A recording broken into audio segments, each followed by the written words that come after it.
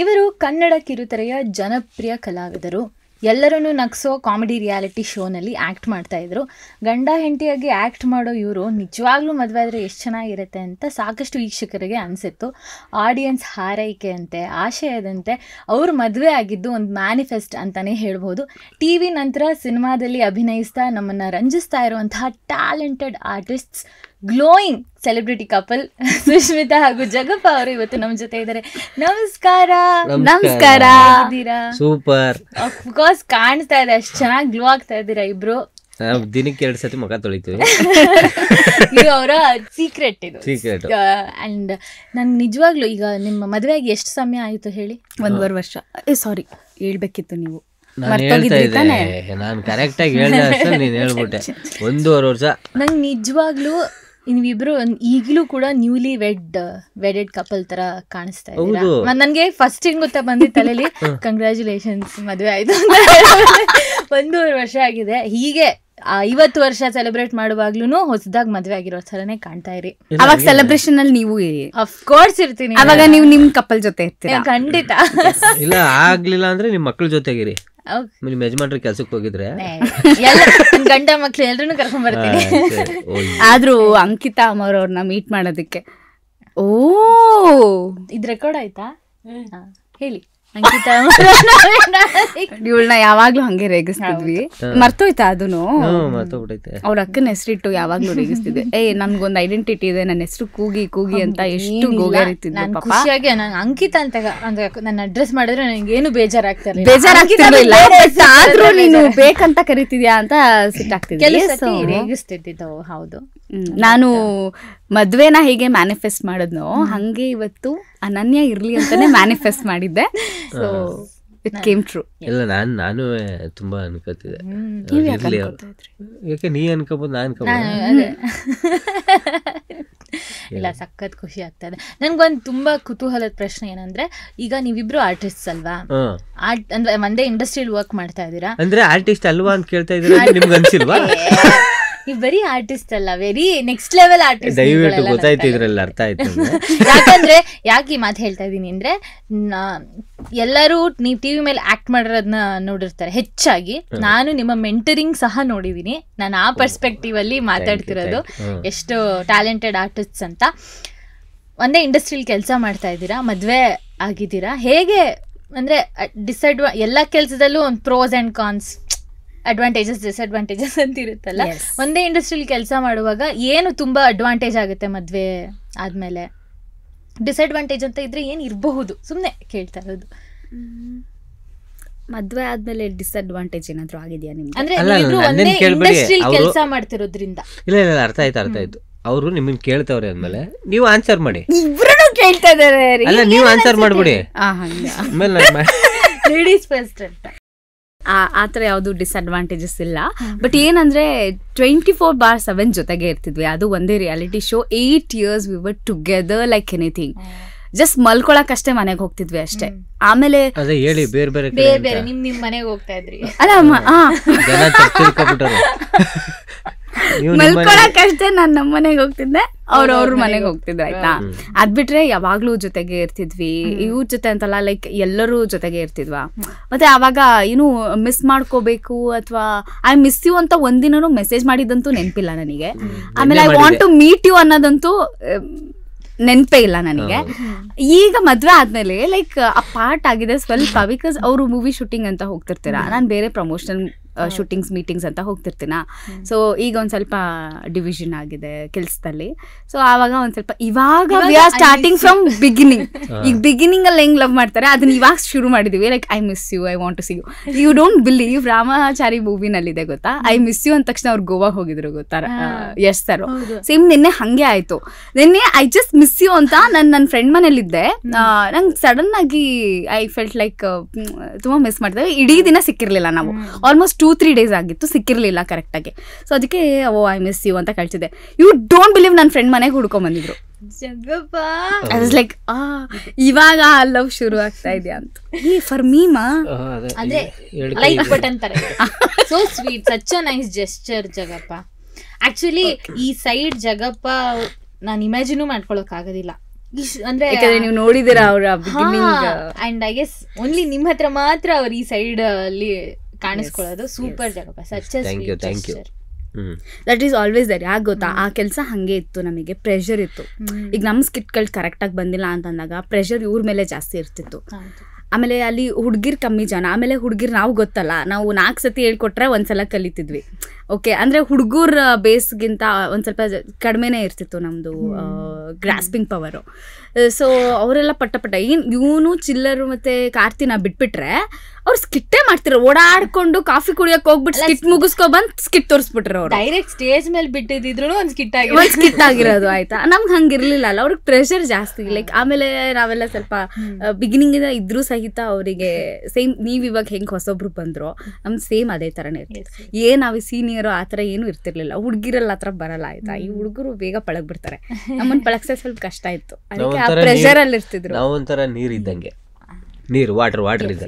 ನಾವು ವಿಸ್ಕಿಗೂ ಹಾಕತಾರೆ, ಹಾಲ್ಗೂ ಹಾಕ್ಬೋದು, ನಮ್ಮನ್ನ ಸ್ನಾನನೂ ಮಾಡ್ಬೋದು, ನೀರ್ ಕುಡಿಬೋದು, ಮುಖ ತೊಳಿಬೋದು. ಹಂಗೆ ನೀರಿದ್ದಂಗೆ ನಾವು ಎಲ್ಲಕ್ಕೂ ಮಿಕ್ಸ್ ಆಗ್ತೀವಿ. ಹುಡುಗಿರ್ ಹಂಗಲ್ಲ, ಹಾಲಿದ್ದಂಗೆ ಬರೀ ಆದ್ರೆ ಕಾಫಿ ಕಾಯಿಸ್ಕೋಬೇಕು, ಇಲ್ಲಾಂದ್ರೆ ಟೀ ಕಾಯಿಸ್ಬೇಕು, ಏನು ನಿಂಬೆಹಣ್ಣು ಹಾಕಿದ್ರೆ ಹೊಡೆದ ಹಂಗೆ.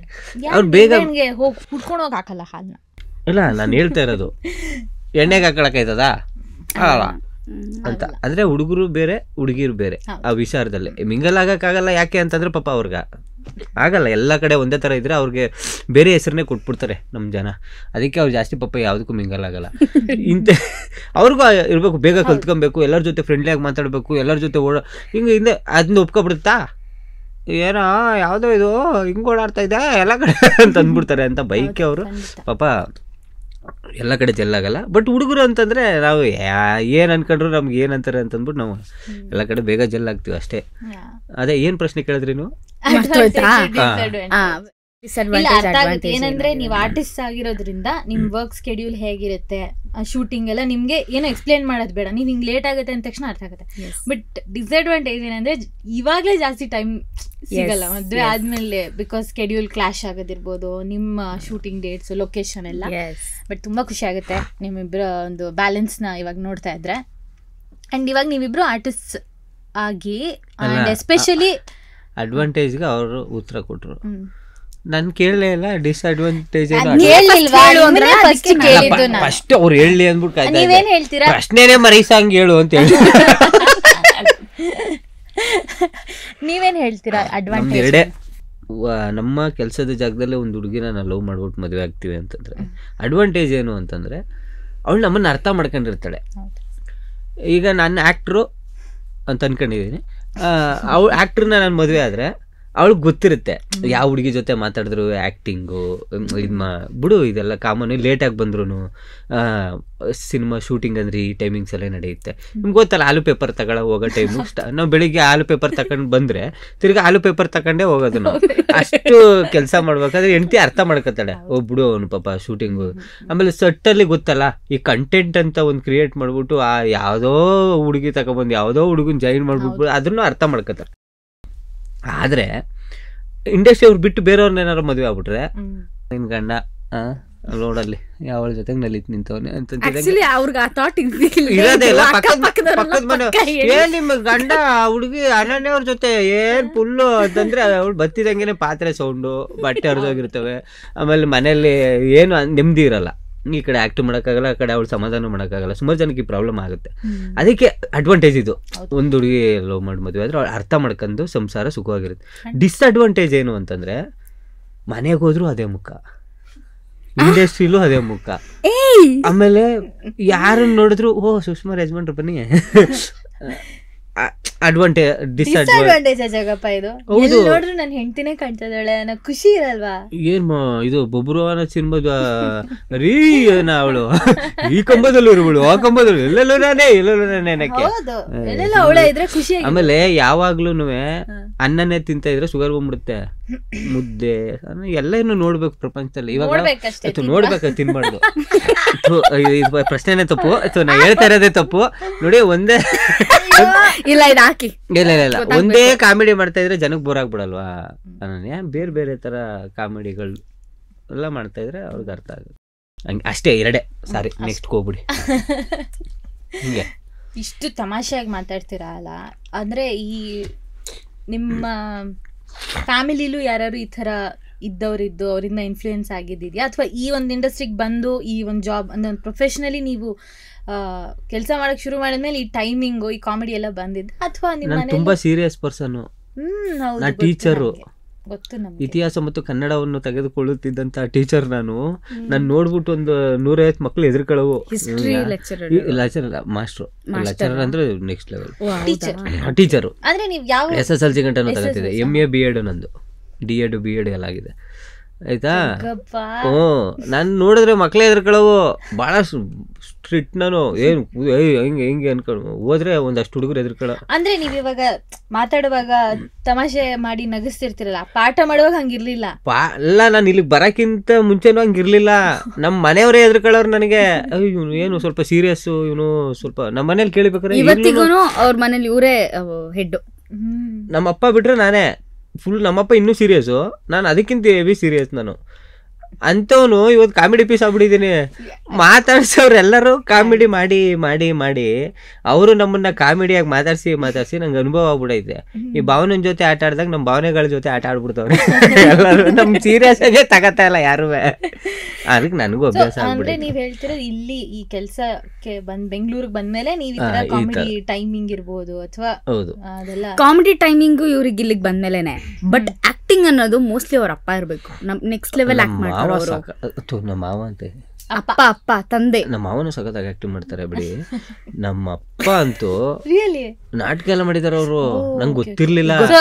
ನಿಮ್ ಬ್ಲಡ್ ಲೈನ್ ಅಲ್ಲಿ ಆಗಿದ್ರೆ ಭರ್ಜರಿ ಬ್ಯಾಚುಲರ್ಸ್ ಅಲ್ಲೇ ಗೊತ್ತಾಗಿತ್ತು ನನಗೆ.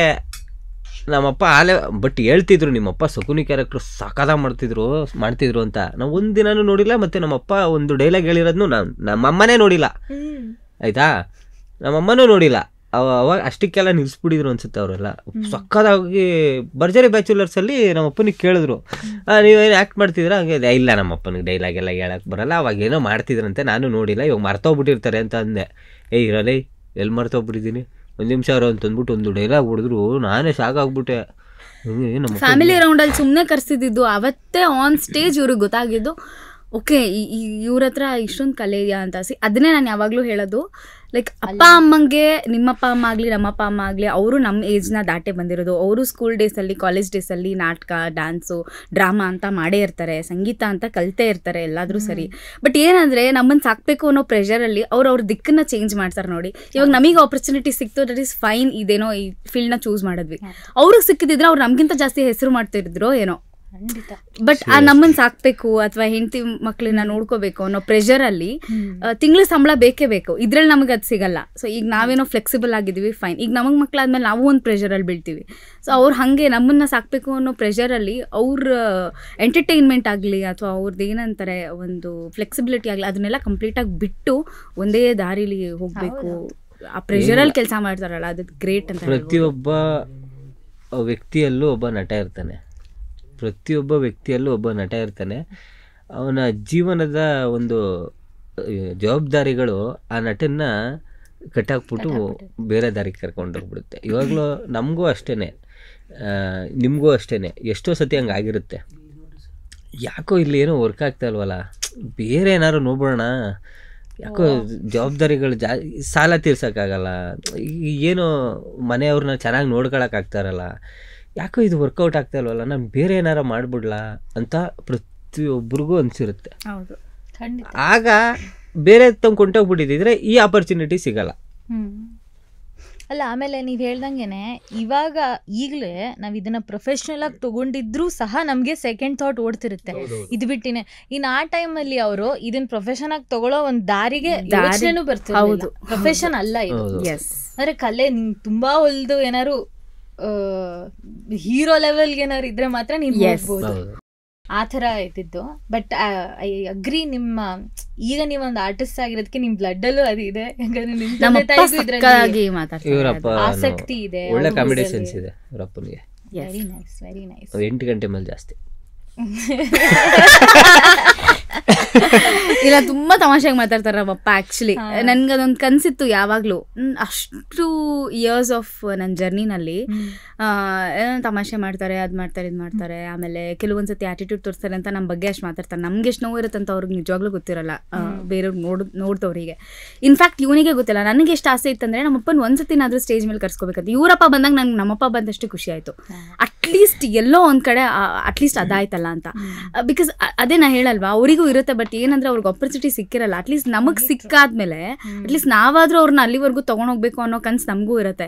ನಾನು ಒಂದ್ಸತಿನಾದ್ರೂ ನಮ್ಮ ಅಪ್ಪನ ಸ್ಟೇಜ್ ಮೇಲೆ ಕರ್ಕೊಂಡೋಗಿ ಆ ಮಾತಿನ ಚಾಕಚಕ್ಯತೆ ಏನಿದೆ ನಮ್ಮ ಅಪ್ಪನ ಅಟ್ಲೀಸ್ಟ್ ಒಂದ್ಸತಿನಾದ್ರೂ ಅದನ್ನ ಪ್ರಮೋಟ್ ಮಾಡಬೇಕು ಅನ್ನೋದೊಂದು ಸಿಕ್ಕಾಪಡೆ ಆಸೆ ಇತ್ತು. ನಾನು ಇಷ್ಟು 9 ವರ್ಷದ ಜರ್ನಿನಲ್ಲಿ ನಾನು ಸ್ಟೇಜ್ ಮೇಲೆ ಹತ್ತಿದ್ದೇನೆ ಹೊರತು ನಮ್ಮ ಅಪ್ಪನ ಒಂದ್ಸತಿನೂ ಹಚ್ಚಕ್ಕೆ ನನಗೆ ಯೋಗ್ಯತೆ ಆಗಲಿಲ್ಲ. ಅದು ನನಗೆ ಯಾವಾಗಲೂ ಫೀಲ್ ಆಗುತ್ತೆ. ನಾನು ಯಾವಾಗಲೂ ರಿಗ್ರೆಟ್ ಫೀಲ್ ಮಾಡ್ತೀನಿ. ನಾನು ಇವ್ರಿಗೆ ಹೇಳ್ತಾನೆ ಇರ್ತೀನಿ, ನಮ್ಮ ಅಪ್ಪ ಅಮ್ಮ ಅಟ್ಲೀಸ್ಟ್ ಇವ್ರ ಅಪ್ಪ ಅಮ್ಮ ಅಂತಲೂ ಯಾರಿಗೂ ಗೊತ್ತಿಲ್ಲದೆ ಇರೋ ರೇಂಜಿಗೆ ನಾನು ಏನು ಮಾಡಿದೆ ಮತ್ತೆ 9 ವರ್ಷ ಏನು ಪ್ರಯೋಜನ ಇಲ್ಲ ನಾನು ಮಾಡಿದ್ದು ಅನ್ನೋ ಥರ ಫೀಲ್ ಆಗಿಬಿಡುತ್ತೆ ನನಗೆ. ಇಲ್ಲ, ಲೇಟ್ ಆಗಿ ಬಂದ್ರು ಲೇಟೆಸ್ಟ್ ಆಗಿ ಬರುತ್ತೆ ಅಂತಾರೆ. ಅದೇ ಒಂದು ಬಂದಾಗ ಯಾವ ಲೆವೆಲ್ಗೆ ಸ್ಟೇಜ್ ಮೇಲೆ ಬರ್ತಾರೆ ಅಂದ್ರೆ ವಿ ನೆವರ್ ನೋ, ಹೇಳಕ್ ಆಗೋದಿಲ್ಲ. ಚೆನ್ನಾಗಿ ನಾನೇ ಯಾವಾಗ್ಲೂ ಅದನ್ನ ಹೇಳ್ತಾನೆ ಇರ್ತೀನಿ. ಹೌದು, ನಾವು ಅವಾರ್ಡ್ ಇಸ್ಕೊಳಕ್ಕೆ ನಮ್ಮ ಅಪ್ಪ ಅಮ್ಮನ್ನ ಇವಾಗ ಫ್ಯಾಮಿಲಿ ರೌಂಡಲ್ಲಿ ಅಪ್ಪ ಅಮ್ಮನ್ನ ನಾವೇ ಕರೆಸ್ಬೇಕು. ಬಾಪ ಫ್ಯಾಮಿಲಿ ರೌಂಡ್ ಇದೆ ಅಂತ ಹಂಗೆ ಕರೆಸ್ಬಾರ್ದು. ನಮಗೆ ಗೊತ್ತಿರಬಾರ್ದು, ನಮ್ಮ ಅಪ್ಪ ಅಮ್ಮ ಬಂದಿರಬೇಕು. ಅಷ್ಟು ನೀಟಾಗಿ ಕರ್ಕೊಬಂದು ಅವ್ರು ನಿಂತಿರ್ಬೇಕು. ಅದಲ್ವ ಸರ್ಪ್ರೈಸ್ ಅಂದ್ರೆ. ನಿಜವಾಗ್ಲು ಕಷ್ಟ ಹೇಳ್ಕೊಳ್ಳೋದೆಲ್ಲ ಒಂದು ಸಾಧನೆ ಅಲ್ಲ. ಬಪ್ಪ ಇಲ್ಲಿ ನಮ್ಮಪ್ಪ ನೋಡಿ ಸಾಧಿಸಿದಾಗ ಅವರು ಸ್ಟೇಜ್ ಮೇಲೆ ಬಂದಿರು. ನಮ್ಮ ಅದೇ ಏನೋ ಹೇಳ್ತಾರಲ್ಲ, ಇವಾಗ ಇವಳು ಯಾವಾಗಲೂ ಹೇಳ್ತಿರ್ತಲ್ಲ, ನಾವು ಜಾಸ್ತಿ ಮಾತಾಡ್ಬಾರ್ದು, ನಮ್ಮ ಕೆಲಸ ಮಾತಾಡ್ಬೇಕು ಅಂತ. ನಾವು ಫಸ್ಟ್ ಕೆಲಸ ಮಾಡಬೇಕು, ಅವಾಗ ಅವರು ಆಟೋಮೆಟಿಕ್ಕಾಗಿ ಮಾತಾಡ್ತಾರೆ. ನಾವು ಒಳ್ಳೆ ಕೆಲಸ ಯಾರು ಇಲ್ಲ. ಒಂದ್ಸತಿ ಡಾಲಿ ಅಣ್ಣ ಒಂದು ಸ್ಟೇಟಸಲ್ಲಿ ಏನೋ ಹಾಕಿದ್ರು, ನಾವು ಹೆಂಗೆ ಹೆಸರು ಮಾಡಬೇಕು ಅಂತಂದರೆ, ನಾನು ಆ ಜಾಗದಲ್ಲಿ ಇಲ್ಲ ಅಂದ್ರೂ ನನ್ನ ಹೆಸರು ಕೇಳಿನೇ ಕೆಲಸ ಆಗ್ಬೇಕಂತೆ. ಆ ಥರ ಹೆಸರು ಅದು ನಿಜವಾದ ಸಕ್ಸಸ್ ಅಂತ ಹೇಳ್ಬೋದು. ಹೌದು, ಹಂಗೆ ಸಕ್ಸಸ್ ಅದು. ನೀವ್ ಆಕ್ಚುಲಿ ನಿಮ್ ಫ್ರೆಂಡ್ ಜೊತೆ ಏನೋ ಆಡಿಷನ್ ಕೂಡ ಬಂದು ನೀವು ಈ ಇಂಡಸ್ಟ್ರಿಗೆ ಬಂದಿದ್ದು ಅಂತ ಹೇಳಿದೀರಾ. ಹಂಗಂದ್ರೆ ಆಕ್ಚುಲಿ ಏನ್ ಪ್ಲಾನ್ ಇದ್ದಿದ್ದು ಜಗಪ್ಪ? ನಾನು ಟೀಚರ್ ಆಗಬೇಕು, ಇಲ್ಲ ಗೌರ್ಮೆಂಟ್ ಕೆಲಸ ತಗೋಬೇಕು ಅಂತ. ಒಂದು ಕಂಡಕ್ಟರ್ ಆಗಬೇಕು ಅಂತ ನನಗೊಂದು ಡ್ರೀಮು. ಹೌದಾ? ಇನ್ನೊಂದು ಇಲ್ಲ ಟೀಚರ್ ಆಗಬೇಕು ಅಂತ. ಈ ಎರಡೇ ನನಗೆ ಆಪ್ಷನ್ ಇದ್ದಿತ್ತು. ಅದಕ್ಕೆ ನಾನು MA BEd DEd ಎಲ್ಲ ಮಾಡಿತ್ತು. ಇಲ್ಲ ಟೀಚರ್ ಆಗಬೇಕು ನಾನು ಅಂತ. TET ಅಂತ ಒಂದು ಎಕ್ಸಾಮ್ ಬರುತ್ತೆ, ಟ್ಯಾಲೆಂಟ್ ಎಲಿಜಿಬಲ್ ಟೆಸ್ಟ್ ಅಂತ. ಅಷ್ಟು ನೆಟ್ಟಿತ್ತು. ಅದಕ್ಕಿಂತ ಹಿಂದೆ ಟೆಟ್ ಅಂತ ಮಾಡಿದ್ರು. ಆ ಎಕ್ಸಾಮಲ್ಲಿ ನಾನು ಏನಾದ್ರು ಪಾಸ್ ಆಗ್ಬಿಟ್ಟಿದ್ರೆ 3 ಮಾರ್ಕ್ಸಿಂದ ಹೋಗ್ಬಿಡ್ತು ನಂದು. ಅದೇನಾದ್ರು ಪಾಸ್ ಆಗ್ಬಿಟ್ಟಿದ್ರೆ ನಿಜವಾಗ್ಲೂ ನಾನು ಟೀಚರ್ ಆಗ್ತಿದ್ದೆ. ಬಟ್ ನಮ್ದೆಲ್ಲ ಕನ್ನಡ ಮೀಡಿಯಮ್ಮು, ಇಂಗ್ಲೀಷ್ ಎಲ್ಲ ಅಷ್ಟು ಫ್ಲೂಯೆಂಟ್ ಆಗಿ ಬರ್ತಾನೂ ಇರಲಿಲ್ಲ. ನಾರ್ಮಲ್ ಆಗಿ ಇಲ್ಲಿಗೆ ಬಂದು ಇನ್ನೂ ಮರ್ತೋಯ್ತು ಇಂಗ್ಲೀಷು. ಸ್ವಲ್ಪ ಓದ್ತಾಗಿತ್ತ ಇರಬೇಕಾದ್ರೆ ಒಂಚೂರು ಚೆನ್ನಾಗೇ ಇತ್ತು, ಆಗ್ತಿದೆ. ಇಲ್ಲ ಅಂದಿದ್ರೆ ನಾನು ಅದ್ಭುತವಾಗಿ ಡ್ರೈವಿಂಗ್ ಮಾಡ್ತೀನಿ. ನಾ ಕಂಡಕ್ಟರ್ ಅಂತೂ ಹಾಗೆ ಆಗ್ತಿದೆ. ಹೌದು, ನಾನು ಹೇಳ್ಬೇಕು ವೀಕ್ಷಕರಿಗೆ, ಜಗಪ್ಪ ಅವ್ರಿಗೆ ಡ್ರೈವಿಂಗ್ ಸಿಕ್ಕಾಪಟ್ಟೆ ಇಷ್ಟ. ಅವ್ರು ತುಂಬ ಎಂಜಾಯ್ ಮಾಡ್ತಾರೆ ಡ್ರೈವ್ ಮಾಡೋದನ್ನ. ಆ್ಯಂಡ್ ಅವ್ರಿಗೆ ಅದೊಂಥರ ಪ್ಯಾಷನ್ ಅಂತ ಹೇಳ್ಬೋದು. ಇಲ್ಲ, ನಂಗೆ ಜೀವನ ಮಾಡಿದ್ದೆ ಡ್ರೈವಿಂಗ್ ಅಲ್ವಾ. ಈಗ ಟೀಚರ್ ಆಗಿ ಪ್ರೈವೇಟ್ ಸ್ಕೂಲ್ಗಳಲ್ಲಿ ಕೆಲಸ ಮಾಡಿದ್ರೆ ಅವಾಗೆಲ್ಲ 3,000-4,000ದಿಂದನೇ ಸ್ಟಾರ್ಟ್ ಆಗ್ತಿತ್ತು ಸಂಬಳ. ಅದು ಎಲ್ಲಿಗೆ ಸಾಲ್ತಿತ್ತು ನಮಗೆ. ನಾವು ಅವಾಗ ಡ್ರೈವಿಂಗ್ ಕಲ್ತ್ಕೊಂಡು ಪಾರ್ಟ್ ಟೈಮ್ ಜಾಬ್ ಮಾಡೋಕ್ಕೆ ಶುರು ಮಾಡಿದ್ವಿ. ಅದೇ ಜೀವನ, ಅದೇ ಫುಲ್ ಜಾಬ್ ಆಗೋಯ್ತು. ಸ್ಕೂಲು ಪಾರ್ಟ್ ಟೈಮ್ ಜಾಬ್ ಆಗೋಯ್ತು ನಮಗೆ. ಯಾಕೆಂದರೆ ದುಡ್ಡೇ ಇಂಪಾರ್ಟೆಂಟು. ಮನೆಯವ್ರು ಎಲ್ಲರನ್ನೂ ಸೆಟ್ಲ್ ಮಾಡಬೇಕು, ಇದು ಮಾಡಬೇಕು ಅಂದ್ರೆ ದುಡ್ಡೇ ಬೇಕಲ್ವಾ. ಡ್ರೈವಿಂಗೇ ಮಾಡೋಕ್ಕೆ ಶುರು ಮಾಡ್ಬಿಟ್ಟೆ. ಆಮೇಲೆ ಕೆಲಸನ ನಾವು ಎಂಜಾಯ್ ಮಾಡ್ಬೇಕು ಮೇಡಮ್. ಎಂಜಾಯ್ ಮಾಡಿದ್ರೆ ಯಾವ ಕೆಲಸನೂ ಕಷ್ಟ ಅಂತ ಅನ್ಸಲ್ಲ. ಇವಾಗ ಇಲ್ಲಿಂದ ಮಡಿಕೇರಿಗೆ ಓಡಿಸ್ಕೊ ಗಾಡಿ ಹೋಗ್ಬೇಕು ಅಂತಂದರೆ ನಾನು ಎಂಜಾಯ್ ಮಾಡಲೇಬೇಕು. ಇಲ್ಲ ಅಂತಂದ್ರೆ ಕೂತ್ ಎಲ್ಲ ನೋವು ಬಂದ್ಬಿಟ್ಟಿರುತ್ತೆ. ಹಾಗೆ ಎಂಜಾಯ್ ಮಾಡ್ತೀನಿ. ಹೌದು ಜಗಪ್ಪ, ಆದರೆ ಪ್ಲಾನ್ಸ್ ಬೇರೆನೇ ಇತ್ತು ದೇವ್ರದ್ದು ಪ್ಲಾನ್ ಬೇರೆನೇ. ನೀವು ಡ್ರೈವರ್ ಅಂತ ನಿಮ್ಗೆ ಆಸಕ್ತಿ ಇತ್ತು, ಟೀಚಿಂಗ್ ಆಸಕ್ತಿ ಇತ್ತು. ಅದಲ್ಲಪ್ಪ ನೀ ಕ್ಯಾಮ್ರಾ ಮುಂದೆ ಬರಬೇಕು, ಮೇಕಪ್ ಹಚ್ಕೋಬೇಕು, ನಮ್ನೆಲ್ಲ ಎಂಟರ್ಟೈನ್ ಮಾಡ್ಬೇಕಂತ ಇತ್ತು. ಹಾಗೆ ಆಯ್ತು. ಇಲ್ಲ, ಅದನ್ನ ನಾನು ಯಾವಾಗಲೂ ಹೇಳ್ತೀನಿ ಎಲ್ಲರಿಗೂ, ನಮ್ಗಿಂತ ದೊಡ್ಡ ಕಲಾವಿದರಿದ್ದಾರೆ, ನಾನು ಅವ್ರನ್ನ ಗೌರವಿಸ್ತೀನಿ. ಅವ್ರಿಗೂ ಬೇಗ ಪರದೆಗಳು ಸಿಗಲಿ ಅಂತ ನಾನು ದೇವ್ರ ಹತ್ರ ಕೇಳ್ಕೊಂತೀನಿ. ಯಾಕೆಂದ್ರೆ ನಮ್ಗಿಂತ ದೊಡ್ಡ ಒಳ್ಳೊಳ್ಳೆ ಕಲಾವಿದರಿದ್ದಾರೆ. ಹೌದು. ಬಟ್ ದೇವರು ಹಣೆ ಬರ ಅನ್ನೋದೊಂದು ಚೆನ್ನಾಗಿ ಬರೀಬೇಕಷ್ಟೆ. ಆ ಟೈಮು ಹಣೆ ಬರ ಇಂಥವಿದ್ರೆ ಪ್ರತಿಯೊಬ್ಬರಿಗೂ ಟೈಮ್ ಬರುತ್ತೆ.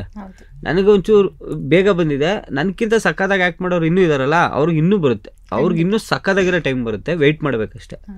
ಅಲ್ಲಿ ತನಕ ಸುಮ್ಮನೆ ನನಗೆ ಆ ಟೈಮ್ ಬರುತ್ತೆ ಅಂತ ಕಾಯ್ಕ ಕೂತ್ಕೊಂಡ್ರೆ ಅದಾಗಲ್ಲ. ಕೆಲಸ ಬೇರೆ ಏನಾರು ಕೆಲಸ ಮಾಡಿ ಜೀವನ ಸಾಗಿಸ್ತಾ ಇರಬೇಕು. ಆ ಟೈಮ್ ಬಂದಾಗ ಅದ್ರ ಮೂವ್ ಹಾಗೆ ನಾವ್ ಎಲ್ಲೇ ಇದ್ರು ಆ ಟೈಮ್ ಅಲ್ಲಿ ಕರ್ಕ ಬಂದೇ ಬರುತ್ತೆ. ಸುಷ್ಮಿತಾ ಅವ್ರ ಕೇಸಲ್ಲಿ ಹಾಗಲ್ಲ ಅನ್ಸುತ್ತೆ. ಅವ್ರು ಹುಟ್ತಾನೆ ಅವ್ರ ಆರ್ಟಿಸ್ಟ್ ಆಗ್ಬೇಕಂತ ಇತ್ತು, ಆಸೆ ಇತ್ತು ನನಗೆ. ಓ ನೆಕ್ಸ್ಟ್ ಲೆವೆಲ್ ಆಸೆ ನನಗೆ ಒಂಥರ. ಬಟ್ ಡ್ಯಾನ್ಸ್ ಟೀಚರ್ ನಾನು ಸ್ಕೂಲಲ್ಲಿ, ನಾರಾಯಣ ಸ್ಕೂಲ್ ಮತ್ತೆ ಡೆಕ್ಕನ್ ಇಂಟರ್ನ್ಯಾಷನಲ್ ಸ್ಕೂಲಲ್ಲಿ, 2 ಸ್ಕೂಲು. ಲೈಕ್ ಅವಾಗೆಲ್ಲ ಡ್ಯಾನ್ಸ್, ಡ್ರಾಮಾ ಮತ್ತೆ ಸಿಂಗಿಂಗ್ ಅಂದ್ರೆ ಇವಾಗ ಪಾರ್ಟ್ ಆಫ್ ದ ಇದು ಅವಾಗ ಪೀರಿಯಡ್ ಇರ್ತಿತ್ತು ಆವಾಗ. ಸೊ ನನ್ಗೆ 2 ಸ್ಕೂಲ್ ಸಿಕ್ತಿತ್ತು ನನಗೆ ಅವಾಗ. ಸೊ 2 ಸ್ಕೂಲಲ್ಲೂ I have worked like 3 days ಅಲ್ಲಾದ್ರೆ 3 days ಇಲ್ಲಿ almost Monday to Saturday complete busy ಇರ್ತಿದ್ದೆ. ಸಂಡೇ ಒಂದಿನ ರಜಾ ಸಿಕ್ತಿತ್ತು. ಅದ್ರಲ್ಲೂ ಮಾರ್ನಿಂಗ್ ಇಂದ ಸಂಜೆವರೆಗೂ ನಾನು ಸ್ಕೂಲಲ್ಲಿ ಇರ್ತಿದ್ರೆ ಸಂಜೆ ಇಮ್ಮಿಡಿಯೇಟ್ಲಿ ಬಂದು ಡ್ರಾಮಾಗೆ ಸೇರ್ಕೋತಾ ಇದ್ದೆ. ನಂದು ಡ್ರಾಮಾ ಆಲ್ಮೋಸ್ಟ್ ಬೆಂಗಳೂರಲ್ಲಿ ರಂಗಶಂಕರ ಇಂದ ಹಿಡಿದು ಎಲ್ಲಾ ಟೀಮಲ್ಲೂ ಕೆಲಸ ಮಾಡಿದ್ದೀನಿ ಆಲ್ಮೋಸ್ಟ್. ಈಗ ಹೊಸ ಟೀಮ್ ಆಗಿದೆ, ನಂಗೆ ಅಷ್ಟು ಐಡಿಯಾ ಇಲ್ಲ. 8 years ಎಗೋ ಏನಿತ್ತು ಎಲ್ಲ ಟೀಮ್ಸಲ್ಲೂ ಕೆಲಸ ಮಾಡಿದ್ದೀನಿ. ಸೊ ಡ್ರಾಮಾ ಅದು ಕಂಟಿನ್ಯೂಸ್ ಆಗಿ ಹೋಗ್ತಿದ್ದೆ. ಅಲ್ಲಿ ಏನೂ ಪೇಮೆಂಟ್ ಬರ್ತಿರ್ಲಿಲ್ಲ. ಬೆಳಗಿನ ಸಂಜೆವರೆಗೂ ಸ್ಕೂಲಲ್ಲಿ ಇದ್ನಲ್ಲ, ಅದೇ ಪೇಮೆಂಟ್ ಸಾಕು ನನಗೆ. ಇದ್ರಲ್ಲೇನು ಇನ್ಕಮ್ ಬರ್ಬೇಕಂತೇನಿಲ್ಲ. ಬಟ್ ಕಲಿಯಕ್ಕೆ ತುಂಬ ಇರ್ತಿತ್ತು. ಅಲ್ಲಿ ಲೈಟಿಂಗ್ ಇಂದ ಹಿಡಿದು ಪ್ರತಿಯೊಂದು ನಾವೇ ಮಾಡ್ತಿದ್ವಲ್ವಾ. ನೀನಾಸಂ ಹೇಗೆ ಹೋದೆ 1 ತಿಂಗಳು, ಸೇಮ್ ಅದೇ ಥರ ಅನುಭವ ಇಲ್ಲೂ ಆಯಿತು. ಬಿಕಾಸ್ ಸೆಟ್ ವರ್ಕಿಗೆಲ್ಲ ಹುಡುಗಿರ್ನ ಬಿಡೋರು. ಬಿಕಾಸ್ ನಂಗೆ ರಂಗಶಂಕರದಲ್ಲಿ ಆಲ್ಮೋಸ್ಟ್ ಇರ್ತಿತ್ತು ನಂದು ನಾಟಕಗಳು. ಅಲ್ಲಿಂದ ತುಂಬಾ ನಿಯರ್ ನಮ್ಮ ಮನೆ, ಯಾರಾದರೂ ಡ್ರಾಪ್ ಮಾಡಿಬಿಟ್ರೋರು. ಸೊ ನನಗೆ ಇಷ್ಟು ಗಂಟೆಗೆ ಹೋಗಬೇಕು, ಮುಂಚೆನೇ ಹೋಗಬೇಕು ಅನ್ನೋ ಅವಶ್ಯಕತೆ ಇರ್ತಿರ್ಲಿಲ್ಲ. ಸೊ ಆಲ್ಮೋಸ್ಟ್ 12 o'clock 1 o'clockವರೆಗೂ ಎಲ್ಲ ಸೆಟ್ ಎಲ್ಲ ನಾವೇ ರಿಮೂವ್ ಮಾಡಬೇಕಿತ್ತಾ. ಅದಕ್ಕೆಲ್ಲ ಅವ್ರಿಗೆ ಹೆಲ್ಪ್ ಮಾಡಿ, ಆಮೇಲೆ ನನಗೆ ಪಾತ್ರೆ ತೊಳೆದು ಕಸ ಗುಡಿಸೋದಿದ್ರೆ ಭಾಳ ಇಷ್ಟ, ಅದು ಅವಾಗ್ಲಿಂದನೂ. ಆ್ಯಂಡ್ ಬೈ ದ ವೇ ನಾನು ಅದನ್ನು ಮಾಡ್ತೀನಿ. ಏನಂದರೆ ನನಗೆ ಲಾಸ್ಟಲ್ಲಿ ಆ ಮೊಳೆ ಸಿಗಬಾರ್ದಲ್ಲ ಯಾರಿಗೂ, ನೆಕ್ಸ್ಟ್ ಬರೋರಿಗೆ ಶೋ ಬರೋ, ಅದಕ್ಕೆ ಅದನ್ನೆಲ್ಲ ಎತ್ತಿಟ್ಬಿಟ್ಟು ಬರ್ತಾ ಇದ್ದೆ. ಅದು ಲಾಸ್ಟ್ ಕೆಲಸ ನಂಗೆ ತುಂಬ ಇಷ್ಟ. ಮಿಕ್ಕಿದ್ದು ನಾನು ಮಾಡ್ತಿದ್ನೋ ನಂಗೆ ಗೊತ್ತಿಲ್ಲ, ನಾನು ಕೂತ್ಕೊಂತಿದ್ದೆ ಬೇಕಿದ್ರೆ ಮಾಡಿ ಅಂದ್ಬಿಟ್ಟು. ಹುಡುಗರೆಲ್ಲ ಮಾಡೋರು ಆ ವುಡ್ ಗಿಡ್ಡೆಲ್ಲ ಎತ್ತಿ, ಆ ಫೋಮ್ ಶೀಟ್ಸ್ನೆಲ್ಲ ಎತ್ತಿ ನೀಟಾಗಿ ಫೋಲ್ಡ್ ಮಾಡಿ ಇಟ್ಟಿರೋರು. ಲಾಸ್ಟಲ್ಲೆಲ್ಲ ಹುಡ್ಕ್ಬಿಟ್ಟು ಅದೆಲ್ಲ ಗುಡಿಸ್ಬಿಟ್ಟು ಒಂದು ಕಡೆ ಗುಡ್ಡೆ ಹಾಕ್ಬಿಟ್ಟು ಒಂದು ಬಾಕ್ಸಲ್ಲಿ ಹಾಕ್ಬಿಟ್ಟು ಎತ್ತಿಟ್ಬಿಟ್ಟು ಕೊಡೋದು. ನನ್ನ ಕೆಲಸ ಮುಗೀತು ಅಂತ. ನೀವು ಒನ್ ಆಫ್ ದ ಇಂಪಾರ್ಟೆಂಟ್ ಕೆಲಸ ಮಾಡ್ತಿದ್ರಿ. ವೆರಿ ಇಂಪಾರ್ಟೆಂಟ್ ಕೆಲಸ ಆಕ್ಚುಲಿ. ತುಂಬಾ ನೋವಾಗುತ್ತೆ ಅದು. ಆಕ್ಚುಲಿ ಇವರಷ್ಟು ತಾಳ್ಮೆ ಯಾರಿಗೂ ಇಲ್ಲ. ನಾನು ಇವ್ರ ಜಾಗದಲ್ಲಿ ಇದ್ಬಿಟ್ಟಿದ್ರೆ ನಿಜವಾಗ್ಲೂ ನಮ್ಮ ಮತ್ತೆ ಡ್ರೈವಿಂಗ್ ಕೆಲಸಕ್ಕೆ ಹೋಗ್ಬಿಡುವೆ. ತಾಳ್ಮೆನೇ ಇಲ್ಲ, ಅಷ್ಟು ತಾಳ್ಮೆ. ಅಂದರೆ ನಾನು ಇವ್ರನ್ನ, ಅಂದರೆ ನಾವು ಆ್ಯಕ್ಟಿಂಗು ಇದು ಅಂತೆಲ್ಲ ಬಂದಿಲ್ಲ ಅಲ್ವಾ. ಇವನ್ನೆಲ್ಲ ನೋಡಿದಾಗ ನನಗೆ ಯಪ್ಪ ಹಿಂಗೆಲ್ಲ ಇರ್ತಾರ, ಹಿಂಗೆಲ್ಲ ಏನು ಕಷ್ಟಪಡ್ತಾ ಇದ್ದಾರೆ ಇವರು ಅಂತ ಅನ್ಸೋದು. ಶೋ ಹೆಸರು ಬೇಡ, ಒಂದು ಜಾಗದಲ್ಲಿ ನಾವೆಲ್ಲ ಕೆಲಸ ಮಾಡಬೇಕಾದ್ರೆ ನನಗೆ ಕರ್ಕೊಂಬಿಟ್ರು. ಒಂದಷ್ಟು ಜನಕ್ಕೆ ಕರ್ಕೊಳ್ಳಿಲ್ಲ. ಬೇಕು ಅಂದರೆ ಕರಿತೀವಿ ಅಂತಂದರು, ಬೇಕು ಅಂತಂದರೆ ಆರ್ಟಿಸ್ಟು ಕರ್ಕೊತೀವಿ ಅಂತ ಹೇಳಿದ್ರು. ಇವರು ಪ್ರತಿ ವಾರ JP ನಗರದಿಂದ 14 kilometer ಬ್ಯಾಗ್ ತಗೊಂಬರೋದು, ಗೇಟ್ ಹತ್ರ ನಿಂತ್ಕೊಳ್ಳೋದು. ಪ್ರತಿ ವಾರ ಗೇಟ್ ಹತ್ರ ನಿಂತ್ಕೊಳ್ಳೋದು. ಸರ್ ಈ ವಾರ ಕರಿತೀರಾ? ಬೇಕು ಅಂದರೆ ಹೇಳ್ತೀವಿ. ತಿರ್ಗಾ ಹೋಗೋದು, ಮಳೆ ಬಿಸಿಲು. ನಾನು ಏನಾಗಿದೆ ಗುರು ಇವ್ರಿಗೆ? ತಿರ್ಗಾ ಬರೋದು, ಗೇಟ್ ಹತ್ರ ನಿಂತು, ಗೇಟ್ ಒಳಿಗೂ ಬಿಡ್ತಿರ್ಲಿಲ್ಲ. ನಾನು ತಿರ್ಗಾ ಬಟ್ಟೆ ಪ್ಯಾಕ್ ಮಾಡ್ಕೊಳ್ಳೋದು, ತಿರ್ಗಾ ಬರೋದು, ಗೇಟ್ ಹತ್ರ ನಿಂತ್ಕೊಳ್ಳೋದು. ಸರ್ ಈ ವಾರ ಬೇಕಾದ್ರೆ ಹೇಳ್ತೀವಮ್ಮ, ಫೋನ್ ಮಾಡ್ತೀವಿ. ಸರ್ ನೀವು ಫೋನ್ ಮಾಡಲಿಲ್ವಲ್ಲ, ಮರ್ತುಬಿಟ್ರಿ ಅಂದ್ಕೊಂಡು ಅದಕ್ಕೆ ಬಂದ್ವಿ. ಹಂಗೆ ಆ್ಯಕ್ಚುಲಿ ನಾನು ಭಾಳ ಸುಮ್ಮನೆ ಆ ಥರ ಕಷ್ಟಪಟ್ಟು ಇವತ್ತು ಕಲಾವಿದರಾಗಿರೋದು. ಖಂಡಿತ ಇದು ಗೊತ್ತಿರಲ್ಲ ಎಷ್ಟೋ ಜನಕ್ಕೆ. ಅದಕ್ಕೆ ನಾನೇ ಹೇಳ್ತಾ ಇದ್ದೀನಿ. ಇಲ್ಲ ಏನಂತಾರೆ, ಆ ಡೆಡಿಕೇಶನ್, ಆ ಪೇಷನ್ಸು ಈಗ ಎಲ್ರಿಗೂ ಬರೋದಿಲ್ಲ. ಇಲ್ಲ ಮೇಡಮ್, ನಾನು ಹೇಳ್ತಾ ಇಲ್ವಾ, ನಾನಾಗಿದ್ರು ಮಾಡ್ತಿರ್ಲಿಲ್ವೇನೋ, ಸತ್ಯೋಗ್ಲೂ ಮಾಡ್ತಿರ್ಲಿಲ್ಲ ನಾನು. ಅಷ್ಟು ಡೆಡಿಕೇಶನು ಇವಳಿಗೆ. ಇನ್ನೂ ಒಂದು ಅಷ್ಟು ಜನ ಇದ್ದಾರೆ. ಇದೆಲ್ಲ ಹಳೇದು. ಬಟ್ ನಾನು ಯಾಕೆ ಹೇಳ್ಬೇಕು ಅನ್ನಿಸ್ತು, ಅದಕ್ಕೆ ಹೇಳಿದೆ. ಇವಳಿಗೆ ಕಲಾವಿದರಾಗಲೇಬೇಕು ಅಂತ ಅನ್ಕೊಂಡಿರ್ತೀವಿ. ನಿಜ ಹೇಳ್ತೀನಲ್ಲ ಕೇಳಿ, ಒಂದೇ ಈಗ ಯಾರನ್ನು ನಾವು ತುಂಬ ಪ್ರೀತಿಸ್ತೀವೋ ಅವರಿಂದನೇ ನಮಗೆ ನೋವಾಗೋದು. ಯಾವ ಕೆಲಸನ ನಾವು ತುಂಬ ಪ್ರೀತಿಸ್ತೀವೋ ಆ ಕೆಲಸದಿಂದ ತುಂಬ ನೋವಾಗುತ್ತೆ. ಬಟ್ ಆ ಕೆಲಸ ಸಿಕ್ಕಿದಾಗ ಅಷ್ಟೇ ಫುಲ್ ಖುಷಿ ಆಗುತ್ತೆ. ಅದರಿಂದ ಜೀವನ ಕಟ್ಕೊಬೋದು, ಎಲ್ಲವೂ ಸಿಗುತ್ತೆ ಅದರಿಂದ. ಇವಾಗ ಎಲ್ಲ ಹೇಳ್ಬೋದು ಮೇಡಮ್, ಆ್ಯಟಿಟ್ಯೂಡಲ್ಲಿ ಮಾತಾಡ್ತಾರೆ ಅವರು, ದುರಾಂಕಾರದಲ್ಲಿ ಮಾತಾಡ್ತಾರೆ. ಇದೆಲ್ಲ ಯಾರಿಗೂ ಗೊತ್ತು?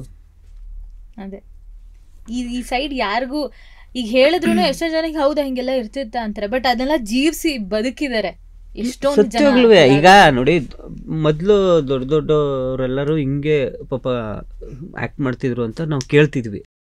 ನಾನು ಇವ್ರನ್ನ ಕಣ್ಣಾರೆ ನೋಡಿದ್ದೀನಲ್ಲ, 14-15 ಕಿಲೋಮೀಟ್ರ್ ಬರೋ. ಯಾರಿಗೆ ಗೊತ್ತು ಮೇಡಮ್ ಹೆಂಗೆ ಮೇಡಮ್ ಬರ್ತಾರೋದು? ವಾರ ಪೂರ್ತಿ ಕಾಯೋದು. ಈ ವಾರ ಇಲ್ಲ ಅಂದರೆ ವಾರ ಸುಮ್ಮನೆ ಕೂತ್ಕೊಳ್ಳೋದು, ನೆಕ್ಸ್ಟ್ ವಾರ ತಿರ್ಗಾ ಆಯಿತು ಅಂದ್ಬಿಟ್ಟು ಕರ್ಕೊಂಡ್ರು. ಅದಕ್ಕಿಂತ ಮುಂಚೆನೂ ಹಂಗೇನೆ ಗ್ಲಾಸ್ ತೊಳೆಯೋಳು, ಟೀ ಮಾಡಿಕೊಡೋಳು, ಎಲ್ಲರಿಗೂ ಆ್ಯಕ್ಟಿಂಗ್ ಮಾಡೋ ಹೊತ್ತಲ್ಲಿ ನಾವು ಪ್ರಾಕ್ಟೀಸ್ ಮಾಡ್ಬೇಕಾದ್ರೆ ಟೀ ಮಾಡಿಕೊಡೋಳು ಇವಳು. ನಾನು ನೋಡವೆ ಏನಾಗಿದೆ ಅವ್ರಿಗೆ, ಯಾಕೆ ಹೋಗ್ಬಿಡ್ಬೋದಲ್ಲ ಅವರು. ಮೇಡಮ್ ಇವ್ರೇನು ಕಮ್ಮಿ ಇಲ್ಲ, ಇವ್ರ ಅಪ್ಪ ಏನು ಚೆನ್ನಾಗೇ ಇದ್ದಾರೆ, ತುಂಬ ಚೆನ್ನಾಗಿ ಸಾಕಿದ್ದಾರೆ. ಇವ್ರ ಅಪ್ಪ ಏನಾರ ನೋಡ್ಬಿಟ್ಟಿದ್ದೀರ ಕೆಲಸ ಇವಳು ಮಾಡ್ತಾ ಇರೋದನ್ನ, ಅವತ್ತೇ ಕರ್ಕೊಂಡೋಗ್ಬಿಡೋರು. ಖಂಡಿತ ಅಲ್ವಾ? ಯಾವ ಅಪ್ಪ ಅಮ್ಮನೂ ನನ್ನ ಮಕ್ಕಳು ಅಲ್ಲಿ ಹೋಗ್ಬಿಟ್ಟು ಏನೋ ಒಂದು ಕೆಲಸ ಮಾಡಲಿ ಅಂತ ವೆಯ್ಟ್ ನೋಡಲ್ಲ. ಬಟ್ ಅವ್ರ ಕಣ್ಣು ಮರೆಸಿ ಇಲ್ಲಿ ಬಂದು ಏನೇನೋ ಕೆಲಸ ಮಾಡಿ ನಾವು ಇವತ್ತಿಗೆ ಕೆಲಸಕ್ಕೆ ಬಂದಿರೋದು. ಸುಮ್ಮನೆ ಯಾವುದೋ ಸಿಕ್ಕಿಲ್ಲ. ಖಂಡಿತ ಅದೊಂದು ಹಾರ್ಡ್ ವರ್ಕ್ ಅನ್ನೋದು ಯಾವತ್ತೂ ಫೇಲ್ ಆಗಲ್ಲ ಅನ್ನೋದಕ್ಕೆ ಹೌದು, ತುಂಬಾ ಚೆನ್ನಾಗಿ ಸಾಕ್ಷಿ ಇದೆ ಅದ್ರಲ್ಲಿ ನಮ್ಮ ಸುಷ್ಮಿತಾ ಅವ್ರಿಗೆ ನಾನು ಆ್ಯಕ್ಚುಲಿ ದೊಡ್ಡ ಫ್ಯಾನು. ನಾನು ಸೀರಿಯಸ್ ಆಗಿ ಹೇಳ್ತೀನಲ್ಲ ಮೇಡಮ್, ಕಲೆಗೆ ಅವತ್ತು ಬೆಲೆ ಕೊಡಬೇಕು. ನಾನು ಓಪನ್ ಆಗಿ ಹೇಳ್ತೀನಿ ರೀ, ನೀವೆಲ್ಲ ಕಲಾವಿದರು ರೀ, ನೀನಾಸಂ ಮಾಡಿದ್ದೀರ, ರಂಗಶಂಕರ ಮಾಡಿದ್ದೀರ, ಇದೆಲ್ಲ ಮಾಡ್ಕೊಂಡು ನೀವೆಲ್ಲ ಕಲಾವಿದರು, ನಿಮ್ಮ ಮೇಲೆ ನಮ್ಗೆ ಗೌರವ ಇದೆ, ನೀವು ನಮಗೆ ಗೌರವ ಕೊಡಬೇಡಿ. ನಾನು ಹೆಂಗೆಂಗೋ ಅಚಾನಕ್ಕಾಗೆ ಬಂದಿರೋನು ನಾನು ಅದನ್ನೇ ಹೇಳ್ತೀನಿ. ನನ್ನ ಹತ್ರ ಯಾರು ಕಲಾವಿದ್ರಿಗೆ ನೀವು ಏನು ಹೇಳ್ತೀರಾ ಸಜೆಷನ್ ಕೊಡಿ ಅಂತಂದರೆ ದಯವಿಟ್ಟು ನಾನು ಕೇಳಬೇಡಿ, ನಾನು ಅಚಾನಕ್ಕಾಗಿ ಬಂದಿರೋನು. ಬಟ್ ಅಚಾನಕ್ಕಾಗಿ ಬಂದಿರೋನು ನೋಡಿ ಇಲ್ಲಿ ಎಲ್ಲವನ್ನು ಕಲ್ತಿದ್ದೀನಿ ನಾನು, ಪ್ರತಿಯೊಂದೂ ನಾನು ಕಲಿಸಿದ್ದೀರ. ಅದು ಕಲಿಸಿರೋದು ಯಾರೂ ಅಲ್ಲ, ಎಲ್ಲ ಸುತ್ತಮುತ್ತ ಇರೋರೇ ನನಗೆ ಕಲಿಸಿದ್ದಾರೆ. ಖಂಡಿತ. ಅಂದ್ರೆ ನಿಮ್ಗೆ ಅವಕಾಶ ಸಿಕ್ಕಾಗ ನೀವು ಅದನ್ನ ಸರಿಯಾದ ದಾರಿಲಿ ಹೋಗಿ ಯುಟಿಲೈಸ್ ಮಾಡ್ಕೊಂಡಿದ್ದೀರಾ, ಅದನ್ನ ನಿಮ್ಮಿಂದ ಕಲಿಬೇಕು. ಆಮೇಲೆ ಇನ್ನೊಂದೇನು ಅಂತಂದ್ರೆ ನಮ್ಮ ಒಪಿನಿಯನ್ಗಳನ್ನ ಯಾರೋ ತಗೊಳ್ಳಲ್ಲ ಮೇಡಮ್. ಅವ್ನಿಗೇನು ಗೊತ್ತು ಅಂತ ಒಪಿನಿಯನ್ ಕೇಳ್ತೀಯಾ ಅಂತಾರೆ. ಹೌದು, ನಾನು ನಾಟಕ ಮಾಡಿಲ್ಲ, ನಾನು ಎಲ್ಲೂ ಪ್ರಾಕ್ಟೀಸ್ ಮಾಡಿಲ್ಲ, ನಾನೇನು ಕಲ್ತಿಲ್ಲ, ನಿಮ್ಮನ್ನು ನೋಡಿ ನಾನು ಕಲ್ತಿದ್ದೀನಿ, ನಾನು ಟಿ ವಿ ನೋಡಿ ಕಲ್ತಿದ್ದೀನಿ, ಯಾರೋ ಹೇಳೋದನ್ನ ಕೇಳ್ಕೊಂಡು ಕಲ್ತಿದ್ದೀನಿ, ನಿಂತ್ಕೊಂಡು ಮಾತಾಡೋದು ನಾನು ನೋಡಿ ಕಲ್ತಿದ್ದೀನಿ. ಆದರೆ ನನ್ನ ಒಪಿನಿಯನ್ನ ಯಾರೂ ತಗೊಳ್ಳಲ್ಲ. ಅಲ್ಲ ಅಂದರೆ ಈಗ ಒಂದು ಎಕ್ಸ್ಪೀರಿಯನ್ಸ್ ಇರೋದು ಒಂದು ಅನುಭವ ಇದೆ, ಈ ಎಕ್ಸ್ಪೀರಿಯನ್ಸ್ ಎಲ್ಲ ಇರೋದು ಅನ್ನೋದು ಒಂದು ಪಾಯಿಂಟ್. ಆದರೆ ನಿಮಗೇನು ಗೊತ್ತಿಲ್ಲ ಅನ್ನೋದೇ ಒಂದು ಎಕ್ಸ್ಪೀರಿಯನ್ಸ್ ಅಲ್ವಾ? ದಯವಿಟ್ಟು ಆ ಒಪಿನಿಯನ್ ಯಾರು ಕೇಳೋದು ಬೇಡ ನನ್ನ ಹತ್ರ. ಯಾಕೆ ಇಲ್ಲ, ನಿಮ್ಗೇನು ಎಕ್ಸ್ಪೀರಿಯನ್ಸ್ ಇರಲ್ವಲ್ಲ, ಸೊ ನಿಮ್ಗೆ ಏನ್ ಅನ್ಸುತ್ತೆ ಅಂತ ನಾವು ಕೇಳಬೇಕು. ನಮಗಾದ್ರೆ ಏನೋ ಎಕ್ಸ್ಪೀರಿಯನ್ಸ್ ಇಟ್ಕೊಂಡು ಹಿಂಗ್ ಮಾತಾಡ್ತಿದೀವಿ ಅನ್ಬೋದು. ಅವ್ನಿಗೇನು ಈ ವಿಷಯದ ಬಗ್ಗೆ ಗೊತ್ತಿಲ್ಲ, ಅವ್ನಿಗೇನ್ ಅನ್ಸುತ್ತೆ ನೋಡೋಣ, ಅವ್ರನ್ನ ಕೇಳೋಣ ಅನ್ನೋದು ಒಂದು ಒಪಿನಿಯನ್. ಆಕ್ಚುಲಿ ಇಲ್ಲ, ಅವ್ರಿಗೆ ಗೊತ್ತಿಲ್ಲ ಅದ್ರ ಬಗ್ಗೆ ಬಿಡಿ ಅಂದ್ಬಿಡ್ತಾರೆ. ಅದಕ್ಕೆ ನಾನು ಹೌದು ನಂಗೆ ಗೊತ್ತಿಲ್ಲ ಬಿಡಿ ಅಂತ ಹೇಳ್ಬಿಡ್ತೀನಿ. ಬಟ್ ಆಕ್ಚುಲಿ ನಾವೆಲ್ಲ ಸ್ಟಾರ್ಟಿಂಗ್ ಬಂದಾಗ ನನಗೆ ಏನಕ್ಕೆ ಅಷ್ಟು ಫೀಲ್ ಆಯಿತು, ನಾನು ಬರಲೇಬೇಕು ಅನ್ಸ್ತದೆ. There's 2 reason. ಒಂದೇನಂದರೆ ನನ್ನ ಲೈಫಲ್ಲಿ ಎಲ್ಲೇ ಸ್ಟಾರ್ಟ್ ಮಾಡಿದ್ರೆ ನಾ ಬಿಡಲ್ಲ ಆ ಥರ. ಅಂದರೆ ನಾನು ಇವಾಗ ಫಾರ್ ಎಕ್ಸಾಂಪಲ್ ನಾನು ಆ ಶೋಗೆ ಹೋಗಿದ್ದೀನಿ, 1-2 ಸತಿ ಆಲ್ರೆಡಿ ಟೆಲಿಕಾಸ್ಟ್ ಆಗಿದೆ. ಎಗೇನ್ ನಾನು ಮನೇಲಿ ಕೂತ್ಕೊಂಡು ಇನ್ನೊಬ್ರು ಆ್ಯಕ್ಟ್ ಮಾಡೋದನ್ನ ನಾನು ನೋಡೋಕ್ಕಾಗಲ್ಲ. I want to be there, I am part of it, I have to be there ಅನ್ನೋ ಥರ ಒಂದು ಹಠ. The other main reason why I stayed, because ಇವರೆಲ್ಲ ನಂಗೆ ಅಷ್ಟು ಪ್ರೀತಿ ಕೊಟ್ಟಿದ್ದಾರೆ. ಇವರೆಲ್ಲ ಯಾರಂತಲೇ ನಂಗೆ ಗೊತ್ತಿಲ್ಲ, ಅಫ್ಕೋರ್ಸ್ ನಾನು ಯಾರಂತ ಅವ್ರಿಗೂ ಗೊತ್ತಿಲ್ಲ. ಆಯಿತಾ, ನಾವೆಲ್ಲ ಜಲ್ಲಾಗಿ ಜಾತಿ ಭಾಷೆ ಏನೂ ಕೇಳಿಲ್ಲ. ಆಯಿತಾ, ನಾವು ಅಷ್ಟು ಕ್ಲೋಸ್ ಆಗಿಬಿಟ್ವಿ. ನನ್ನನ್ನು ಇದೇ ಯಾವುದೋ ಒಂದು ಸಿಲ್ಲಿ ರೀಸನ್ಗೆ ನನ್ನನ್ನು ಹೊರಗೆ ಹಾಕ್ತೀನಿ ಅಂದಾಗ ಇವರೆಲ್ಲ ಕೂತಿದ್ದಾರೆ. ಎಸ್ಪೆಷಲಿ ನಮ್ಮ Ningaraju, I have to remember him. ಅವ್ನು ನನಗೆ ಲೈಕ್ ಇಲ್ಲ, ಅವಳನ್ನ ಆಚೆ ಕಳಿಸ್ತಾ ಇದ್ದಾರಂತೆ, ನಾವೆಲ್ಲ ಒಂದು ಕೆಲಸ ಮಾಡೋಣ, ಮಾತಾಡ್ಬಿಟ್ಟು ಅವಳನ್ನ ಕಳ್ಸೋದಾದ್ರೆ ನಾವೆಲ್ಲರೂ ಹೋಗ್ತೀವಿ ಅಂತ ಹೇಳೋಣ ಅಂತ. ನಿಜವಾಗ್ಲೂ ನೀವು ನಂಬಲ್ಲ, ಅವ್ರು ಮನ್ಸು ಮಾಡಿದಿದ್ರೆ ಹಿಂಗೆ ಕಳಿಸ್ಬಿಡ್ಬೋಯ್ತು ಎಲ್ಲರನ್ನೂ. ಏಕೆಂದರೆ ನಮ್ಮ ಅವಶ್ಯಕತೆ ಅವ್ರಿಗೆ ಇರಲಿಲ್ಲ. ನಾವು ಇನ್ನೂ ಇವಾಗ ಸ್ಟಾರ್ಟಿಂಗ್, ಅವ್ರಿಗೆ ಇನ್ನೂ ಏನಂದರೆ ಎಕ್ಸ್ಪೀರಿಯನ್ಸ್ ಇರೋರನ್ನ ಕರ್ಕೊಬಂದು ಆರಾಮಾಗಿ ಶೋ ನಡೆಸ್ಬೋಯಿತ್ತು. It's a very startup show, it's a very starting days. ನಮಗೂ ಕೂಡ ಅವ್ರಿಗೂ ಕೂಡ ಎಲ್ರಿಗೂ ಹೊಸ ಪ್ರಯೋಗ ಇದ್ದಂಗೆ ಒಂದು ಹೊಸ ಟೀಮ್ ಕಟ್ಟಿದೆ. ಅಂದರೆ ಅದು ಹಿಂಗೆ ಡಿವೈಡ್ ಆಗಿಬಿಡ್ತಿತ್ತು 2 ಸೆಕೆಂಡಲ್ಲಿ. ನನ್ನೊಬ್ಳಿಗೋಸ್ಕರ ಎಲ್ಲರೂ ಸ್ಟ್ಯಾಂಡಪ್ ತೊಗೊಂಡ್ರು. ದಟ್ ಇಲ್ಲ, ಅವಳನ್ನ ಕಳಿಸಿದ್ರೆ ತಪ್ಪಾಗತ್ತೆ, ದಯವಿಟ್ಟು ನೋಡಿ, ಆ ಥರ ಏನೂ ಪ್ರಾಬ್ಲಮ್ ಆಗಿಲ್ಲ, ನಮಗಂತೂ ಅವಳಿಂದ ಎಲ್ಲೂ ಪ್ರಾಬ್ಲಮ್ ಆಗಿಲ್ಲ, ಸುಮ್ಮನೆ ಕಳ್ಸೋದಕ್ಕಿಂತ ಇಟ್ಸ್ ಬೆಟರ್, ಅವಳು ಕಲಿತಾಳೆ ಬಿಡಿ ಅಂತ ಅಂದ್ಬಿಟ್ಟು ನಾನು ನಿರ್ಸ್ಕೊಂಡಿರೋದು ಇವ್ರುಗಳೇ. Especially Ningaraju first voice raise ಮಾಡ್ದ. ಇಲ್ಲ, ನಾನು ವಾಯ್ಸ್ ರೈಸ್ ಮಾಡೋಕ್ಕಾಗಿರಲಿಲ್ಲ. ಯಾಕೆ ಅಂತಂದರೆ ಅವಾಗ ಲವ್ ಮಾಡ್ತಿದ್ವಿ ನಾವು. ಯಾವಾಗ? ಸ್ಟಾರ್ಟಿಂಗ್ ಒಂದು 4 months ಆಗಿತ್ತು. ಇಲ್ಲ, 6-7 months ಆಗಿತ್ತು. ಆಮೇಲೆ ನಾವು ಫ್ರೆಂಡ್ಸ್ ಆದ್ಮೇಲೆ ಲವರ್ ಆಗಿತ್ತು. ಅವಾಗ ನಾನೇನು ಹೇಳಕ್ ಆಗ್ತಿರ್ಲಿಲ್ಲ. ಸರ್ ಅವಳು ನಿಲ್ಸ್ಕೊಳ್ಳಿ ಸರ್, ಹಂಗೆಲ್ಲ ಕಳಿಸ್ಬೇಡಿ ಅಂತ ನಾ ಹೇಳಿದ್ರೆ, ಓ ನಿನ್ ಲವರ್ ಅಂತ ಹೇಳ್ತಾ ಇದೆಯಾ ಅಂತ. ಅದನ್ನ ಆಮೇಲೆ ನಾವು ಅದನ್ನ ಬಹಿರಂಗ ಮಾಡ್ಬಿಟ್ಟಿದ್ವಿ. ನಾನಂತೂ ಎಲ್ರಿಗೂ ಗೊತ್ತಿತ್ತು, ಎಲ್ಲರಿಗೂ ಹೇಳ್ಬಿಟ್ಟಿದ್ವಿ. ಟ್ರೂ ಅಂದ್ರೆ ಇಲ್ಲ ಅಲ್ಲಿ ಪ್ಲಾನ್ ಚೇಂಜ್ ಮಾಡ್ಬೋದು ಅಥವಾ ಏನೋ ಸ್ಕ್ರಿಪ್ಟ್ ಚೇಂಜ್ ಮಾಡ್ಬೋದು, ಇದನ್ನ ಚೇಂಜ್ ಮಾಡಕ್ ಆಗಲ್ಲ. ಇಲ್ಲ ಇಲ್ಲ ಪಾಪ ಅವ್ರದ್ದು ತಪ್ಪು ಅಂತ ನಾನು ಹೇಳಲ್ಲ. ಇಲ್ಲ ಯಾಕೆ ಅಂತಂದ್ರೆ ಬಂದಿರೋ ಕೆಲಸ ಮಾಡ್ರೋ ಮುಂಡೆವ ಅಂತಂದ್ರೆ ನೀವು ಮಾಡದಿರೋ ಕೆಲಸ ಯಾಕ್ರೆಲ್ಲ ಮಾಡ್ತಾ ಇದೀರ ಅಂತ ಅವರು ಅನ್ಕೊಂಡಿರ್ತಾರೆ ಅವ್ರ ಮೆಂಟಾಲಿಟಿಲಿ. ಆ ಸಿಚುವೇಶನ್ ಹಂಗ ಆಗಿರುತ್ತೆ, ಸಿಚುವೇಶನ್ ಹಂಗ ಆಗಿರುತ್ತೆ, ಯಾರು ತಪ್ಪಂತ ಅಲ್ಲ. ಹೌದು. ಬಟ್ ಒಂಥರ ಇದೆಲ್ಲ ಇವಾಗ ನೆನ್ಸ್ಕೊಂಡ್ರೆ ನಾನು ಒಂಥರ ಇಮ್ಯಾಜಿನ್ ಮಾಡ್ಕೋತಾ ಇದೀನಿ. ನೀವ್ ಹೇಳ್ತಿದ್ರೆ ಹಿಂಗೆ ಬ್ಯಾಗ್ ತಗೊಂಬಂದ್ ಹಿಂಗ್ ನಿಂತ್ಕೋತಿದ್ವಿ. ನಿಜವಲ್ಲೂ ಇವಾಗ ನೀವು ಇಲ್ಲೊಂದು ಸ್ಟುಡಿಯೋ ಗೇಟ್ ಇಲ್ಲೆಲ್ಲ ಕೆಲಸ ಮಾಡ್ತಾ ಇರ್ತಾರೆ, ಯಾರೋ ಒಬ್ಬ ಕಲಾವಿದ ಬಂದು ಚಾನ್ಸ್ ಕೊಡಿ ಪ್ಲೀಸ್ ಸರ್ ಅಂತಂದಾಗ ನಾವೆಲ್ಲ ನೋಡ್ತಿರ್ತೀವಿ, ಯಪ್ಪ ಆ ಪರಿಸ್ಥಿತಿ ನನ್ಗಿಲ್ಲ ಅಲ್ವಾ, ಇಲ್ಲಿ ಕೆಲಸ ಮಾಡ್ಬೇಕಪ್ಪ. ಆಕ್ಚುಲಿ ಇವರಿಂದ ಎಷ್ಟೋ ಜನ ಕಲ್ತಿದ್ದಾರೆ. ದಿಸ್ ಇಸ್ ಫಾರ್ ಸುಷ್ಮಿತಾ, ನಮ್ಮ ಕಡೆ ಇಬ್ರಿಗೂ ಸಹ ಹೇಳ್ತಾರೆ. ಅಂಡ್ ಏನಂತಾರೆ ಎಷ್ಟೊಂದು ಎಕ್ಸ್ಪೀರಿಯನ್ಸಸ್ ಆಗಿರೋದು ನಿಮ್ಗೆ ಇವತ್ತು ಇಲ್ಲೇ ಹೇಳ್ತಾರದು, ಎಲ್ಲೂ ಎಕ್ಸ್ಪ್ರೆಸ್ ಮಾಡಿ ಖುಷಿ ಆಗುತ್ತೆ. ಅಂದ್ರೆ ತುಂಬಾ ಅಂದ್ರೆ ಹೆಮ್ಮೆ ಫೀಲ್ ಆಗುತ್ತೆ. ಇದನ್ನೆಲ್ಲ ದಾಟಿ ಬಂದು ಇವತ್ತು ನೀವು ಬೆಳ್ಳಿ ತೆರೆ ಮೇಲೆ ನಿಮ್ಮನ್ನ ನೋಡ್ತಾ ಇದ್ರೆ ನಮಗ್ ಗೊತ್ತಪ್ಪ ಅಂತ ಹೇಳೋದೇ ಒಂದು ಖುಷಿ. ಅವರೇ ಕರೆದು ವಾವ್ ಅಂತಾರಲ್ಲ, ಅವಾಗ ಇನ್ನು ನೆಕ್ಸ್ಟ್ ಫಿಲ್ಮ್ ಬೇರೆ ಯಾರು ಹೇಳ್ತಾರಲ್ಲ ಅವರು ಬೇಷ್ ಅನ್ಬಿಟ್ರಲ್ಲ, ವಾವ್ ವಾವ್ ವಾವ್ ಅನ್ಸುತ್ತೆ ಅವಾಗ. ಹೌದು. ಆ್ಯಂಡ್ ಇವಾಗ ಎಸ್ಪೆಷಲಿ ನೀವು ಈ ಕಾಮಿಡಿ ಜಾನರ್ ಮಾಡಿಕೊಂಡು ಸ್ಟಾರ್ಟ್ ಮಾಡಿದ್ರಿ, ಬಟ್ ಸುಮಾರು ಜಾನರ್ಸ್ನ ನೀವು ಎಕ್ಸ್ಪ್ಲೋರ್ ಮಾಡ್ತಾ ಬಂದ್ರಿ. ನಾನು ಕೇಳೋದೇನೆಂದರೆ, ಯಾವ ಜಾನರಲ್ಲಿ ಆ್ಯಕ್ಟ್ ಮಾಡೋದು ಸುಷ್ಮಿತಾ ಅವ್ರು ಆ್ಯಕ್ಟ್ ಮಾಡೋದು ನಿಮಗೆ ಬಹಳ ಇಷ್ಟ ಆಗುತ್ತೆ, ಯಾವ ಜಾನರಲ್ಲಿ ಜಗಪ್ಪ ಅವ್ರು ಆ್ಯಕ್ಟ್ ಮಾಡೋದು ನಿಮಗೆ ಬಹಳ ಇಷ್ಟ ಆಗುತ್ತೆ? ಕಾಮಿಡಿ ನಾನೇನು ಕೇಳಂಗೆ ಇಲ್ಲ, ನೀವಿಬ್ರು ಅದ್ರಲ್ಲಿ ಸೂಪರು. ಅದ್ ಬಿಟ್ಟು ಕೇಳ್ತೀನಿ, ಅದು ಬಿಟ್ಟು ಇದ್ರೆ ಯಾವ ಜಾನರ್ ಅಲ್ಲಿ ಜಗಪ್ಪ ಅವ್ರು ತುಂಬಾ ಚೆನ್ನಾಗಿ ಪರ್ಫಾರ್ಮ್ ಮಾಡ್ತಾರೆ, ಅವ್ರು ಇನ್ನೂ ಜಾಸ್ತಿ ಆತರ ಮಾಡ್ಬೇಕು ಅಂತ ಅನ್ಸುತ್ತೆ? ಅವರು ಕೋಪ ವಿಲನ್ ತುಂಬಾ ಇಷ್ಟ ನನಗೆ. ಆಕ್ಚುಲಿ ಅವರಲ್ಲಿ ಇನ್ನೊಂದಿದೆ, ಅವರಲ್ಲಿ ಡೈರೆಕ್ಟರ್ ನೋಡ್ಬೇಕಂತ ಸಿಕ್ಕಾಪಟ್ಟೆ ಆಸೆ. ಡೈರೆಕ್ಟರ್ ಇಲ್ಲ ಅವ್ರೆ ಇಲ್ಲಿಂದ ಇದಾರಾ? ಅವರಲ್ಲಿರೋ ಡೈರೆಕ್ಟರ್ ನಂಗೆ ತುಂಬಾ ಇಷ್ಟ ಆಕ್ಚುಲಿ. ಮೆಂಟರ್ ವೈಸ್ ನನಗೆ ಆಲ್ಮೋಸ್ಟ್ ಗಿಚಿಗಿಲಿಗಿಲಿ ಸ್ಟಾರ್ಟಿಂಗ್ ಅಲ್ಲಿ ನಾವೇ ಇಬ್ಬಿಬ್ರೆ ಮೂರ್ ಜನ ಸ್ಟಾರ್ಟಿಂಗ್ ಮಾಡ್ಬೇಕಿತ್ತು ಗೊತ್ತಾ. ಅವಾಗ ತುಂಬಾ ಸಲ ಇವ್ರು ನಂಗೆ ಹೆಲ್ಪ್ ಮಾಡಿರೋದ್ರಿಂದ ನನಗೆ ಆ ಸ್ಕಿಟ್ಟಲ್ ಅಂತೂ ತುಂಬಾ ಹೆಲ್ಪ್ ಮಾಡಿದ್ದಾರೆ. ಅದು ಈಗಲೂ ಟ್ರಾಲ್ ಆಗುತ್ತೆ. ನಾನು ಯಶು ಮಾತ್ರ ಮಾಡಿದ್ವಿ, ನಿನ್ ನೆನ್ಪಿದ್ಯಾ? ಪಾರ್ಲರ್ದಲ್ಲ, ಮಳವಳ್ಳಿ ಮಳ್ಳಿಯರು ಅಂತ ಇಬ್ರೇ ಕೂತ್ಕೊಂಡು ಇಡೀ ಸೆಟ್ ಬಗ್ಗೆ ಮಾತಾಡೋದಿದೆ ಗೊತ್ತಾ. ಅದಕ್ಕೆ ಸಕ್ಸಸ್ ಮೇನ್ ಕಾರಣ ಇವರೇ. ಒಂದು ಸ್ಕ್ರಿಪ್ಟ್ ಸಂದೀಪ್ ಅಣ್ಣ ವೆಂಕಟ್ ಸರ್ ಸ್ಕ್ರಿಪ್ಟ್ ಒಂದು, ಆಮೇಲೆ ಜಗಪ್ಪನ್ ಮೆಂಟರ್. ಆಕ್ಚುಲಿ ನಾನ್ ಅವ್ರನ್ನ ಮೆಂಟರ್ ಮಾಡ್ಬೇಕಿತ್ತು ಯಶುನ, ನಮ್ಮಿಬ್ರಿಗೆ ಇವ್ರು ಮೆಂಟರಿಂಗ್ ಮಾಡ್ತಿದ್ರು. ಲೈವ್ ಆಗಿ ನೋಡಿದ್ದೆ. ಎಸ್, ಲೈವ್ ಆಗಿ ನೋಡಿದೀರಾ? ಎಲ್ರು ಹಾಕೊಂಡು ರಾಶ್ ಮಾಡ್ಬಿಟ್ಟಿದ್ವಿ ಬಿಗಿನಿಂಗ್ ಅಲ್ಲೇ. ಸೊ ಜಗಪ್ಪ ಅವರೇ, ನೀವು ಡೈರೆಕ್ಷನ್ ಕಡೆ ಸ್ವಲ್ಪ ಒಂಚೂರು ಗಮನ ಕೊಡಿ ಅಂತ ಇದ್ದೀರಾ? ಇಲ್ಲ, ಒಳ್ಳೆ ಆಕ್ಟರ್ ಆಗ್ಬೇಕು ಮೇಡಮ್ ನಾನು, ಏನಾರ ಆಗ್ಲಿ. ನೀವ್ ಹೇಳಿ, ಸುಷ್ಮಿತಾ ಅವ್ರು ಯಾವ ರೀತಿ ಒಂದು ಜಾನರಲ್ಲಿ ಅಭಿನಯ ಮಾಡೋದು ನಿಮ್ಗೆ ಬಹಳ ಇಷ್ಟ ಆಗುತ್ತೆ? ಅವರು ಈಗ ಬಂದಾಗ ಒಂದು ಸೀರಿಯಲ್ ಮಾತಾಡ್ತಿದ್ವಿ ನಾವು, ಲಚ್ಚಿ ಅಂತ. ಆ ಸೀರಿಯಲಲ್ಲಿ ಒಂದು ಕ್ಯಾರೆಕ್ಟರ್ ಮಾಡಿದ್ದಾರೆ. ಅಂದರೆ ಈ ಕಡೆ ಎಮೋಷ್ನಲ್ಲು, ಕಾಮಿಡಿ ವಿಲನ್ ಶೇಡು. ಅಂದರೆ ಏನು ಅಂತಂದರೆ ಅದು ಕ್ಯಾರೆಕ್ಟರ್ ವೈಸ್. ನಿಮಗೆ ಎಮೋಷ್ನಲ್ ಇದ್ದಾಗಲೂ ಸಖತ್ತಾಗಿ ಮಾಡ್ತಾರೆ ಅವರು. ರಂಗಾಯಣ ಆಗಲಿ, ನೀನಾಸಮ್ಮ ಆಗಲಿ, ಪ್ರತಿಯೊಂದನ್ನು ಅವರು ಕಲ್ತಿರೋದು ಏನಕ್ಕೆ ಯೂಸ್ ಆಗುತ್ತೆ, ನಾವು ಯಾಕೆ ಕಲಿಬೇಕು ಅಂತ ಹೇಳ್ತೀವಿ ಅಂತಂದರೆ, ಒಂದು ಕ್ಯಾರೆಕ್ಟರ್ನ ಕೊಟ್ಟಾಗ ಹೆಂಗೆ ಹಿಡಿಬೇಕು ಅನ್ನೋದನ್ನ ಅಲ್ಲಿ ಕಲಿಸ್ಕೊಡುತ್ತೆ. ಅಲ್ಲಿಂದ ಕಲ್ತ್ಕೊ ಬಂದಿರೋ ಪ್ರತಿಯೊಬ್ಬ ಕಲಾವಿದನು ಯಾವ ಕ್ಯಾರೆಕ್ಟರ್ ಕೊಟ್ಟರು ತಿನ್ಬಿಸಾಕ್ತಾರೆ. ನಮ್ಗೆ ಹಂಗಲ್ಲ.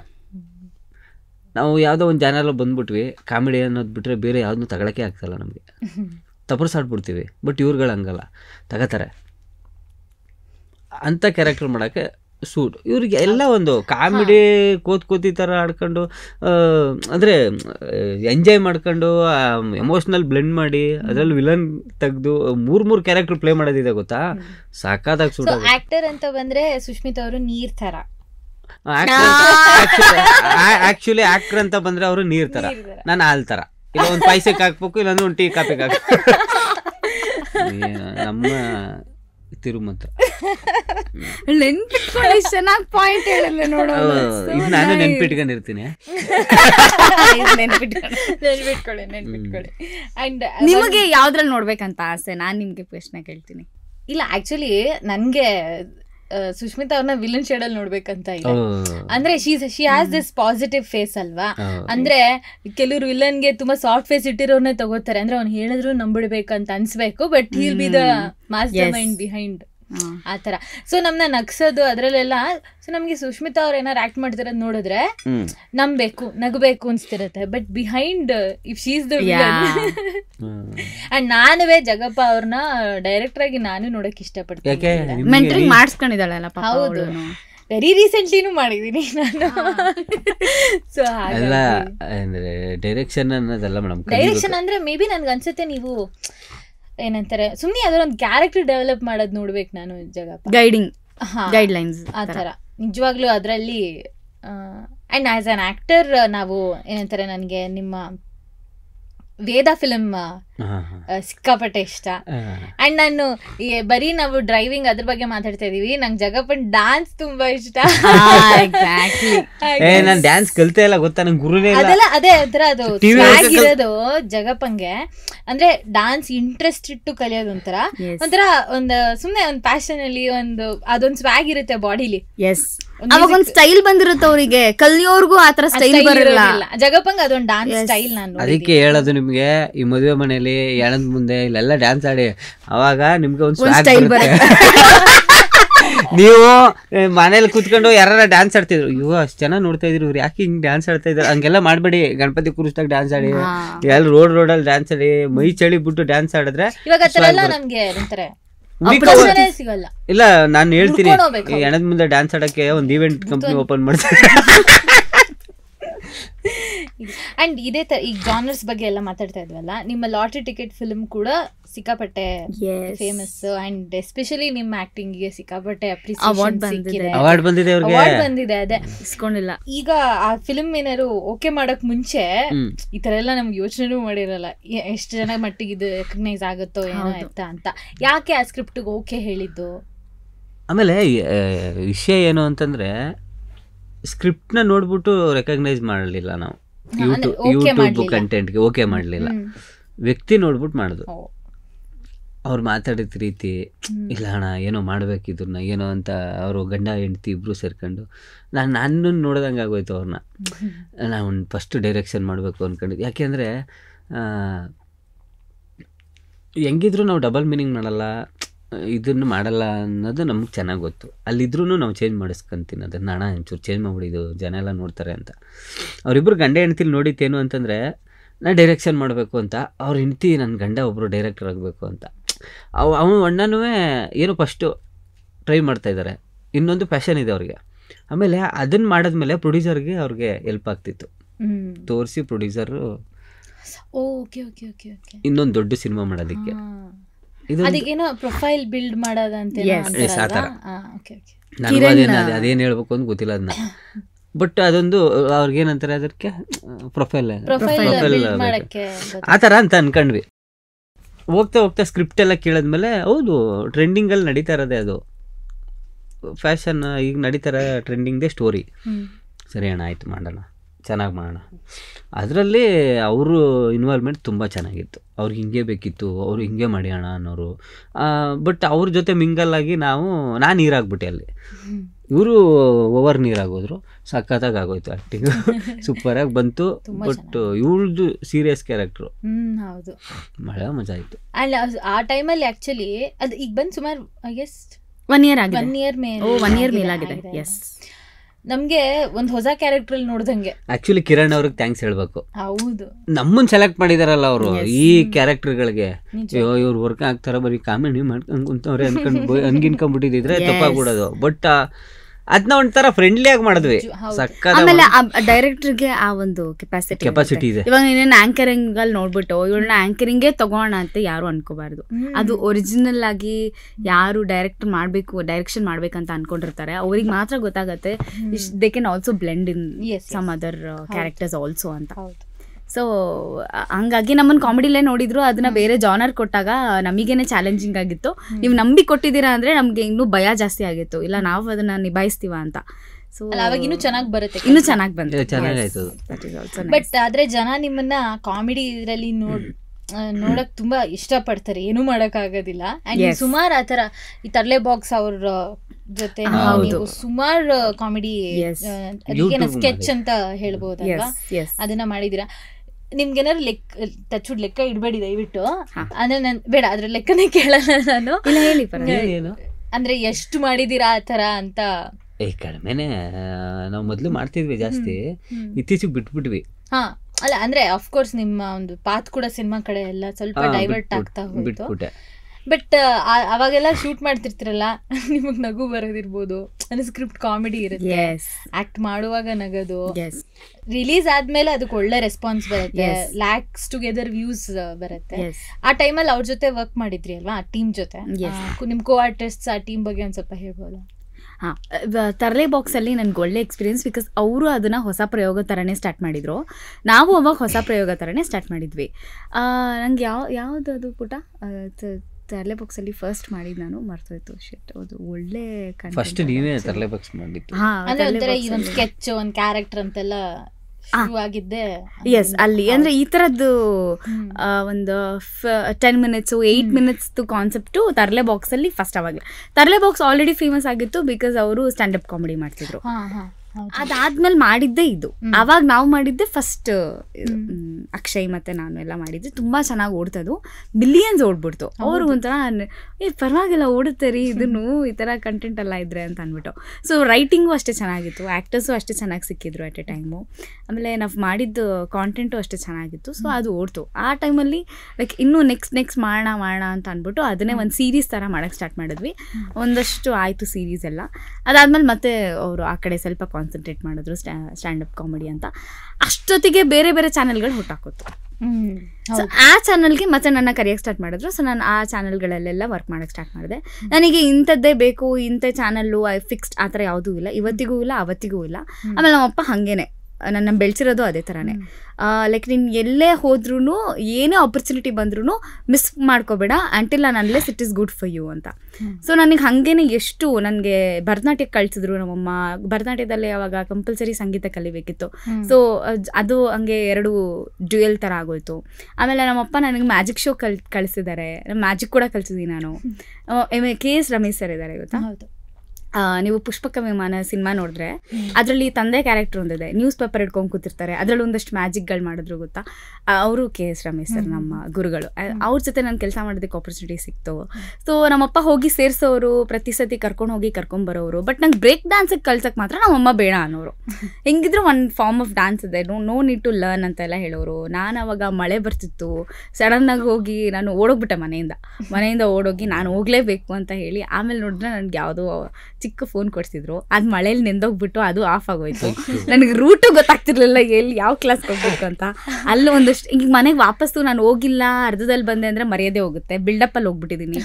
ಇಷ್ಟು ಅದೆಲ್ಲ ಫುಲ್ ಏನೇನೋ ಆಗಿ, ಬಟ್ ಎಲ್ಲ ಕ್ಷೇತ್ರದಲ್ಲೂ ಕೆಲಸ ಮಾಡೋಕ್ಕೆ ನಂಗೆ ಸಿಕ್ಕಾಪಟ್ಟೆ ಆಸೆ. ಆಮೇಲೆ ಪೌರಾಣಿಕ ನಾಟಕ ಬರ್ತಿದ್ದ, ಅಲ್ಲಿ ಓಡೋಗ್ಬಿಟ್ಟು ನೋಡ್ತಾ ಇದ್ದೆ, ನೋಡೋದು ಕೂತ್ಕೊಂಡು ಸುಮ್ಮನೆ.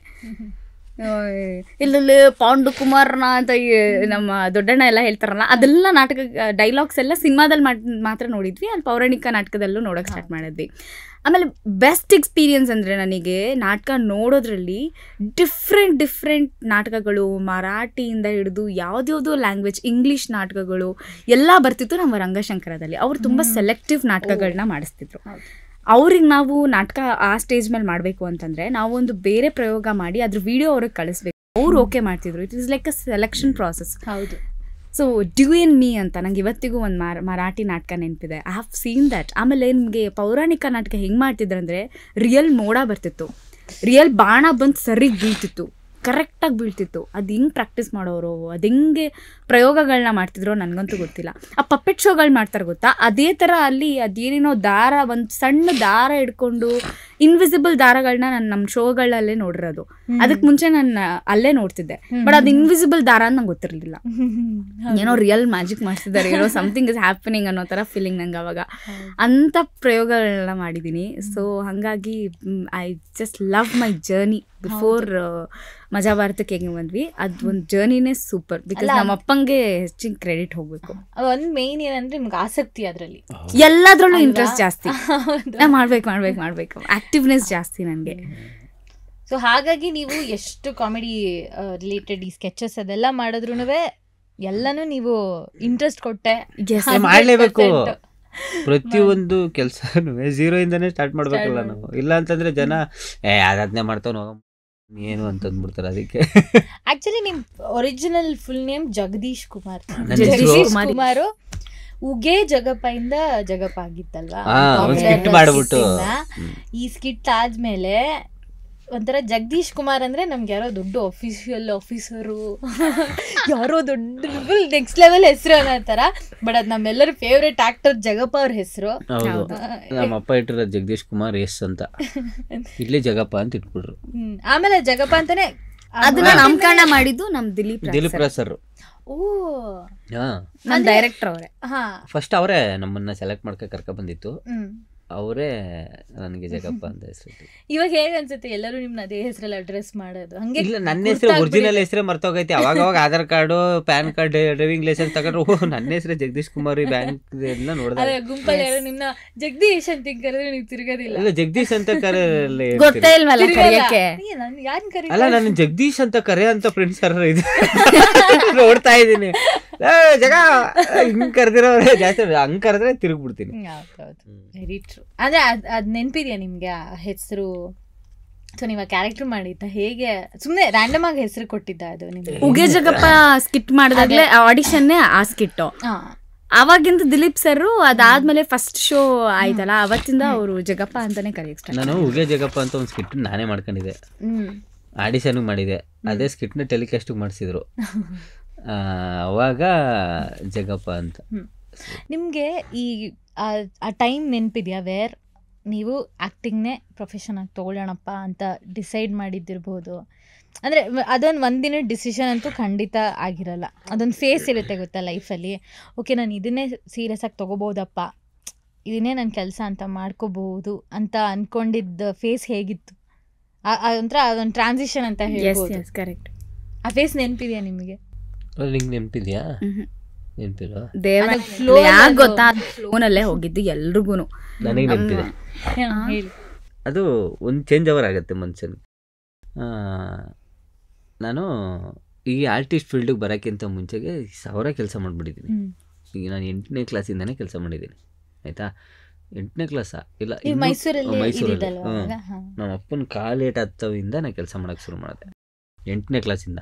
ಅಲ್ಲಿಂದ ಡಿಗ್ರಿಗೆ ಬಂದು BEd D.Ed ಮಾಡೋ ಗಂಟೆನೂ ಕೆಲಸ ಮಾಡಿದ್ದೀನಿ ನಾನು.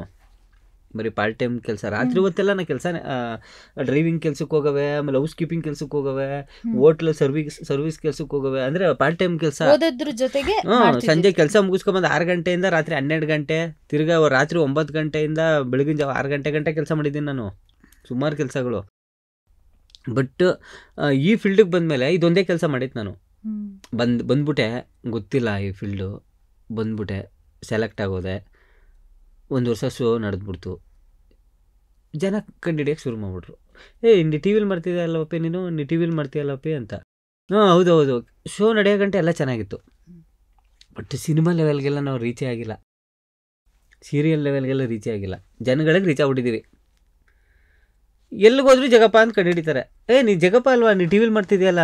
ಹೌದು. ಸ್ಟಾರ್ಟಿಂಗಲ್ಲೆಲ್ಲ ಭಾಳ ಖುಷಿ, ನಮ್ಮನ್ನೆಲ್ಲ ಜನ ಕಂಡುಹಿಡಿತವ್ರೆ, ಸೂಪರ್ ಅಂತ. ಶೋ ಮುಗಿದೋಯ್ತು, ಮನೆಗೆ ಹೋಗ್ಬೇಕು. ಹೋಗಿ ಅಂದರೆ ಈಗ ನೆಕ್ಸ್ಟು ಲಾಸ್ಟ್ ಫಿನಾಲೆ ಶೋ ಮುಗಿಸ್ಕೊಂಬರ್ಬೇಕು. ಅದಕ್ಕಿಂತ ಮುಂಚೆ ಒಂದು ಫ್ರೀ ಫಿನಾಲೆ ಅಂತ ಮಾಡ್ತಾರಲ್ಲ, ಅದು ಮಾಡಿಬಿಟ್ಟು ಊರಿಗೆ ಕಳಿಸಿದ್ರು. ಲೇಟ್ ಇನ್ನೂ ಟೆಲಿಕಾಸ್ಟ್ಗೆ ಎಪಿಸೋಡ್ಗಳಿದೆಯಲ್ಲ, ಲೇಟಾಗಿ ಫಿನಾಲೆ ಶೋ ಮಾಡೋಕ್ಕೆ ಅಂತ ಊರಿಗೆ ಕಳಿಸ್ಬಿಟ್ರು. ಊರಲ್ಲಿದ್ದೀವಿ, 1 ವಾರ ಚೆನ್ನಾಗಿತ್ತು ಎಲ್ಲವೇ. ಟಿ ವಿಲೆಲ್ಲ ಮಾಡ್ತಾರೆ ನಿಮ್ಮ ಮಗ ಸೂಪರು ಅಂತ. 1 ವಾರ ಆದಮೇಲೆ ಮನೆಯಿಂದ ಆಚೆಗೆ ಬಂದರೆ ಇದಕ್ಕೆ ಮಗ ಓಲಿಲ್ವಾ, ಎಷ್ಟು ದಿನ ಇಲ್ಲೇ ಇರ್ತೀಯಾ, ತೆಗ್ದಾಕ್ಬಿಟ್ರಾ, ಇದಕ್ಕೆ ತಿಕ್ಕೋದೆ ಬಿಡೋತ್ತಿಗೆ. ಹಿಂಗಾಗೋಯ್ತು. ಏನೋ ಅಲ್ಲಿಂದ ಬಂದಮೇಲೆ ಏನು ಕೆಲಸ ಮಾಡೋದು ನಾನು? ಸರಿ ತಡಿ, ನಮ್ಮ ಓನರ್ ಹತ್ರನೇ ಮಾತಾಡೋಣ ಅಂದ್ಬಿಟ್ಟು ಕೆಲಸದ ಓನರ್ ಹತ್ರ ಮಾತಾಡಿದ್ರು. ಅಲ್ಲೇ ಹೋಗಿ ಏನಾರ ಮಾಡು, ತಿರ್ಗಾ ಡ್ರೈವಿಂಗ್ ಬರ್ತಾನಂತೆ ಅಂತ ವಾ. ಈಗ ನಮ್ಮಪ್ಪನ ಜೊತೆಗೆ ಪೈಂಟ್ ಕೆಲ್ಸಕ್ಕಾರ ಹೋಗೋಣ ಅಂತಂದ್ರೆ ನಮ್ಮಪ್ಪ ಅಷ್ಟೆಲ್ಲ ಮಾಡಿದ್ಯಾರ, ಪೈಂಟ್ ಕೆಲ್ಸಕ್ಕೆ ಬರ್ತೀಯ ಈಗ ತಿರ್ಗಾ ಅಂತ. ಅಂದರೆ ನಿಮ್ಗೆ ಹೇಳೋದೇನು ಅಂತಂದರೆ, ನಿಮ್ಮನ್ನು ಆರ್ಟಿಸ್ಟ್ ಅಂತ ಒಂದು ಸತಿ ಜನ ಗುರ್ತಿಟ್ಬಿಟ್ಮೇಲೆ ನೀವು ಮತ್ತೆ ಬೇರೆ ಕೆಲಸ ಮಾಡೋಕ್ಕೆ ಆಗಲ್ಲ. ರೋಡಲ್ಲಿ ನಿಂತ್ಕೆ ಎಗ್ರೈಸ್ ತಿನ್ನೋಕ್ಕಾಗಲ್ಲ. ನೀವು ರೋಡಿಗೆ ಬಂದ್ಬಿಟ್ನಲ್ಲ ಗುರು ಅಂತಾನೆ, ನಾವು ರೋಡಿಂದನೇ ಬಂದಿರೋದು. ತಿರ್ಗಾ ಏನದು ಏನು ತಪ್ಪೇನೋ, ನಮ್ಮನ್ನು ಬದುಕೋಕ್ಕೆ ಬಿಡಲ್ಲ. ಅಂದ್ರೆ ಬದುಕಕ್ಕೆ ಬಿಡಲ್ಲ ಅಂತಂದ್ರೆ ಬೇರೆ ಕೆಲಸ ಇಷ್ಟ ಇದ್ರೂ ನೀವು ಮಾಡಕ್ ಬಿಡಲ್ಲ.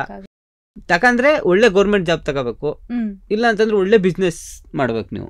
ಅದು ಬಿಟ್ಟು ನೀವು ಬೇರೆಯವ್ರ ಅಂಡರಲ್ಲಿ ಕೆಲಸ ಮಾಡಕ್ ಆಗೋದಿಲ್ಲ. ಅದನ್ನ ತುಂಬಾ ಅನುಭವಿಸಿದೀನಿ ನಾನು. ಅದಾದ್ಮೇಲೆ ಫಿನಾಲೆ ಆಯ್ತು, ಮುಗ್ದಾಯ್ತು. ಎಲ್ಲರೂ ಊರಿಗೆ ಹೋಗಕ್ಕೆ ಶುರು ಮಾಡಿದ್ರು. ನಾನು ಹೋಗ್ಲೇ ಇಲ್ಲ. ಬಸ್ ಸ್ಟ್ಯಾಂಡಲ್ಲೇ ಕೇಳಿ ಇವಳನ್ನ ಮನೆಗೆ ಕಳಿಸ್ಬಿಟ್ಟು ಇವಳಿಗೆ ಗೊತ್ತೇ ಇಲ್ಲ ಅವಳಿಗೆ. ಒಂದಿನ ಇಲ್ಲೇ ಇದ್ದೆ ನಾನು. ಇಲ್ಲೇ ಇದ್ದು ಹೆಂಗಿದ್ದೆ ಅಂತ ಗೊತ್ತಿಲ್ಲ ಒಟ್ಟಿನಲ್ಲಿ. ಅದೊಂದು ದೊಡ್ಡ ಎಷ್ಟು ಸಾವಿರ ಥಾಟ್ಸ್ ಓಡ್ತಿರುತ್ತಲ್ವ. ಹಿಂಗೆ ಕೂತಿದ್ದೀನಿ, ಬಸ್ಗಳೆಲ್ಲ ಹೋಯ್ತಾವೆ ಸ್ಯಾಟಲೈಟ್ ಬಸ್ ಸ್ಟ್ಯಾಂಡಲ್ಲಿ. ಹೊರ್ತು ನಾನು ಊರಿಗೆ ಹೋಗೋಕ್ಕೆ ಮನಸ್ಸಿಲ್ಲ. ಊರಿಗೆ ಹೋದ್ರೆ ತಿರ್ಗಾ ಏನು ಕೆಲಸ ಮಾಡಲಿ, ಇಲ್ಲೇ ಇದ್ಕೊಂಡೇನಾರ ಕೆಲಸ ಮಾಡೋಣ, ಇಲ್ಲೇ ಇದ್ಕೊಂಡೇನಾರ ಕೆಲಸ. ಇಲ್ಲಿರ್ಬೇಕು ಅಂದ್ರೆ ರೂಮ್ ಬೇಕಲ್ಲ. ಸರಿ ಆಯಿತು, ಯೂನಿವರ್ಸಿಟಿ ರೂಮಲ್ಲಿ ಮಲ್ಕತ್ತಿದೆ ಮೊದಲು. ನಮ್ಮ ಫ್ರೆಂಡ್ ಇದ್ದಾಗ ಹಾಸ್ಟೆಲಲ್ಲಿ ಹೋಗಿ ಮಲ್ಕತ್ತಿದೆ.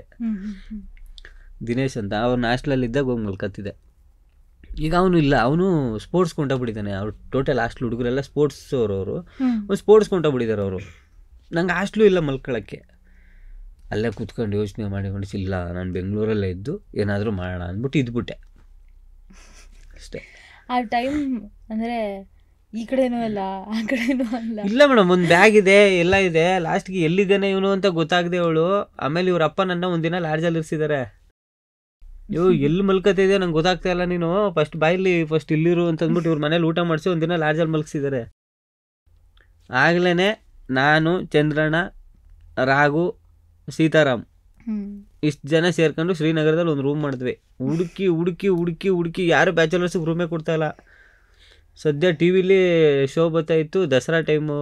ನನ್ನನ್ನು ನೋಡ್ಬಿಟ್ಟು ಓನರ್ ನೋಡ್ಬಿಟ್ಟು ಇವನಲ್ವ ನೀನು, ಓ ಏನು ಸರ್ ರೂಮ್ ಕೊಡಿ ಸರ್ ಅಂದೆ. ಬ್ಯಾಚುಲರ್ಸು ಕೊಡಲ್ಲ ಸರ್, ಪ್ಲೀಸ್ ಸರ್ ಹಿಂಗೆ ಅಂದ್ಬಿಟ್ಟು ಎಲ್ಲೂ ಕೊಡ್ತಾಯಿಲ್ಲ ಸರ್ ಅಂದಾಗ ಒಂದು ರೂಮ್ ಕೊಟ್ಟರು. ಅದನ್ನೇ ರಾತ್ರಿ ಅಲ್ಲೇ ನಾವೇ ಕ್ಲೀನ್ ಮಾಡಿ, ಇಲ್ಲ ನಾಳೆ ಕ್ಲೀನ್ ಮಾಡ್ಕೊಡ್ತೀವಿ ಬಿಡಿ ರೂಮ್ನ ಅಂದರೆ ಬೇಡ ಬೇಡ ಬೇಡ ನಾವೇ ಕ್ಲೀನ್ ಮಾಡ್ಕೊಡ್ತೀವಿ ಸರ್ ಅಂತಂದ್ಬಿಟ್ಟು ರಾತ್ರಿ ಎಲ್ಲ ನಾವೇ ಕ್ಲೀನ್ ಮಾಡಿ ಇವ್ರ ಮನೆಗೆ ಹೋಗಿ ಒಂದು ದೇವ್ರ ಫೋಟೋ ಇಸ್ಕೊಂಡು ಗಂದಿಗೆ ಅಂಗಡಿಯಲ್ಲಿ ರಾತ್ರಿನೇ ಎಲ್ಲನೂ ತಗೊಬಂದು ಒಂದು 10-11 ಗಂಟೆಯಲ್ಲಿ ಮಡಗ್ಬಿಟ್ಟು ಆಮೇಲೆ ಊರಿಗೆ ಹೋದ್ವಿ ದಸರಾ ಮಾಡೋಕ್ಕೆ. ಆಮೇಲೆ ಅದೇ 3 ತಿಂಗಳಾದ್ಮೇಲೆ ಮತ್ತೆ ಅದೇ ಶೋಗೆ ಸೀಸನ್ 2 ಅಂತ ಕರೀತಾರಂತ ಯಾರಿಗೂ ಇಮ್ಯಾಜಿನೇಷನ್ ಇಲ್ಲ. ಒಂದು ಹೋಪಲ್ಲಿ ಉಳ್ಕೊಳ್ಳೋದು, ಒಂದು ಹೋಪಲ್ಲೇ ಉಳ್ಕೊಂಡಿತ್ತು. ನೀವು ನಂಬಲ್ಲ, ಕಾಸ್ಟ್ಯೂಮ್ ರಘು ಅಂತ ಅವ್ರ ಮನೇದು ಒಂದು ಸ್ಟವ್ ಕೊಟ್ಟ, ಒಂದು ಪಾತ್ರೆ ಕೊಟ್ಟ. ಇವ್ರ ಮನೇಲಿ ಅಕ್ಕಿ ಬೇಳೆ ಟೊಮೊಟೊ ಕೊಟ್ರು. ಓನರು ಒಂದು ಕ್ಯಾನು ವಾಟರ್ ಕ್ಯಾನ್ ಕೊಟ್ಟ ಪಾಪ. ಹಿಂಗ್ ಸ್ಟಾರ್ಟ್ ಮಾಡಿದ್ವಿ ನಾವು ರೂಮ್, ಒಂದು ಬ್ಯಾಚುಲರ್ ರೂಮ್ನ. ಅದು 4 ಜನ ಸೇರಿ 4 ಜನ. ನಿಮ್ಗೆ ಎಷ್ಟಾಗ್ಲಾ ಇತ್ತು ರೂಮು? ಇದಕ್ಕಿಂತ ಚಿಕ್ಕದು. ಅದ್ರಲ್ಲೇ ಒಂದು ಬಾತ್ರೂಮ್, ಒಂದು ಅಡುಗೆ ಮನೆ, 4 ಜನ ಮನಿಗಳು ಕೂತಿದೀವಲ್ಲ. ಇಷ್ಟೇ ಇದ್ದಿತ್ತು ರೂಮ್. ಇಷ್ಟೇ ಒಂದು ಹಾಲ್, ಒಂದು ಅಡ್ಗೆ ಮನೆ. ಲೈಕ್ ಅವ್ರ ರಾಕೆ ಹುಡುಗರ್ಗಾದ್ರೆ ಓಕೆ ಅಡ್ಜಸ್ಟ್ ಆಗ್ಬಿಡತ್ತೆ, ಆರಾಮಾಗಿರ್ಬೋದು. ಬಟ್ ಆ 3 ತಿಂಗಳು ಯಾವ ಲೆವೆಲ್ಗೆ ಅಡ್ಜಸ್ಟ್ ಆಗ್ತಾರೆ ಅಂದ್ರೆ ನಾಳೆವರೆಗೂ ಕಾಯ್ತಲ್ಲ, ಇವತ್ತೇ ಕೊಡಿ ಸರ್, ಇವತ್ತೇ ರೂಮ್ ಇಲ್ಲ ಮೇಡಮ್, ಫುಲ್ ಮಳೆ ಬರ್ತೈತೆ. ರೂಮೇ ಇಲ್ಲ, ಫುಲ್ ಮಳೆ ಬರ್ತೈತೆ. ಅವನು ಮಾರ್ಕೆಟ್ ಕೊಂಡೋಗ್ಬಿಡಿದ ಪಾಪ ಅಣ್ಣ, ಹೂಗಿವು ಎಲ್ಲ ತರಕ್ಕೆ. ನಾವ್ ಅಲ್ಲೇ ನಿಂತಿದ್ವಿ ಮಳೆಯಲ್ಲಿ ಸೈಡಲ್ಲಿ. ನಂಗೆ ರೂಮ್ ಬೇಕೇ ಬೇಕು. ಎಷ್ಟು ದಿನ ಬಸ್ ಸ್ಟ್ಯಾಂಡ್ ಅಲ್ಲಿ ಮಲ್ಕೊಳಕ್ಕಾಗತ್ತೆ? ನಿಮ್ ಜಗಪ್ಪಂಗೋಸ್ಕರ ಒಂದು ಚಪ್ಪಳೆ ಇಲ್ಲ. ನಾನು ಅದ್ರೆ ನಾವ್ ಹೇಳ್ತೇವೆ ಒಂದು ಸ್ಮಾಲ್ ವಿಕ್ಟ್ರಿನೂ ಸೆಲೆಬ್ರೇಟ್ ಮಾಡ್ಬೇಕಂತ. ಸೆಲೆಬ್ರೇಟ್ ಅಂದ್ರೆ ಏನ್ ದೊಡ್ಡ ಆಡಂಬರದ ಸೆಲೆಬ್ರೇಷನ್ ಅಲ್ಲ. ಒಂದ್ ಚಪ್ಪಾಳೆ ಹೊಡೆದಾರು ಸಣ್ಣ ಸಣ್ಣ ಗೆಲುವನ್ನು ನಾವು ಸಣ್ಣದಾಗೆ ಸೆಲೆಬ್ರೇಟ್ ಮಾಡ್ಕೊಂಡು. ಈ ತರ ತುಂಬಾ ಜನ ಇಂಡಸ್ಟ್ರಿ ಬಂದವ್ರು ಕಷ್ಟಪಟ್ಟಿದ್ದಾರೆ. ತುಂಬಾ ಅಂದ್ರೆ ಇದಕ್ಕಿಂತ ತುಂಬಾ ಕಷ್ಟಪಟ್ಟಿದ್ದಾರೆ. ಬಟ್ ನಾನ್ ಹೇಳೋದೇನು ಅಂತಂದ್ರೆ, ಇದೆಲ್ಲ ಕೊರೋನಾದಲ್ಲಿ ಹುಟ್ಟಿರೋ ಮಕ್ಳಿಗೆ ಏನ್ ಗೊತ್ತಾಗುತ್ತೆ? ಕೊರೋನಾ ಕಿಡ್ಸ್ಗಳಿಗೆ ಏನ್ ಗೊತ್ತಾಗುತ್ತೆ? ಮೊಬೈಲಲ್ಲಿ ಕಮೆಂಟ್ ಹಾಕಕ್ ಬರುತ್ತೆ ಅಷ್ಟೇ. ಈ ತರ ದೊಡ್ಡ ದೊಡ್ಡ ಲೆಜೆಂಡ್ಗಳೇ ತುಂಬಾ ಕಷ್ಟಪಟ್ಟಿದ್ದಾರೆ. ಅದೇ ಯಾಕೆ ಉದಾಹರಣೆ ಸರ್ ಅಲ್ವಾ, ತುಂಬಾ ಕಷ್ಟಪಟ್ಟೆ ಅವ್ರು ಬಂದಿರೋದು. ಅವರೇ ಹೇಳಿದ್ರು ರೈಲ್ವೆ ಸ್ಟೇಷನ್, ಬಸ್ ಸ್ಟ್ಯಾಂಡ್ ಅಲ್ಲಿ ಎಲ್ಲ ಮಲ್ಗೆ ಬಂದಿರೋದು. ಇವತ್ತು ನಾನು ಹೇಳೋದೇನು ಅಂದ್ರೆ, ಅದು ಯಾರು ಎಲ್ಲ ಮರ್ತು ಬಿಡ್ತಾರ ಅದನ್ನ. ಇವಾಗ ಏನಿದೆ ಅದ್ರ ಬಗ್ಗೆ ಮಾತಾಡ್ತಿರ್ತಾರೆ ಅಷ್ಟೇ. ಆದ್ರೆ ಯಾರ ಜಾಗದಲ್ಲಿ ಇರ್ತಾರಲ್ಲ ಅವ್ರು ಬಂದಾರಿನ ಮರೆಯಕ್ ಚಾನ್ಸೇ ಇಲ್ಲ, ಆಗದೇ ಇಲ್ಲ. ಹೆಂಗೆಲ್ಲ ಇದ್ವಿ ಇವತ್ತು. ಬೇರೆ ಹುಡುಗರುಗಳನ್ನೆಲ್ಲ ನೋಡ್ತೀವಲ್ಲ ನಾವು, ಇವಾಗ ಪಾಪ ಅವ್ರನ್ನೆಲ್ಲ ನೋಡಿದಾಗ ನಮಗೂ ಹಂಗೆ ಅನ್ಸುತ್ತೆ. ಮಗ ಅಷ್ಟು ನಾವೇ ನಮ್ಮ ರೂಮ್ಗಳಲ್ಲಿ ಇರ್ಸ್ಕೊಂತೀನಿ ಎಷ್ಟೋ ಸತಿ, ಇದ್ಬಿಟ್ಟು ಹೋಗಪ್ಪ ಅಂತ. ನೀವು ಈ ಥರ ಸಿಚುವೇಶನ್ ಅಂದರೆ after being an artist also ನೀವು ಶೂಟಿಂಗ್ ಎಲ್ಲ ಶುರು ಆಗೋದೆಲ್ಲ ಆಗಿರುತ್ತೆ.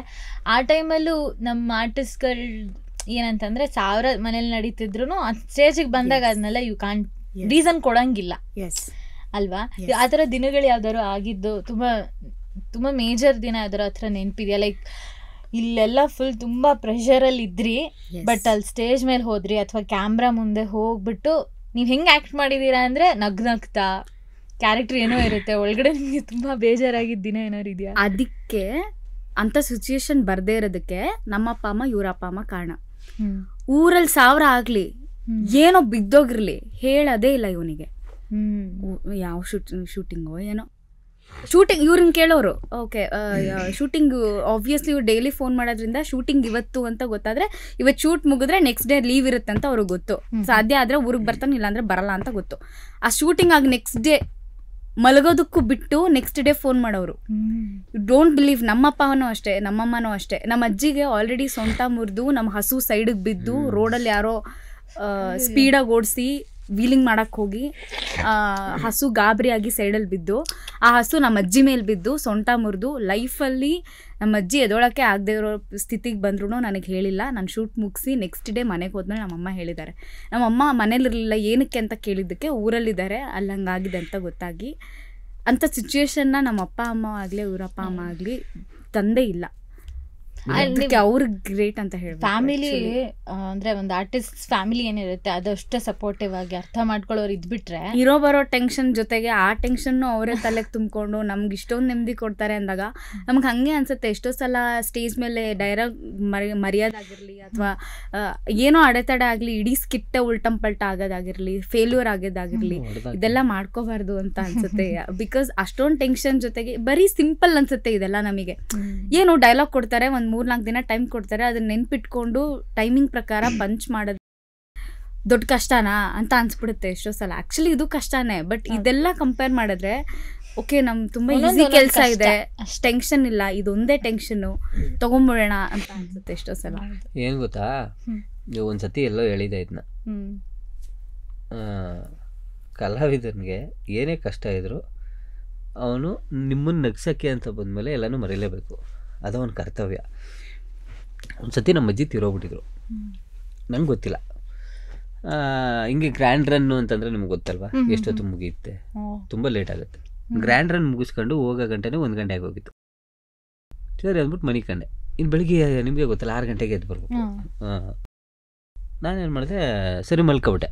ಮಲ್ಕೊಂಡಾದ್ಮೇಲೆ ಏನಕ್ಕೋ ಹೆಸರಾಯಿತು, ಒಂದು 3 ಗಂಟೆ ಎಲ್ಲ 3:15 ಎಲ್ಲ ಹೆಸರಾಯಿತು. ಕಂಡ್ಬಿಟ್ಟ ತಕ್ಷಣ ನಾವೇನು ನೋಡ್ತೀವಿ, ಮೊಬೈಲ್ ಟೈಮ್ ಎಷ್ಟು ಅಂತ ನೋಡ್ತೀವಿ. ನೋಡ್ತೀವಿ ಒಂದು 20-25 ಕಾಲ್ ಬಂದುಬಿಟ್ಟಿತ್ತು. ಏನು ಅಂತಂದ್ಬಿಟ್ಟು ನಮ್ಮ ಅಮ್ಮ ಅವ್ರದ್ದು ಫೋನ್ ಮಾಡಿದೆ, ನಿಮ್ಮ ಅಜ್ಜಿ ಸತ್ತೋಗ್ಬಿಟ್ಟವ್ರೆ ಅಂತಂದರು. ನಮ್ಮ ತಾಯಿಯವ್ರ ತಾಯಿ ನಮ್ಮನ್ನೆಲ್ಲ ಸಾಕ್ತವ್ರು.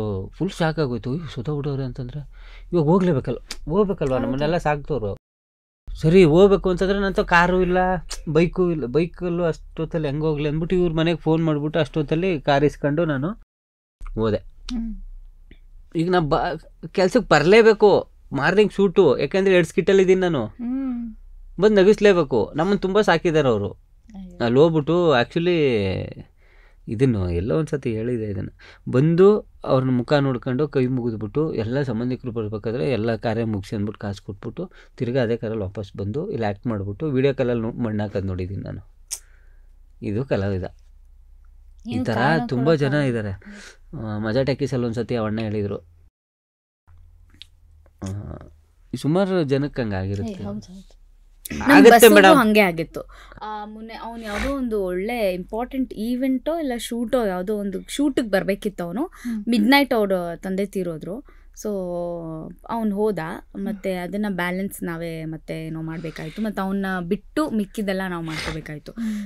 ನಮ್ಗೆ ಅವಾಗ ಏನನ್ಸುತ್ತೆ, ಲೈಕ್ ಇಲ್ಲಿರೋರಿಗೆ ಅದಕ್ಕಿಂತ ಇದು ಈಸಿಯಪ್ಪ ಬಿಡು, ಏನೋ ಒಂದು ಅವ್ನು ಇಲ್ಲ ಅಂದ್ರೂ ನಾವೇನೋ ಮಾಡ್ಕೊಂಡ್ಬಿಡ್ಬೋದು, ಅವ್ನು ದೊಡ್ಡ ಕೆಲಸನೇ ಇರ್ಬೋದು, ಬಟ್ ಅದು ಇಂಪಾರ್ಟೆಂಟ್ ಅಲ್ಲ. ಕಂಪ್ಯಾರಿಸನ್ ಮಾಡಕ್ಕೆ ಸ್ಟಾರ್ಟ್ ಮಾಡ್ತೀವಿ ಅವಾಗ. ಓಕೆ ಅದಕ್ಕಿಂತ ಇದು ಅದು ಹಂಗೇನೆ. ಈಗ ನಾವು ಯಾವುದೋ ಒಂದು ಕಷ್ಟದಲ್ಲಿ ಇರ್ತೀವಿ, ನಮಗಿಂತ ಕಷ್ಟದಲ್ಲಿದ್ದಾರೋ ಬಿಡಪ್ಪ ನಮ್ಮದೇ ವಾಸಿ ಅಂತ ಹಿಂಗೆ ಕಂಪ್ಯಾರಿಸನ್ ಮಾಡ್ಕೋತೀವಿ. ಅಂಥ ಸಿಚುವೇಶನಲ್ಲಿ ಹಂಗಾಗುತ್ತೆ ಪಾಪ. ಆವಾಗ ಅವ್ರಿಗೊಂದು ಸ್ವಲ್ಪ ಬಿಟ್ಕೊಡ್ಬೇಕಾಗತ್ತೆ. ಆಗಿದೆ ಆ ಥರ, ಸಣ್ಣ ಪುಟ್ಟದಾಗಲಿ ದೊಡ್ಡದಾಗಲಿ ಎಲ್ಲ ಆಗಿದೆ ಆ ಥರ ಎಕ್ಸ್ಪೀರಿಯನ್ಸಸ್. ಅಫ್ಕೋರ್ಸ್ ಎಲ್ಲ ಆರ್ಟಿಸ್ಟ್ಗೂ ಆಗಿರುತ್ತೆ. ಆ್ಯಂಡ್ ಇನ್ನೊಂದೇನೆಂದರೆ ಈ ಜರ್ನಿಲಿ ಒಂದು ಸ್ಟೇಜ್ ನಿಮಗೆ ಬಹಳ ಎಕ್ಸ್ಪೀರಿಯನ್ಸ್ ಕೊಟ್ಟಿರುತ್ತೆ. ಆ್ಯಂಡ್ ಎಷ್ಟು ಸ್ಕಿಟ್ಗಳು ಮಾಡಿರ್ತೀರ, ಎಷ್ಟು ಸ್ಕ್ರಿಪ್ಟ್ಗಳು ತಲೆಯಲ್ಲಿ ಇರುತ್ತೆ. ಅದಕ್ಕೆಲ್ಲ ಅನದರ್ ಪುಷ್ ಕೊಡೋದು ಆಡಿಯನ್ಸು, ಆಮೇಲೆ ಅಲ್ಲಿ ಕೂರೋ ಜಡ್ಜಸ್ ಇರಬಹುದು. ನಾವೆಲ್ಲ ಕಾಯ್ತಿರೋದೇ ಆ ಒಂದು ಮೂಮೆಂಟ್ಗೆ, ಸ್ಕಿಟ್ ಆದ್ಮೇಲೆ ಏನು ಹೇಳ್ತಾರಪ್ಪ, ಯಾವ ಪೋರ್ಷನ್ ಇವ್ರಿಗೆ ಇಷ್ಟ ಆಯ್ತಪ್ಪ ಅನ್ನೋದೊಂದಿರುತ್ತೆ. ನಿಮ್ಮ ಈ ಜರ್ನಿಲಿ ನಿಮಗೆ ಒಂಥರ ಎಂಕರೇಜ್ ಮಾಡಿ ಪುಷ್ ಮಾಡಿರೋ ಜಡ್ಜಸ್ ಇರ್ಬೋದು ಅಥವಾ ಸೆಲೆಬ್ರಿಟೀಸ್ ಅಂತಲೇ ಹೇಳ್ಬೋದು, ಅವ್ರ ಬಗ್ಗೆ ಏನು ಹೇಳ್ತೀರಾ? ಇಲ್ಲ, ಅವ್ರ ಬಗ್ಗೆ ನಾವೇನು ಹೇಳೋಕ್ಕಾಗುತ್ತೆ. ಅವರು ಆ ಥರ ಮಾತಾಡಿ ನಮಗೆ ಒಂದು ಪ್ರೋತ್ಸಾಹ ಕೊಟ್ಟಿದ್ದಕ್ಕೆ ನಾವು ಇವತ್ತು ಈ ಜಾಗದಲ್ಲಿರೋದು. ಅವ್ರು ಏನೋ ಮಾಡ್ತಾನೆ ಮಾಡಲಿ ಬಿಡು ಅಂತ ಏನಾದ್ರು ಹೇಳ್ಬಿಟ್ಟಿದ್ರೆ ನಾವು ಈ ಜಾಗದಲ್ಲಿ ಇರೋಕ್ಕಾಗ್ತಿರಲಿಲ್ಲ. ಆ್ಯಕ್ಚುಲಿ ಜನನೂ ಅದೇ ಥರ ಇಷ್ಟಪಡ್ತಾರೆ. ಇವ್ರ ಬಗ್ಗೆ ಅವ್ರಿಗೆ ದೊಡ್ಡವ್ರು ಏನು ಹೇಳ್ತಾರೆ ಅಂತ. ಅಲ್ವಾ? ಹೌದು.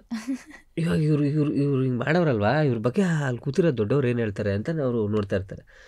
ಅವ್ರು ಆ ಥರ ನಮ್ಮನ್ನ ಹೇಳಿರೋದಕ್ಕೆ ಇವತ್ತು ನಮಗೆ ಒಂದಷ್ಟು ಈ ಪೊಸಿಷನ್ಗೆ ಬಂದಿರೋದು. ಅವರು ಆ್ಯಕ್ಚುಲಿ ಅವ್ರ ಋಣ ನಾವು ಮರೆಯಂಗಿಲ್ಲ. ಅವ್ರಿಗೆ ನಾವು ಯಾವತ್ತೂ ಚಿರಋಣಿ. ಎಸ್ ನಾರಾಯಣ್ ಸರ್ ಮತ್ತು ಶ್ರುತಿ ಮ್ಯಾಮು ಅವ್ರಿಗೆ ಎಷ್ಟು ಕಾಮಿಡಿ ಮಾಡಿಲ್ಲ ಸಿನಿಮಾದಲ್ಲಿ.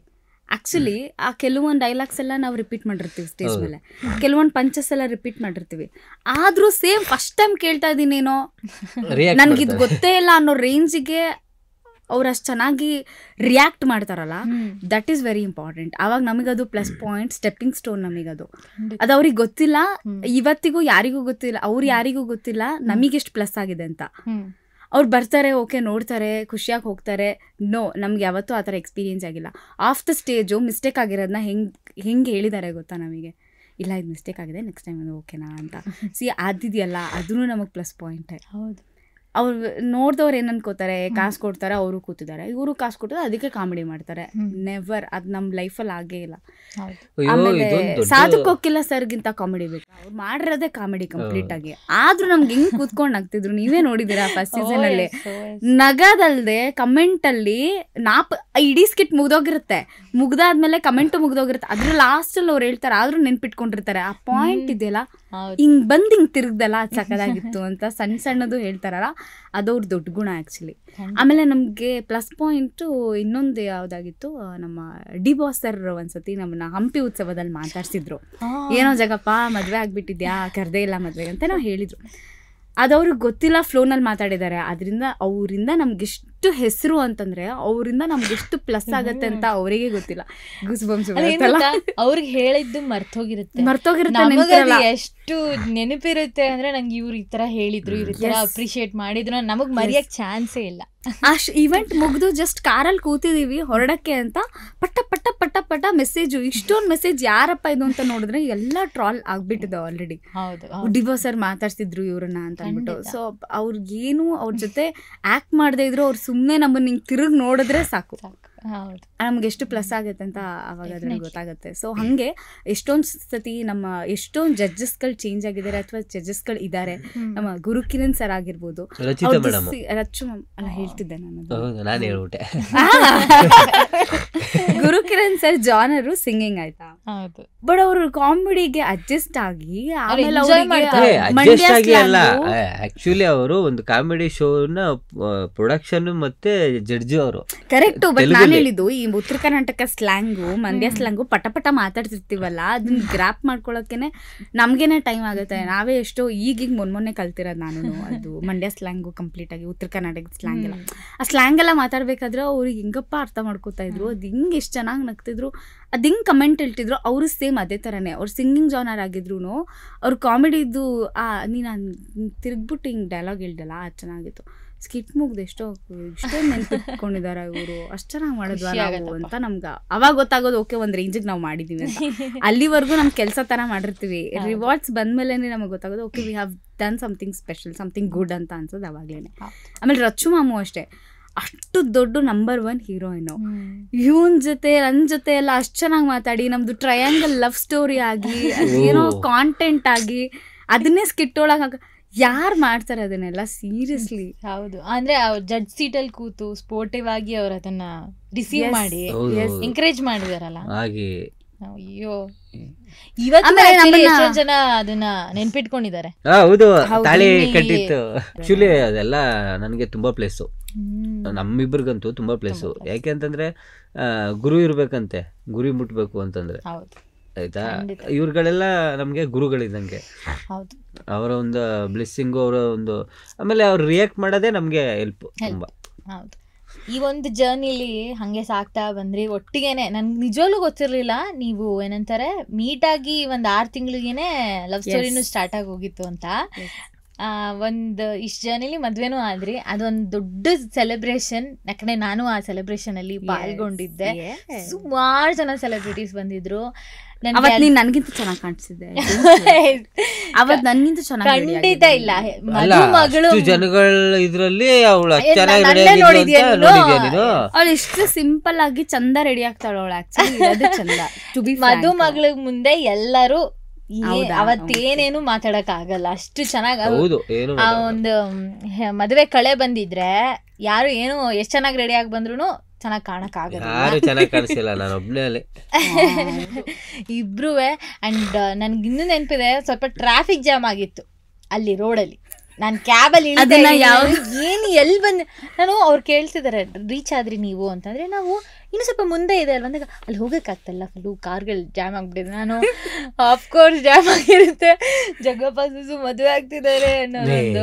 ಹಂಗೇನಿಲ್ಲ, ನಾವು ಎಕ್ಸ್ಪೆಕ್ಟೇಷನ್ ಇಟ್ಕೊಂಡಿರ್ಲಿಲ್ಲ ಹಂಗಾಗುತ್ತೆ ಅಂತ. ಸತ್ತೋಗ್ಲು ನಾನು ಇಲ್ಲಿ ಯಾರ್ಯಾರ ಜೊತೆ ಕೆಲಸ ಮಾಡಿದ್ದೀನಿ ಅವ್ರಿಗೆಲ್ಲರಿಗೂ ನಾನು ಇನ್ವಿಟೇಷನ್ ಕೊಟ್ಟು, ನನಗೆ ಯಾರು ಪರಿಚಯ ಇದ್ದಾರೋ ಅವ್ರಿಗೆಲ್ಲರಿಗೂ ಇನ್ವಿಟೇಷನ್ ಕೊಟ್ಟೆ. ಬಟ್ ನಾವು ಇನ್ವಿಟೇಷನ್ ಕೊಡ್ಬೇಕಾದ್ರೆ ಅನ್ಕೊಂಡಿರ್ತೀವ ಇವ್ರು ಬಂದೇ ಬರ್ತಾರೆ, ಬರಲೇಬೇಕು ಅಂತ ನಾವೇನು ಅನ್ಕೊಂಡಿರಲ್ಲ. ನಾವು ಅವ್ರಿಗೆ ನಮ್ಮ ಮೇಲಿರೋ ಪ್ರೀತಿ, ನಮ್ಗೆ ಅವ್ರ ಮೇಲಿರೋ ಗೌರವ. ನಾವು ಇಷ್ಟು ಚೆನ್ನಾಗಿರ್ತೀವಿ ಅಲ್ವಾ, ನಾವು ಎಲ್ಲರ ಮದುವೆಗೂ ಹೋಗಲ್ಲ, ನಮ್ಮ ಆತ್ಮೀಯತೆಯಿಂದ ನಾವು ಹೋಗ್ತೀವಲ್ವಾ. ನಾವೆಲ್ಲರಿಗೂ ಇನ್ವಿಟೇಷನ್ ಕೊಟ್ವಿ, ಎಲ್ಲರೂ ಪ್ರೀತಿಯಿಂದ ಬಂದ್ರು. ಟ್ರಾಫಿಕ್ ಜಾಮ್ ಆಗೋಯ್ತು. ಅವ್ರ ಫ್ಯಾಮಿಲಿನವ್ರು ಎಲ್ಲರನ್ನು ಕರ್ಕೊಂಡು ಬಂದಿದ್ರು. ನೀವು ನಂಬಲ್ಲ, ನಾವ್ ಎಷ್ಟೋ ಜನನ ಬಿಟ್ಟಿದೀವಿ. ಯಾಕೆ ಅಂದ್ರೆ ಅಷ್ಟು ದೊಡ್ಡವ್ರನ್ನ ಮೇಂಟೈನ್ ಮಾಡೋ ಹೋಗ್ತಾ ಇದೆಯಾ ನಮ್ಗೆ, ಬೇಡಪ್ಪ. ಅಷ್ಟು ಜನ ಬೌನ್ಸರ್ಸ್ ಇದಾರ, ಅಷ್ಟು ಸೀರಿಯಸ್ಲಿ ಡಿ ಬಾಸ್ ನ ಕರೆಯೋದಿತ್ತು ನಾವು, ಭಯ ನಮಗೆ. ಆಮೇಲೆ ಡಾಲಿ ಸರ್ ಅಷ್ಟೇ, ಅವ್ರನ್ನೂ ಕರೆಯೋದಿತ್ತು. ಲೈಕ್ ಕರೆಯೋದು ನಮ್ ಕರ್ತವ್ಯ.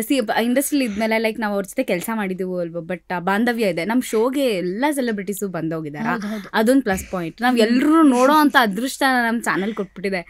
ಅಟ್ಲೀಸ್ಟ್ ಮಾತಾಡದೇ ಇದ್ರು ಅವ್ರ ಜೊತೆ ಕೆಲಸ ಮಾಡಿದ್ರು ಅವ್ರು ಗುರ್ತಿಡಿಯೋ ರೇಂಜಿಗೆ ಅವ್ರ ಮುಂದೆ ಸ್ಕಿಪ್ ಮಾಡ್ಬಿಟ್ರೆ ಡೆಫಿನೆಟ್ಲಿ ನೆನ್ಪಿರತ್ತಾ. ಸೊ ನಾವ್ ಎಲ್ರೂ ಕರೆಯೋಣ ಅಂತ ಅನ್ಕೊಂಡ್ವಿ, ಬಟ್ ನಮಗೆ ಭಯ ಏನಂದ್ರೆ ಆಗತ್ತಾ ಅಂತ. ಸೀರಿಯಸ್ ಆಗಿ ಮೇಂಟೈನ್ ಮಾಡಕ್ ಅಲ್ಲ ಅಂದ್ರೆ ನಾ ಹೇಳಿದ್ದು ಅವರೆಲ್ಲ ಬಂದಿದ್ರೆ ಇನ್ಯಾವ ಲೆವೆಲ್ಗೆ ನಾನು ಯೋಚನೆ ಮಾಡ್ತಿದ್ದೆ ಅದನ್ನೇ. ಅಂಡ್ ನಿಮಗೂ ಪುರ್ಸೋತಿರ್ಲಿಲ್ಲ ಸ್ಟೇಜ್ ಮೇಲೆ. ಆಮೇಲೆ ಈ ವಿಚಾರ ನೀವು ಕೇಳಿದ್ದು ಒಳ್ಳೇದೇ ಆಯ್ತು. ಎಷ್ಟೋ ಜನ ಹೇಳಿದ್ರು ಈ ವಿಚಾರದಲ್ಲಿ, ಇವರು ಪಬ್ಲಿಸಿಟಿಗೋಸ್ಕರನೇ ಎಷ್ಟು ಗ್ರ್ಯಾಂಡ್ ಆಗಾದ್ರು. ಆಕ್ಚುಲಿ ನಾವು ಗ್ರ್ಯಾಂಡ್ ಆಗಿ ಆಗಿತ್ತಲ್ಲ, ಅದು ಎಲ್ಲ ನಮ್ಮ ಪ್ರೀತಿ ಬಾಂಧವರು ಬಂದು ಅದನ್ನ ಗ್ರ್ಯಾಂಡ್ ಮಾಡಿತ್ತದ್ನ. ನಾವು ಯಾವ್ದೋ ಪಬ್ಲಿಸಿಟಿಗೆ ಅಥವಾ ಯಾರಿಗೋ ತೋರಿಸ್ಕೊಳಕ್ಕೆ ನಾನು ಯಾವುದೇ ಕಾರಣಕ್ಕೂ ಆತರ ಮಾಡ್ಲಿಲ್ಲ. ನನ್ನ ಕಾರ್ಡ್ ಅದ್ ಹೆಂಗ್ ಬಂದ್ಬಿಡ್ತಾರೆ ತೋರ್ಸ್ಕೊಳಕ್ ಅಲ್ವಾ, ನಾ ಕಾರ್ಡ್ ಪ್ರಿಂಟ್ ಮಾಡಿಸಿದಿತ್ತು 1,500,000. ನೀವ್ ಏನಾದ್ರು ತಿಳ್ಕೊಳ್ಳಿ. ಇಲ್ಲ ನಾನು ಹೇಳ್ತೀನಿ, ನಾನು ನೋಡಿದ್ನಲ್ಲ ನಾರ್ಮಲ್ ಛತ್ರ, ಅದು ಬೆಂಗಳೂರಿನ ಒಂದ್ ಛತ್ರದಲ್ಲಿ ಧಾರೆ ರಿಸೆಪ್ಷನ್ ಎಲ್ಲ ಇತ್ತು. ನೆನಪಾಯ್ತು, ನಮ್ಮಪ್ಪ ಅದನ್ನ ಕನ್ಸ್ಟ್ರಕ್ಟ್ ಮಾಡ್ಬೇಕಾದ್ರೇನೆ ನನ್ ಮಗಳು ಇಲ್ಲೇ ಮದ್ವೆ ಆಗೋದು ಅಂತ ಹೇಳಿದ್ರು. ಮ್ಯಾನಿಫೆಸ್ಟ್ ರಿಯಲಿ ವರ್ಕ್ಸ್ ಅಂತಾರಲ್ಲ, it really works. I believe in that. ನಮ್ಮಪ್ಪ ದಾರಿಲಿ ಅದೇ ಆ ಚೌಲ್ಟ್ರಿ ಮುಂದೆನೆ, ನಾವು ಚೌಲ್ಟ್ರಿ ಬ್ಯಾಕ್ ಸೈಡ್ ಮನೆ, ಸೊ ಅದ್ರ ಮುಂದೆನೆ ಪಾಸ್ ಆಗ್ಬೇಕು, ಒಂದೇ ರೋಡ್ ಇರೋದಾಯ್ತಾ. ಹೋದಾಗೆಲ್ಲ ಹೇಳೋರು ಇಲ್ಲಿ ಇಲ್ಲಿ ಅಂತ ಹೇಳಿ ಅದು ಹಂಗೆ ಆಯ್ತು. ನಾವ್ ಎಷ್ಟೊಂದ್ ಛತ್ರ ನೋಡಿದ್ವಿ, ಬಟ್ ನಂಗೆ ಯಾವ್ದು ಸೆಟ್ ಆಗಿಲ್ಲ, ನಂಗೆ ಇದೆ ಬೆಸ್ಟ್ ಅಂತ ಅನ್ನಿಸ್ತು. ಸೊ ನಾವ್ ಅಲ್ಲೇ ಆದ್ವಿ. ಅಂಡ್ ನನ್ಗೆ ಇನ್ನೊಂದು ಡೌಟ್ ಇದೆ, ಏನಂದ್ರೆ ಅಲ್ಲಿ ನಿಮ್ಮ ಮದುವೆ ಆಗ್ತಿದೆ ಅಂತ ಗೊತ್ತಾದಾಗ ಕರೀದೇ ಇರೋರು ನಿಮ್ಮ ಒಂದು ಮೇಲಿರೋ ಅಭಿಮಾನ ಪ್ರೀತಿಗೆ ಬಂದಿದ್ದಾರೆ ಅಂತ ನನಗೆ ಅನ್ನಿಸ್ತು. ಅಂದ್ರೆ ಹೆಸರು ನೋಡ್ತಿದ್ದಾಗೆ ಗೊತ್ತಾಗುತ್ತೆ. ಅಂಡ್ ಎಲ್ಲ ಗೊತ್ತಾಗ್ತಿತ್ತು ವಿಷಯ ನಿಮ್ಮಿಬ್ರು ಮದ್ವೆ ಆಗ್ತಿದೆ ಅನ್ನೋದು. ತುಂಬಾ ಜನ ಅಲ್ಲಿ ಬಂದು ನಿಮ್ಮನ್ನ ಮಾತಾಡ್ಸಿದ್ರು ಅವರೆಲ್ಲರೂ ಅಭಿಮಾನದಿಂದ ಬಂದಿರೋದು ಅನ್ನೋದು ಗೊತ್ತಾಗ್ತಿತ್ತು. ವೆರಿ ಮೆಮೊರೇಬಲ್ ಅನ್ಸುತ್ತೆ. ನೀವಂತೂ ಮರೆಯಕ್ಕೆ ಆಗೋದಿಲ್ಲ. ಅಟ್ಲೀಸ್ಟ್ ನಮ್ ರಿಲೇಷನ್ಸ್ ಇವ್ರು ಅವ್ರ ಕಡೆ ಅವ್ರು ಎಲ್ಲರೂ ಸೇರಿ ಒಂದು 2,000-3,000 ಅನ್ಕೊಂಡ್ವಿ. 7,000 ರೀಚ್ ಆಗೋಯ್ತು. ಅದು ನಾರ್ಮಲ್ ಪೀಪಲ್ ಬಂದಿದಂತೆ ಯಾವಾಗ ಗೊತ್ತಾಗಿದ್ದು, ಪಾಪ ಎಲ್ಲ ಗೊತ್ತಾಗಿ ಬಂದಿರೋದು, ತಿಳ್ಕೊಂಡು ನೋಡ್ಬಿಟ್ಟು ಬಂದಿರೋದು ಯಾವಾಗ ಗೊತ್ತಾಯ್ತು ಗೊತ್ತಾ, ಅದ್ರ ಒಂದ್ ವಾರಕ್ಕೆ ನನ್ ಬರ್ಡೇ ದಿನ ಮ್ಯಾಮ್ ಫೋಟೋ ತಕೊಂಡಿದ್ದೆ ನಿಮ್ ಮದ್ವೆಲಿ, ಹ್ಯಾಪಿ ಬರ್ಡೇ ಅಂತ ಆಗ್ತಾರೆ ಗೊತ್ತಾ. ಅವಾಗ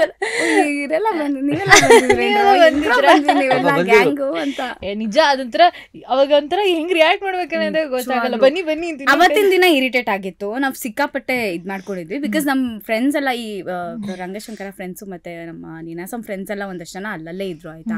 ಅವರೆಲ್ಲ ಟಾಟಾ ಮಾಡ್ಬಿಟ್ಟು ಹಂಗೆ ಹೊಟ್ಟೋಗಿದ್ರ. ನಾನು ಆ್ಯಕ್ಚುಲಿ ಅಷ್ಟು ಗ್ರ್ಯಾಂಡಾಗಿ ಮಾಡ್ಕೊಳ್ಳೋದಕ್ಕೆ ರೀಸನ್ನೇ ಅದು. ಏನಂದ್ರೆ ನನ್ಗೆ ಯಾರನ್ನೂ ಮೀಟ್ ಮಾಡಿಲ್ಲ 8 ವರ್ಷದ ಗ್ಯಾಪಲ್ಲಿ, ಬರೀ ಕೆಲಸ ಅಂತಿತ್ತು. ಸೊ ಅವತ್ತಿನ ದಿನ ಏನಾದರೂ ಅಟ್ಲೀಸ್ಟ್ ಸಿಗ್ತಾರ ಒಂದು ಫೋಟೋಗಾದ್ರು ಅಂತ ಅನ್ಕೊಂಡಿದ್ದೆ. ಅವತ್ತಿನ ದಿನ ಆ ರಶಲ್ಲಿ ಇದರಲ್ಲಿ ಸ್ವಲ್ಪ ಕೋಪ ಬರ್ತಿತ್ತು. ಸೈಡ್ಗೆ ಹೋಗಿ ಪ್ಲೀಸ್ ಅಂತ ನಮ್ಮ ರಿಲೇಷನ್ಸ್ಗೆ ಬೈದ್ಬಿಟ್ಟಿದ್ದೀನಿ ನಾನು. ನಿಮ್ಗೆ ಬಂದಿರೋದು ಕೂತ್ಕೊಳ್ರಿ ಅಲ್ಲಿ ಸೈಡಲ್ಲಿ. ಇಲ್ಲ ಮರ್ತೋಗ್ಬಿಟ್ಟು ನಿನ್ ಜೊತೆನೆ ಫೋಟೋ ತಗೋಬೇಕಲ್ವ. ಆಮೇಲೆ ನನಗೆ ಹೆಂಗಾಗ್ಬಿಡ್ತು ಅಂದ್ರೆ ಹೋಯ್ತಾ ನಾನು ಈವೆಂಟ್ ಮಾಡ್ತಾ ಇದ್ದೀನಿ ಅನ್ಕೊ. ನಾನು ಮೈಕ್ ಇಸ್ಕೊಂಡು ಎಲ್ಲರಿಗೂ ಹೇಳ್ತಾ ಇದ್ದೀನಿ, ಇದು ನಂದು ಮದುವೆ, ಇತ್ತ ಬನ್ನಿ ಎಲ್ಲ ಹಿಂಗೋಗಿ. ಬೌನ್ಸರ್ಸ್ ಎಲ್ಲ ಇದ್ದಾರೆ, ಸ್ವಲ್ಪ ಜಾಗ ಬಿಡಿ, ಈ ಕಡೆ ಬನ್ನಿ. ಒಂದ್ ಸ್ವಲ್ಪ ನೋಡಿರ್ಬೋದು, ನನ್ನ ವಿಡಿಯೋ ಬೇಕಾದ್ರೆ ಕಳಿಸ್ತೀನಿ ನಿಮ್ಗೆ ನಾನು ಹೆಂಗ್ ಮಾಡಿ. ಈ ಕಡೆ ಬನ್ನಿ ಇಲ್ಲಿ ನಿಂತ್ಕೊ ಇಲ್ಲಿ ಜಾಗ ಬಿಡಿ, ನಾ ಬರ್ತೀನಿ ಅಂತ ಅಂದ್ಬಿಟ್ಟು ಮೈಕ್ ಕೊಟ್ಟು ಮಾಡಿಲ್ಲ ಅದು ನಾನು. ಹುಡುಗನ್ ಕರೀರಿ ಫೋಟೋ. ಅಯ್ಯೋ ನಾನೇ ಹುಡುಗ ನೀವು ನಿಮ್ಗೆ ಅರ್ಥ, ನಾನು ಅದು ಇರುತ್ತಲ್ಲ ಸ್ಟೇಜು, ಅದ್ರಿಂದ ಕೆಳಗೆ ಇಳಿದ್ಬಿಟ್ಟು ಮೈಕ್ ಇಸ್ಕೊಂಡು ಹೇಳ್ತಾ ಇರೋದು ಕ್ಯಾಮ್ರಾ ಅಂತ ನಿಂತ್ಕೊಂಡು ಇತ್ತಾಗೆ ಇಲ್ಲಿ ನಿಂತ್ಕೊ, ಇಲ್ಲಿ ನಾನು ಜಾಗ ಬಿಡಲ್ಲ, ನಾ ಬರ್ತೀನಲ್ಲಿ. ಸೀರಿಯಸ್ ಆಗಿ ಆ ಟೈಮಲ್ಲಿ ನವಾಜ್ ಬಂದ್ಬಿಟ್ಟು ಪ್ರಾಸ ಹೇಳ್ತಾವನೆ. ನವಾಜ್ ನಾನು ಹಣ ಎತ್ತವ್ರ ಇಲ್ಲಿ ಇವಾಗ ಆತಗೆ ಅಂತಂದೆ ನಾನು. ಈಗ ಪಾಪ ತುಂಬಾ ಪ್ರೀತಿ ಕೊಟ್ರು. ಆಮೇಲೆ ನಮ್ಮ ಇವ್ರು ನೆಕ್ಸ್ಟ್ ಡೇ ಹಾಡ್ ಬೇರೆ ಹಾಡಿದ್ರಲ್ಲ ನಮ್ಮ ಇವ್ರು ಕಂಬದ್ರಂಗಯ್ಯ ಅಣ್ಣ. ಇಲ್ಲಿ ಕಾಯಿ ಹಿಡಿಸ್ಬಿಟ್ಟು ಬೆಳ್ಬೆಳಗ್ಗೆನೆ ಕೂರ್ಸವ್ರೆ, ಚೆಂಬೆಲ್ಲ ಹಾಕ್ತವ್ರ ಅವ್ರು. ದಾರೆ ಎರಿತಿದ್ರ ಅಲ್ಲ, ಈಗೆಲ್ಲ ಮಗದು ಉಯ್ತಾವ್ರೆ. ನಾನು ಹಿಡ್ಕ ಹಿಂಗ್ ಕೂತಿದ್ದೀನಿ. ಮದುವೆ ಏನೋ ಆರ್ಕೆಸ್ಟ್ರಾ ಬುಕ್ ಮಾಡಿಲ್ವಲ್ಲ, ಯಾರು ಬಂದ್ರಿ ಇಲ್ಲಿ ಅಂತ ನಾನು ನೋಡಿದ್ರೆ ನಮ್ ಕಂಬದ್ರಂಗೆ ಬದುಕು ಅಂತ ಉಯ್ತ. ಬಟ್ ನಾನು ಹೇಳ್ತಲ್ಲ, ಅದು ಗ್ರ್ಯಾಂಡ್ ಆಗಿ ನಾನು ಆಗಿತ್ತಲ್ಲ, ತಾನೇ ಆಗೋಯ್ತು. ಅವ್ರವ್ರು ನನ್ನ ಸ್ನೇಹಿತರು, ನಮ್ಮ ಬಂಧು ಬಳಗ, ನಮ್ಮನ್ನ ಇಷ್ಟಪಡುವಂತವ್ರು, ನಮ್ ಜೊತೆ ವರ್ಕ್, ನಾವು ಅವ್ರ ಜೊತೆ ಕೆಲಸ, ದೊಡ್ಡವರೆಲ್ಲ ಬಂದು ಅದನ್ನ ಗ್ರ್ಯಾಂಡ್ ಮಾಡ್ಕೊಟ್ರು. ನಮ್ ನಿರಂಜನ್ ಅಣ್ಣ, ಯಶು ಇಬ್ರು ನಿಂತು ಮದ್ವೆ ಮಾಡಿಸಿದಾರೆ ರೇಂಜ್ಗೆ. ಆಮೇಲೆ ಇವ್ರನ್ನ ಇದರಿಂದ ಚೌಲ್ಟ್ರಿಯಿಂದ ಕರ್ಕೊಂಡ್ ಬಂದಿದ್ದು ನಮ್ ತಾರಮ್ಮ ಫುಲ್ ಚೌಲ್ಟ್ರಿ ಒಳಗ್ ಕರ್ಕೊಂಡ್ ಬಂದು ಅದೆಲ್ಲ ಮಾಡಿ ತಾರಮ್ಮ ಆಯ್ತಾ. ಆಮೇಲೆ ಸುಧಾರಾಣಿ ಮ್ಯಾಮ್ ಅವರು ಕೂಡ, ಮತ್ತೆ ನಮ್ಮ ಡೈರೆಕ್ಟರ್ ಸರ್ ಅನನ್ಯ ಅವ್ರು ಆಮೇಲೆ ಅನನ್ಯ ಅವ್ರು ಬಂದಿದ್ರು, ನಂಗೆ ಗೊತ್ತೇ ಆಗಿಲ್ಲ. ಯಾಕಂದ್ರೆ ಅಷ್ಟು ಜನ ರಿಸೆಪ್ಷನ್ ಬಂದಿದ್ದೀನಿ ನಾನು. ನನ್ಗೆ ಆಕ್ಚುಲಿ ಧಾರೆ ನೋಡ್ಬೇಕಂತ ಸಿಕ್ಕಾಪಟ್ಟೆ ಆಸೆ, ಅದಕ್ಕೆ ನಿಮ್ಮ ಅಕ್ಕನ್ ಕಳ್ಸ್ಬಿಟ್ಯಾ ತಾಳಿ ಕಟ್ಟೋ ಶಾಸ್ತ್ರ ನೋಡೋದಕ್ಕೆ. ನಾನು ಊರಲ್ಲೇ ಇರ್ಲಿಲ್ಲ, ನಾನು ಮಿಸ್ ಮಾಡಬಾರ್ದು, ನಂಗೆ ಜಗಪ್ಪ ಮತ್ತೆ ಸುಸು ಮದ್ವೆ ಆಗ್ತಿರೋ ಈ ಗಳಿಗೆ ನಾನು ವಿಟ್ನೆಸ್ ಮಾಡ್ಲೇಬೇಕು ಅಂತ. ರಿಸೆಪ್ಷನ್ ಆದ್ರೂ ನಾನು ಹಿಂಗಾರ ಅಟೆಂಡ್ ಮಾಡ್ಬೇಕಂತ. ಅವತ್ತು 2 ಫಂಕ್ಷನ್ ನಮ್ಮ ಮನೇಲಿ, ಅಂದ್ರೆ ನಮ್ ದೂರದ ರಿಲೇಟಿವ್ಸ್ದೇ ಮದ್ವೆ ರಿಸೆಪ್ಷನ್, ಸೇಮ್ ರಿಸೆಪ್ಷನ್ ಸಂಜೆ.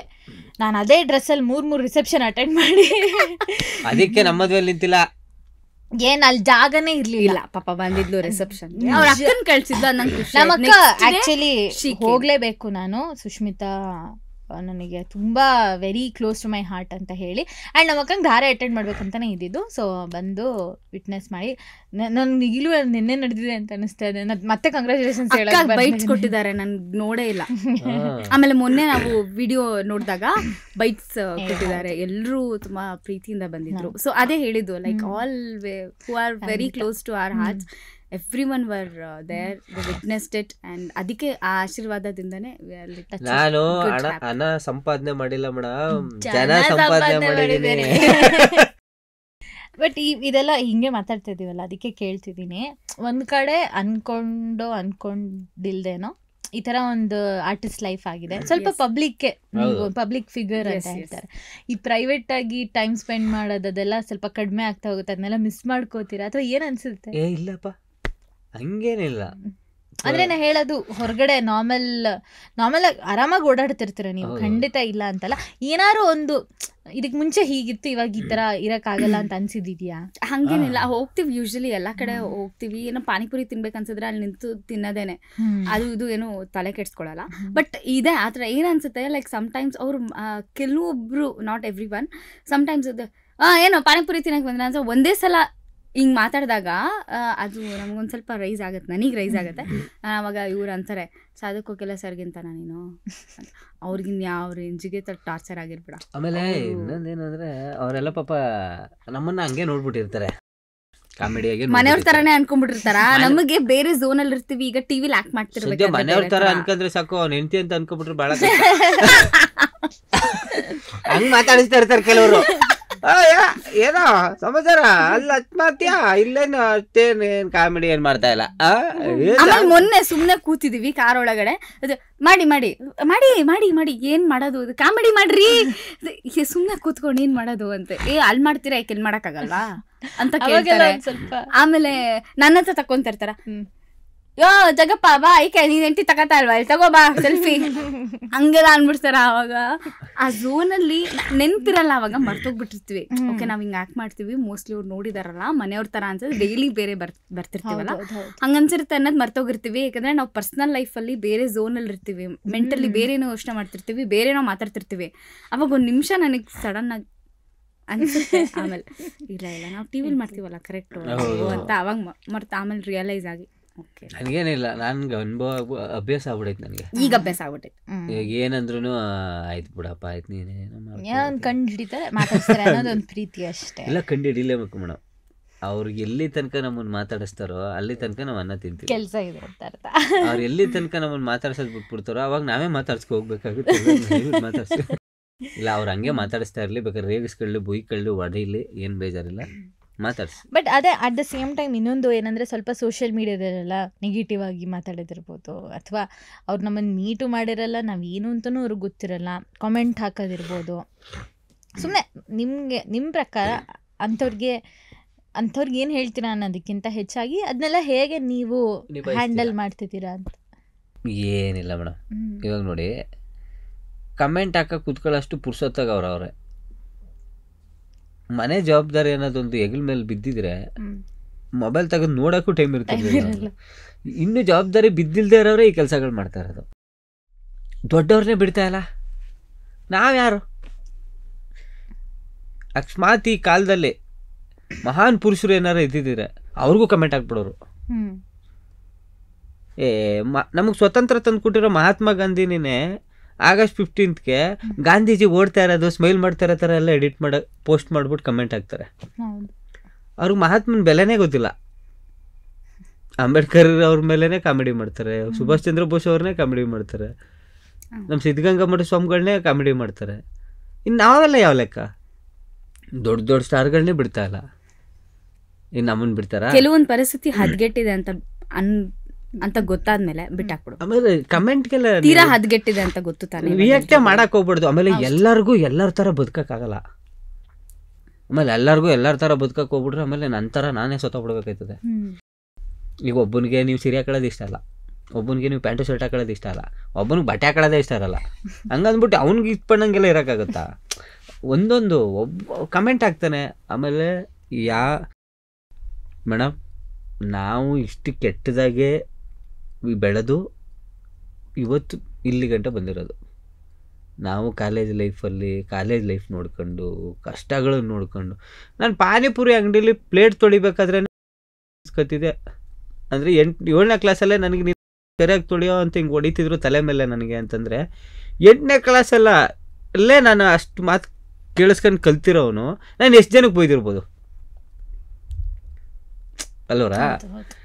ಅವನು ಹಂಗೆ ಬೈತಾ ಇದ್ದಾನೆ ಅಂತಂದರೆ ನಾವು ತಲೆ ಕೆಡ್ಸ್ಕೊಳಕ್ಕೆ ಹೋಗ್ಬಾರ್ದು. ನಮಗೂ ರಿಟರ್ನ್ ಬೈಯೋಕ್ಕೆ ಬರುತ್ತೆ, ಬಟ್ ಅಷ್ಟು ಅಧಿಕಾರ ಇಲ್ಲ ನಮಗೆ ಅಷ್ಟೇ. ಯಾಕೆಂದರೆ ನಾವು ಸೋಷಿಯಲ್ ಪೇಸ್ ಅಲ್ವಾ, ಅಂದರೆ ಸಮಾಜದಲ್ಲಿ ನಾವು ನಮ್ಮನ್ನು ಗುರುತಿಡಿತಾರಲ್ವ, ನಾವು ಬೈಯಂಗಿಲ್ಲ.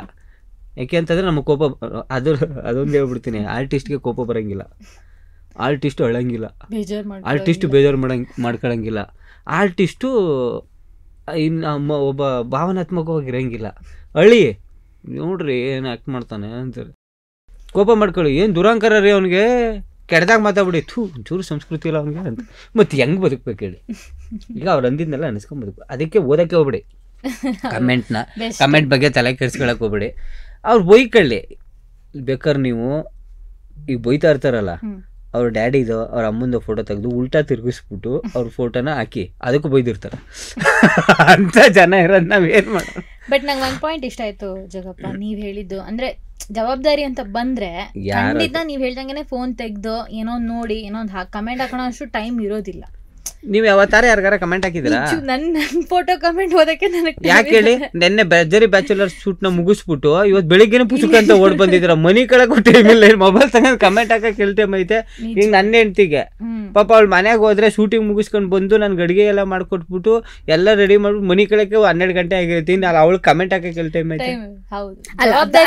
I tell you something, like ನೀನ್ ಪುರ್ಸೋತಾಗ ಇದ್ರು ನಿನ್ಗಂತ ಮೆಂಟಾಲಿಟಿ ಇಲ್ಲ. That depends on mentality. ನೀ ಫ್ರೀ ಆಗಿದ್ಯಾ, ಓಕೆ ನಿನ್ಗೆ ಇವಾಗ ಶೂಟ್ ಇಲ್ಲ ರಜಾ ಇತ್ತೆ ಅಂದ ತಕ್ಷಣ ಕೆಟ್ಟ ಕಮೆಂಟ್ ಹಾಕಕ್ ಕುತ್ಕೋತೀಯ ಅನ್ನೋ ನಿನ್ ಮೆಂಟಾಲಿಟಿ ಹಂಗಿದೆ. ಅವ್ರ ಕೆಟ್ಟ ಮೆಂಟಾಲಿಟಿ ಹಂಗಿದೆ. ನಾನು ಅಷ್ಟೇ ಫ್ರೀ ಇದೀನಿ ಅಂದ ತಕ್ಷಣ ನಾನು ಕೆಲವೊಂದಕ್ಕೆ ರಿಯಾಕ್ಟ್ ಮಾಡೇ ಮಾಡ್ತೀನಿ. ಬಿಕಾಸ್ ಅವ್ರವ್ರ ಫ್ಯಾಮಿಲಿ ಫೋಟೋಗಳನ್ನ ಅವ್ರ ಅಪ್ಪ ಅಮ್ಮ ಬಿಟ್ಟು ಅವರ ಹೆಂಡತಿ ಮಕ್ಳು ಫೋಟೋ ಹಾಕೊಂಡಿರ್ತಾರೆ.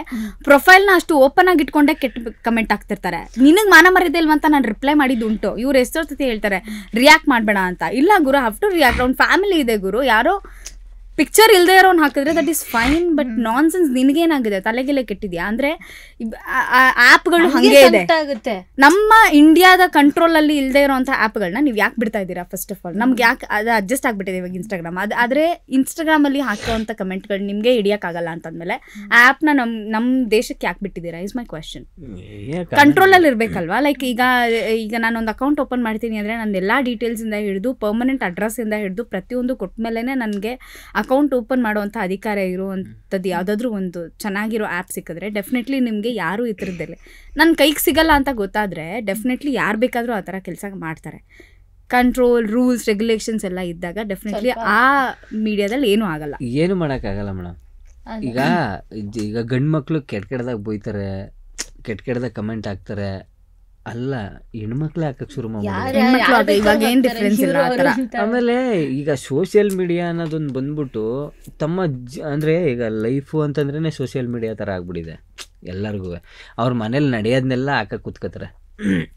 ನನ್ನ ಗಂಡ ಹೊಡಿತಾನೆ ನೋಡಿ ಫ್ರೆಂಡ್ಸ್, ನನ್ನ ಫ್ರೆಂಡ್ಸ್ ಬಂದವನೇ ಮನೆಗೆ ಇವತ್ತು ನೋಡಿ ನಮ್ಮ ಫ್ರೆಂಡ್ಸ್ ಎಲ್ಲ ಕೂತ್ಕೊಂಡು ಊಟ ಮಾಡ್ತೀವಿ ನೋಡಿ ಫ್ರೆಂಡ್ಸ್, ನಾನು ಕುಡಿಯೋದು ಈ ಬಿಯರು ಹಿಂಗಾಗ್ಬಿಟ್ಟಿದ್ದಾರೆ ಎಲ್ಲರೂ. ಪರ್ಸ್ನಲ್ ಲೈಫ್ ಅನ್ನೋದೇ ಯಾರ ಹತ್ರನೂ ಇಲ್ಲ. ಯೋಚನೆ ಮಾಡಿ, ಅವಾಗೆಲ್ಲ ಪರ್ಸನಲ್ ಲೈಫ್ ಅಜ್ಜಿ ಮನೆ ಏನ್ ಮಾಡ್ತಿದ್ದಾರೆ ಅನ್ನೋದು ಹೇಳಿದ್ರೇನೆ ಸಿಕ್ಕಾಗ್ಲೇ ಗೊತ್ತಾಗ್ತಿತ್ತು. ಈಗ ಒಟ್ನಲ್ಲಿ ನಾವು 90s ಕಿಡ್ಸ್ ಎಲ್ಲ ನಾವು ಭಾಳ ನೆಮ್ಮದಿಯಿಂದ ಇದ್ವಪ್ಪ. ಯಾಕೆ ಅಂತ ಹೇಳ್ತೀನಿ, ಅಜ್ಜಿ ಮನೆಗೆ ಕೂರಿಸ್ಕೊಂಡು ನಮ್ಮ ತಾತ ಕೇಳೋನು, ನೀ ಏನು ಓದ್ತಾ ಇದೆಯಾ, ನೀ ಅವಾಗ ನಮಗೆ ಗೊತ್ತಾಗೋದು, ಓ ಇವರೆಲ್ಲ ಇದು ಓದ್ತವ್ರೆ, ನಾನು ಇದು ಓದ್ತಾ ಇದ್ದೀನಿ, ನಿಮ್ಮಪ್ಪ ಏನು ಕೆಲಸ ಮಾಡೋದು, ಕುತ್ಕೊಂಡು ಮಾತಾಡೋರು. ಒಂದಷ್ಟು ಜನ ಚಾಪೆ ಹಾಸ್ಕೊಂಡು ಸ್ಟಾರ್ಗಳನ್ನೆಲ್ಲ ನೋಡ್ಕೊಂಡು ಬೆಳೆದಿಂಗ್ಳ ಊಟ ಎಲ್ಲ ಮಾಡಿದ್ದೀವಿ. ಇಡೀ ಫ್ಯಾಮಿಲಿ ಎಲ್ಲ ಒಂದು ಕಡೆ ಸೇರಿದ್ದು ಇಷ್ಟೆಲ್ಲ ನಾವು ಮಾಡಿದ್ದೀವಿ. ನನ್ ಖುಷಿ ಇದಾವೆ. ಈಗಿನ ಮಕ್ಕಳುಗಳಿಗೆ ಆಗಲ್ಲ, ಅದು ಗಂಧಗಳಿನೇ ಮಾಡಿದ್ರು ಸ್ವಲ್ಪ ಕಷ್ಟ. ಈ ಒಂದು 90s kids last luckiest kids generation. ಆಮೇಲೆ ತೆಗೆದು ನೋಡಿ, ನನಗೆ ಯಾರೋ ಒಬ್ಬ ಕೆಟ್ಟ ಕಮೆಂಟ್ ಹಾಕಿದ, ನಾನು ಹಿಂಗೆ ಓಪನ್ ಮಾಡಿದೆ, ತುಂಬ ಕೆಟ್ಟದಾಗ ಹಾಕಿದ, ಓಪನ್ ಮಾಡಿದೆ. 16-17 ವರ್ಷ ಹುಡುಗ ಅವನು. ಸರಿ ಬಿಡಪ್ಪ, ನೀನು ಈ ಮಾತುಗಳು ಆಡ್ಬೇಕಾಗ್ತೆ ಅಂತಂದ್ಬಿಟ್ಟು ನಮ್ದು ಅದು ಯಾಕೆ ತಲೆ ಕೆಡಿಸ್ಕೋಬೇಕು? ಅವ್ನಿಗೆ ಏನು ಗೊತ್ತು, ಅನುಭವ ಏನು ಗೊತ್ತು? ಆಮೇಲೆ 60 ವರ್ಷದವ್ರು 65 ವರ್ಷದವ್ರು ಕಮೆಂಟ್ ಹಾಕ್ತಾರೆ ಆ ಥರ ಕೆಟ್ಟದು. ನಾನು ಅವ್ರು ತೆಗೆದು ನೋಡಿ, ಪಾಪ ನಾಳೆ ಸೊತ್ತಾಯ್ತಾನೆ, ಯಾಕೆ ಬೈಲಿ ನಾನು ಅಂದ್ಬಿಟ್ಟು. ಅಂದರೆ ನಾನು ಹೇಳೋದೇನು ಅಂತಂದರೆ, ಕಮೆಂಟು ಮನ್ಸಿಗೆ ತಗೊಂಬಾರ್ದು. ನಮ್ಮ ಭಾಷೆ ಹೇಳಿದಾರಲ್ಲ, ಕಮೆಂಟ್ ಮಾಡೋರೆಲ್ಲ ಕೆಲಸನ ಮಾಡೋದಿಲ್ಲ.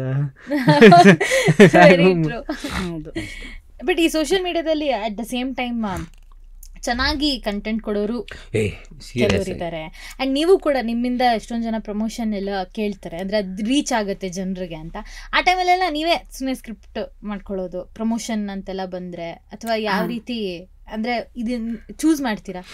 ಈ ಪ್ರಶ್ನೆ ಆ ಕಡೆ ಕೇಳಿ, ನಾನು ಅಷ್ಟು ಗೊತ್ತಿಲ್ಲ. ಪ್ರಮೋಷನ್ ನಾನೇ ಮಾಡ್ತೀನಿ, ಸ್ಕ್ರಿಪ್ಟು ನಾನೇ ಮಾಡ್ಕೋತೀನಿ, ಆ್ಯಂಡ್ ವಿಡಿಯೋನೂ ನಾನೇ ಮಾಡ್ತೀನಿ. ವಿಡಿಯೋ ಇವ್ರು ಮಾಡ್ತಾರೆ, ಎಡಿಟಿಂಗ್ ನಾನೇ ಮಾಡ್ತೀನಿ, ಎಲ್ಲನೂ ಪ್ರಮೋಷನ್ ವೈಸ್ ನಾನೇ ಮಾಡ್ತೀನಿ. ಆಮೇಲೆ ಇನ್ನೊಂದು ಏನಂದರೆ, ಪ್ರಮೋಷನ್ ಅಂತ ಬಂದಾಗ ಈ ಲಾಕ್ಡೌನ್ ಟೈಮಲ್ಲಿ ಪ್ರಮೋಷನ್ಸ್ ಅಂತ ಸ್ಟಾರ್ಟ್ ಆಗಿದೆ ಆಯಿತಾ, ಹೆಚ್ಚಾಗಿ. My thinking is always like a small ಬಿಸ್ನೆಸ್ನ ನಾನೊಂದು ಸ್ವಲ್ಪ ಪ್ರಮೋಟ್ ಮಾಡಿ ಹೆಲ್ಪ್ ಮಾಡಿದ್ರೆ ಅವ್ರಿಗೂ ಹೆಲ್ಪ್ ಆಗುತ್ತೆ, ನನಗೂ ಹೆಲ್ಪ್ ಆಗುತ್ತೆ. ಇದುವರೆಗೂ ನಾನು ಒಂದು ಪ್ರಮೋಷನ್ಗೂ ಪೇಮೆಂಟ್ ತೊಗೊಂಡಿಲ್ಲ. ನಾ ಬಾಟರ್ ಸಿಸ್ಟಮ್ ಅಲ್ಲೇ ಮಾಡಿರೋದು. ಎಸ್, ಬಾಟರ್ ಸಿಸ್ಟಮ್, ಬಾಟರ್ ಕೊಲಾಬ್ರೇಷನ್ ಅಲ್ಲೇ ನಾನು ಮಾಡಿರೋದು. ಸಿ, ಐ ಆಲ್ವೇಸ್ ಥಿಂಕ್ ಏನಂದ್ರೆ, ಇವಾಗ ಅವರು ಸಿಂಪಲ್ ಆಗಿ ಒಂದು 10 ಸ್ಯಾರಿ ಫೋಟೋ ಕಳಿಸ್ತಾರೆ, ಅದ್ರಲ್ಲಿ ಯಾವುದೋ ಒಂದು ನಾನು ಸೆಲೆಕ್ಟ್ ಮಾಡ್ತೀನಿ. ಮನೆಗೆ ಬರುತ್ತೆ ಗುರು. ನಾನು ಅಂಗಡಿಗೆ ಹೋಗೋ ಅವಶ್ಯಕತೆ ಇಲ್ಲ. ಹೌದು, ನಾನು ಅದಕ್ಕೆ ಜಾಸ್ತಿ ಪ್ರಮೋಷನ್ ಮಾಡು ಅಂತ ಹೇಳಿದ್ದೀನಿ. ನನ್ನ ಹೆಂಡತಿಗೆ ಇಲ್ಲಿ ತನಕ ಒಂದ್ ಸ್ಯಾರಿನೂ ತಗೊಟ್ಟಿಲ್ಲ. ಇಲ್ಲ ಜಾಗಪ್ಪ ನೀವು ನನ್ ಇರೋ ಸ್ಯಾರಿನೇ ಉಟ್ಕೋತಾ ಇಲ್ಲ ಅವರು. ದಿನ ಒಂದೊಂದ್ ಸ್ಯಾರಿ ಬರುತ್ತೆ. ಏನೇನೋ ನಾನು ಯೋಚನೆ ಮಾಡ್ತೀನಿ, ಅಲ್ಲ ನಾನು ಯಾವ್ದು ಬಾಟರ್ ಕೊಲಾಬ್ರೇಷನ್ ಮಾಡ್ತೀನಿ, ನಂಗೂ ಒಂದು 4-5 ಶರ್ಟ್ಗಾರು ಕಳ್ಸಿದ್ರೆ ಯಾರು ಯಾವ ಕಳ್ಸಲ್ಲ ನಮ್ಗೆ. ಇಲ್ಲ, ತುಂಬಾ ಖುಷಿ ಆಗುತ್ತೆ ಆ ವಿಷಯ ಕೇಳಿದ್ರೆ. ಅಂದ್ರೆ ಏನಿಲ್ಲ, ಏನೋ ನಾವ್ ದೊಡ್ಡ ಸಹಾಯ ಮಾಡ್ತಿದೀವಿ ಅನ್ನೋತ್ರಲ್ಲ, ಅದು ಅಳಿಲ್ ಸೇವೆ ತರ ಅನ್ಕೋ. ನಾ ಹೇಳ ನಿಜ, ಎಷ್ಟೊಂದ್ ಜನ ದುಡ್ಡು ಕೊಟ್ಬಿಟ್ಟು ನನಗೇನೆ ಮೆಸೇಜ್ ಮಾಡಿದೆ, ಮ್ಯಾಮ್ ತುಂಬಾ 10,000 ಖರ್ಚು ಮಾಡಿದೀನಿ, 1 ಕಾಲ್ಸ್ ಬಂದಿಲ್ಲ ಅಂತ ಹೇಳ್ತಾರೆ. ನನಗೂ ಅದೇ ತರ ದುಡ್ಡು ಕೊಟ್ಟು ಅವ್ರು ಎಷ್ಟು ಬೈಕೊಳ್ಳಲ್ಲ. ಇವರಿಂದ ನನಗೆ 1 ಕಾಲ್, ಅಕಸ್ಮಾತ್ ನಾನು ಎಲ್ಲ ಕಾಲ್ಸು ಏನು ಸಕ್ಸಸ್ ಆಗುತ್ತೆ, 10 ಆರ್ಡರ್ಸ್ ಬರುತ್ತೆ ನಿನಗೆ ಅಂತ ಏನೂ ಇಲ್ಲ. ನನಗೆ ಅಟ್ಲೀಸ್ಟ್ 4 ವಾಕಿನ್ಸ್ ಆದರೆ ಸಾಕು ನನಗೆ, ನಂಗೊಂದು ಸ್ಯಾಟಿಸ್ಫ್ಯಾಕ್ಷನ್ನು. ಆಮೇಲೆ ಆ ಒಂದು ಮ್ಯೂಚುವಲ್ ಅಂಡರ್ಸ್ಟ್ಯಾಂಡಿಂಗ್ ಕೊಲಾಬ್ರೇಷನಿಂದ ಅವ್ರಿಗೆ ನಿಜವಾಗ್ಲೂ ಹೆಲ್ಪ್ ಆಗುತ್ತೆ ನನ್ನಿಂದ, ನನಗೂ ಅವರಿಂದ ತುಂಬ ಹೆಲ್ಪ್ ಆಗುತ್ತೆ. ನನಗೊಂದು ಇಯರಿಂಗ್ಸ್ ತೊಗೊಳಕ್ಕೂ ಅಂಗಡಿಗೆ ಹೋಗ್ಬೇಕಾ, ಅದ್ರ ಬದಲು ಅವ್ರು ಫೋಟೋ ಕಳಿಸ್ತಾರೆ, ನಾನು ಸೆಲೆಕ್ಟ್ ಮಾಡ್ತೀನಿ. ಒಂದು ಜ್ಯುವೆಲ್ರಿ ಸೆಟ್ಟು ನನಗೆ ಕೊಡ್ತಾರಲ್ವಾ, ದಟ್ ಇಸ್ ಗುಡ್ ಅಲ್ಲ. ಈಗ ನಾನು ಯೂಸ್ ಮಾಡ್ತೀನಿ, ನಮ್ಮ ಅಮ್ಮನೂ ಯೂಸ್ ಮಾಡ್ತಾರೆ, ನನ್ನ ತಂಗಿನೂ ಯೂಸ್ ಮಾಡ್ತಾರೆ. ನಾನು ಯೂಸ್ ಮಾಡ್ತಾಯಿಲ್ಲ. ಜುಬಲ್ ನೀವು ಯಾಕೆ ಯೂಸ್ ಮಾಡ್ತೀರಾ? ಈಗ ಯಾರಾದ್ರೂ ಕೇಳಿದ್ರೆ ನನ್ನ ಫ್ರೆಂಡ್ಸು ನಾನು ಅವರಿಗೂ ಕೊಡ್ತೀನಿ, ಲೈಕ್ ಹಾಕೊಂಡು ವಾಪಸ್ ಕೊಡು, ಇಲ್ಲ ಇಟ್ಕೋ, ನೋ ಪ್ರಾಬ್ಲಮ್ ಅಂತ. ಸೊ ಹಿಂಗೆ ಲೈಕ್ ಆ ಮ್ಯೂಚುವಲ್ ಅಂಡರ್ಸ್ಟ್ಯಾಂಡಿಂಗ್ ಆ ಸ್ಮಾಲ್ ಬಿಸ್ನೆಸ್ಗಳಿಗೆ ಎಲ್ಲ ಹೆಣ್ಮಕ್ಳೇ ಮಾಡ್ತಿರೋದು ಆಲ್ಮೋಸ್ಟ್, ಆನ್ಲೈನ್ ಬಿಸ್ನೆಸ್ಗಳು. ಅವ್ರಿಗೆ ನಾವು ಹೆಲ್ಪ್ ಮಾಡಿದಷ್ಟು ನನಗೂ ಅವ್ರಿಗೂ ಒಂದು ಖುಷಿ ಆಗುತ್ತೆ.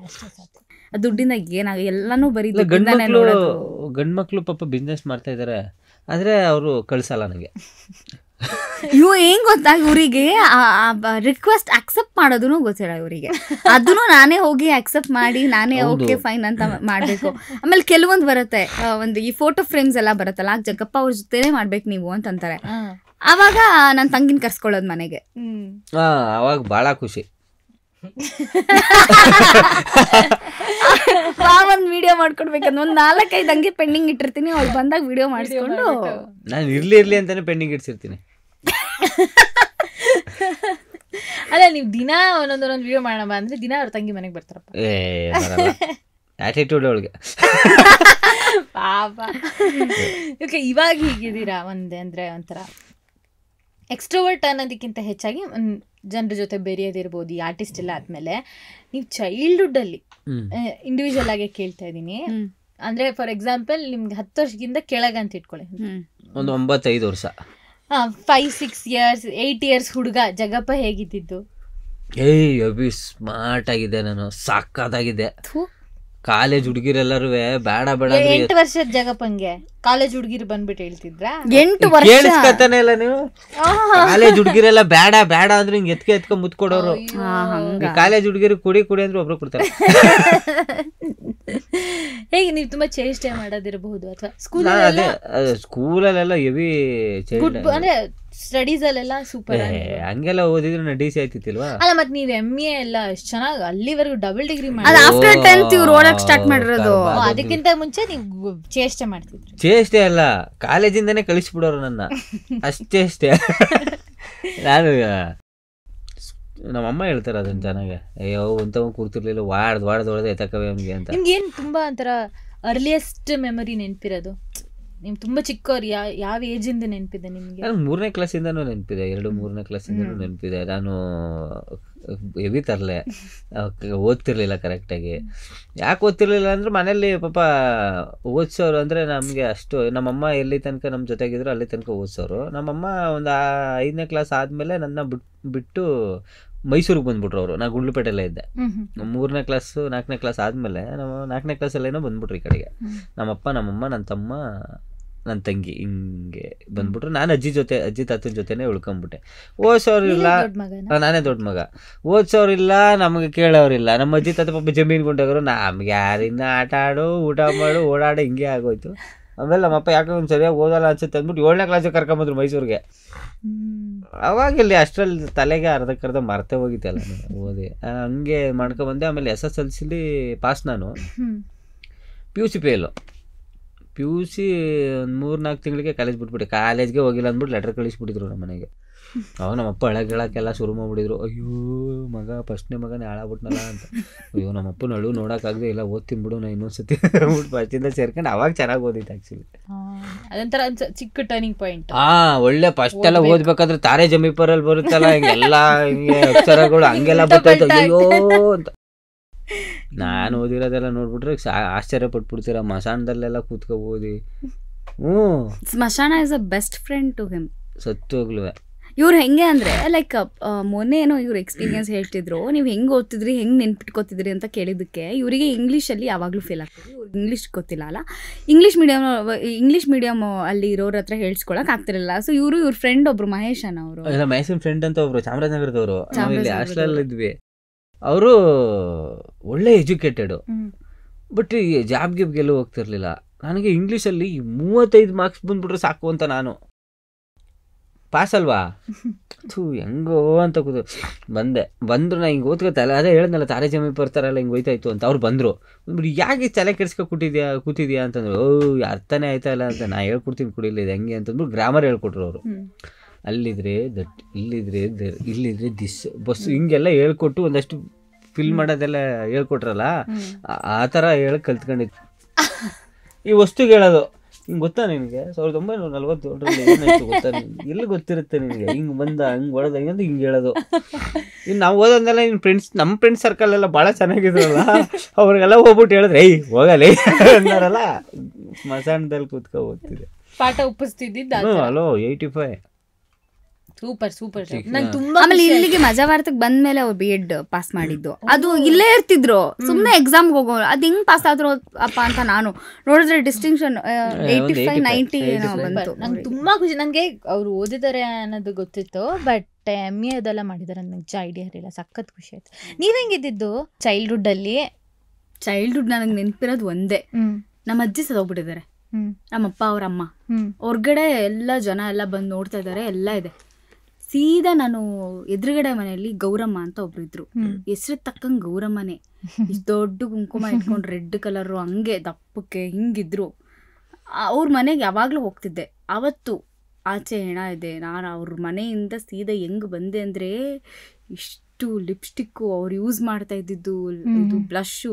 ಆಮೇಲೆ ಬ್ಲಷ್ನ ಎಲ್ಲೆಲ್ಲೇ ಏನೇನು ಹಾಕಬೇಕಂತ ಗೊತ್ತಿಲ್ಲ, ಲಿಪ್ಸ್ಟಿಕ್ ತಗೊಂಡಾಗ ಇಲ್ಲ ಹಾಕೊಂಡಿದ್ದೆ, ಬ್ಲಷ್ ತಗೊಂಡಾಗ ಏನೇನೋ ಮಾಡ್ಕೊಂಡಿದ್ದೆ, ಬರ್ದೇ ಇರೋ ಐಲೈನರ್ ಎಲ್ಲ ಹಾಕಿದ್ದೆ, ರೆಡಿ ಆಗ್ಬಿಟ್ಟು ಸೀದಾ ಡಿಂಗ್ ಅಂತ ಆಚೆ ಬಂದಿದ್ದೆ. ನಮ್ಮಮ್ಮ ವಾಡ್ದು ಒಳಗೆ ಕಳ್ತದ್ದು, ನಿಮ್ಮ ಅಜ್ಜಿ ತಿರೋಗವ್ರೆ, ಇದು ಬೇಕಾ, ಊರವರೆಲ್ಲ ಏನು ಅನ್ಕೊಳ್ಳಲ್ಲ, ನಿನ್ನ ಮಾತಾಡಲ್ಲ, ನನಗಂತಾರೆ ಎಂಥ ಸೊಸೆ ಎಂಥ ಮಗಳನ್ನ ಎತ್ಬಿಟ್ಟವಳೆ ಅಂತ ಅಂದ್ಬಿಟ್ಟು ಚೆನ್ನಾಗಿ ಬೈಯೋರು. ಏನಂದರೆ ಏನೂ ತಲೆ ಕೆಡ್ಸ್ಕೊತಿರ್ಲಿಲ್ಲ ಆ ಕಡೆ ಈ ಕಡೆ. ಆಮೇಲೆ ಆ ಎಮೋಷನ್ಸ್ ಎಲ್ಲ ಅವಾಗ ಅಫ್ಕೋರ್ಸ್ ಗೊತ್ತಿರಲಿಲ್ಲ.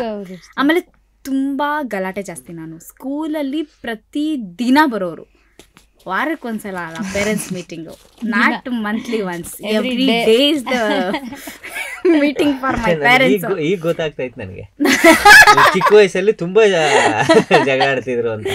ಯಪ್ಪ ಎಷ್ಟಂದ್ರೆ ಕಿರಿಕ್ ಅಂದ್ರೆ ಕಿರಿಕ್. ನನ್ನ ಫ್ರೆಂಡ್ ಒಬ್ಳು ಅಕ್ಕಿಲ್ಲ ಅಂತಿದ್ದಾಳೆ, ಇವತ್ತಿಗೂ ನನ್ನ ಕ್ಲೋಸ್ ಫ್ರೆಂಡ್ ಅವಳು, ಆಯ್ತಾ, ನನ್ನ ಸ್ಕೂಲ್ ಮೇಟ್ ಅವಳು. ಜಾಸ್ತಿ ಟಚಲ್ಲಿರೋದಂದ್ರೆ ಅವಳೊಬ್ಳೆ ಇರೋದ್ರಲ್ಲಿ. ಅವಳಿಗೆ ನಾನು ಒಂದ್ಸಲ ಕಿವಿ ಕಚ್ಬಿಟ್ಟಿದ್ದೆ, ಕಿವಿಲೆಲ್ಲ ರಕ್ತ ಬಂದು ಅವಳನ್ನ ಹಾಸ್ಪಿಟ್ಲಿಗೆ ಸೇರಿಸಿ, ನಮ್ಮಪ್ಪ ಬಂದು ಅವಳು ಹಾಸ್ಪಿಟ್ಲ್ ಬಿಲ್ ಕಟ್ಟಿ ನನಗೆ ಆ ಟೈಮಲ್ಲೂ ಪಾಕೆಟ್ ಮನಿ ಕೊಟ್ಬಿಟ್ಟು ಹೋಗಿರೋ ಏಕೈಕ ತಂದೆ ಅಂದರೆ ನಮ್ಮಪ್ಪನೇ. ಏನು ಹೇಳ್ಬೇಕೀಗ? ಇಲ್ಲ ಅವಾಗ ಇದ್ದೆ, ಒಂದು 6ನೇ ಕ್ಲಾಸು 7ನೇ ಕ್ಲಾಸು ಇದ್ದೆ ಅನ್ಸುತ್ತೆ. ಇವಾಗ್ಲೂ ಅವ್ರಿಗೆ ಅಷ್ಟು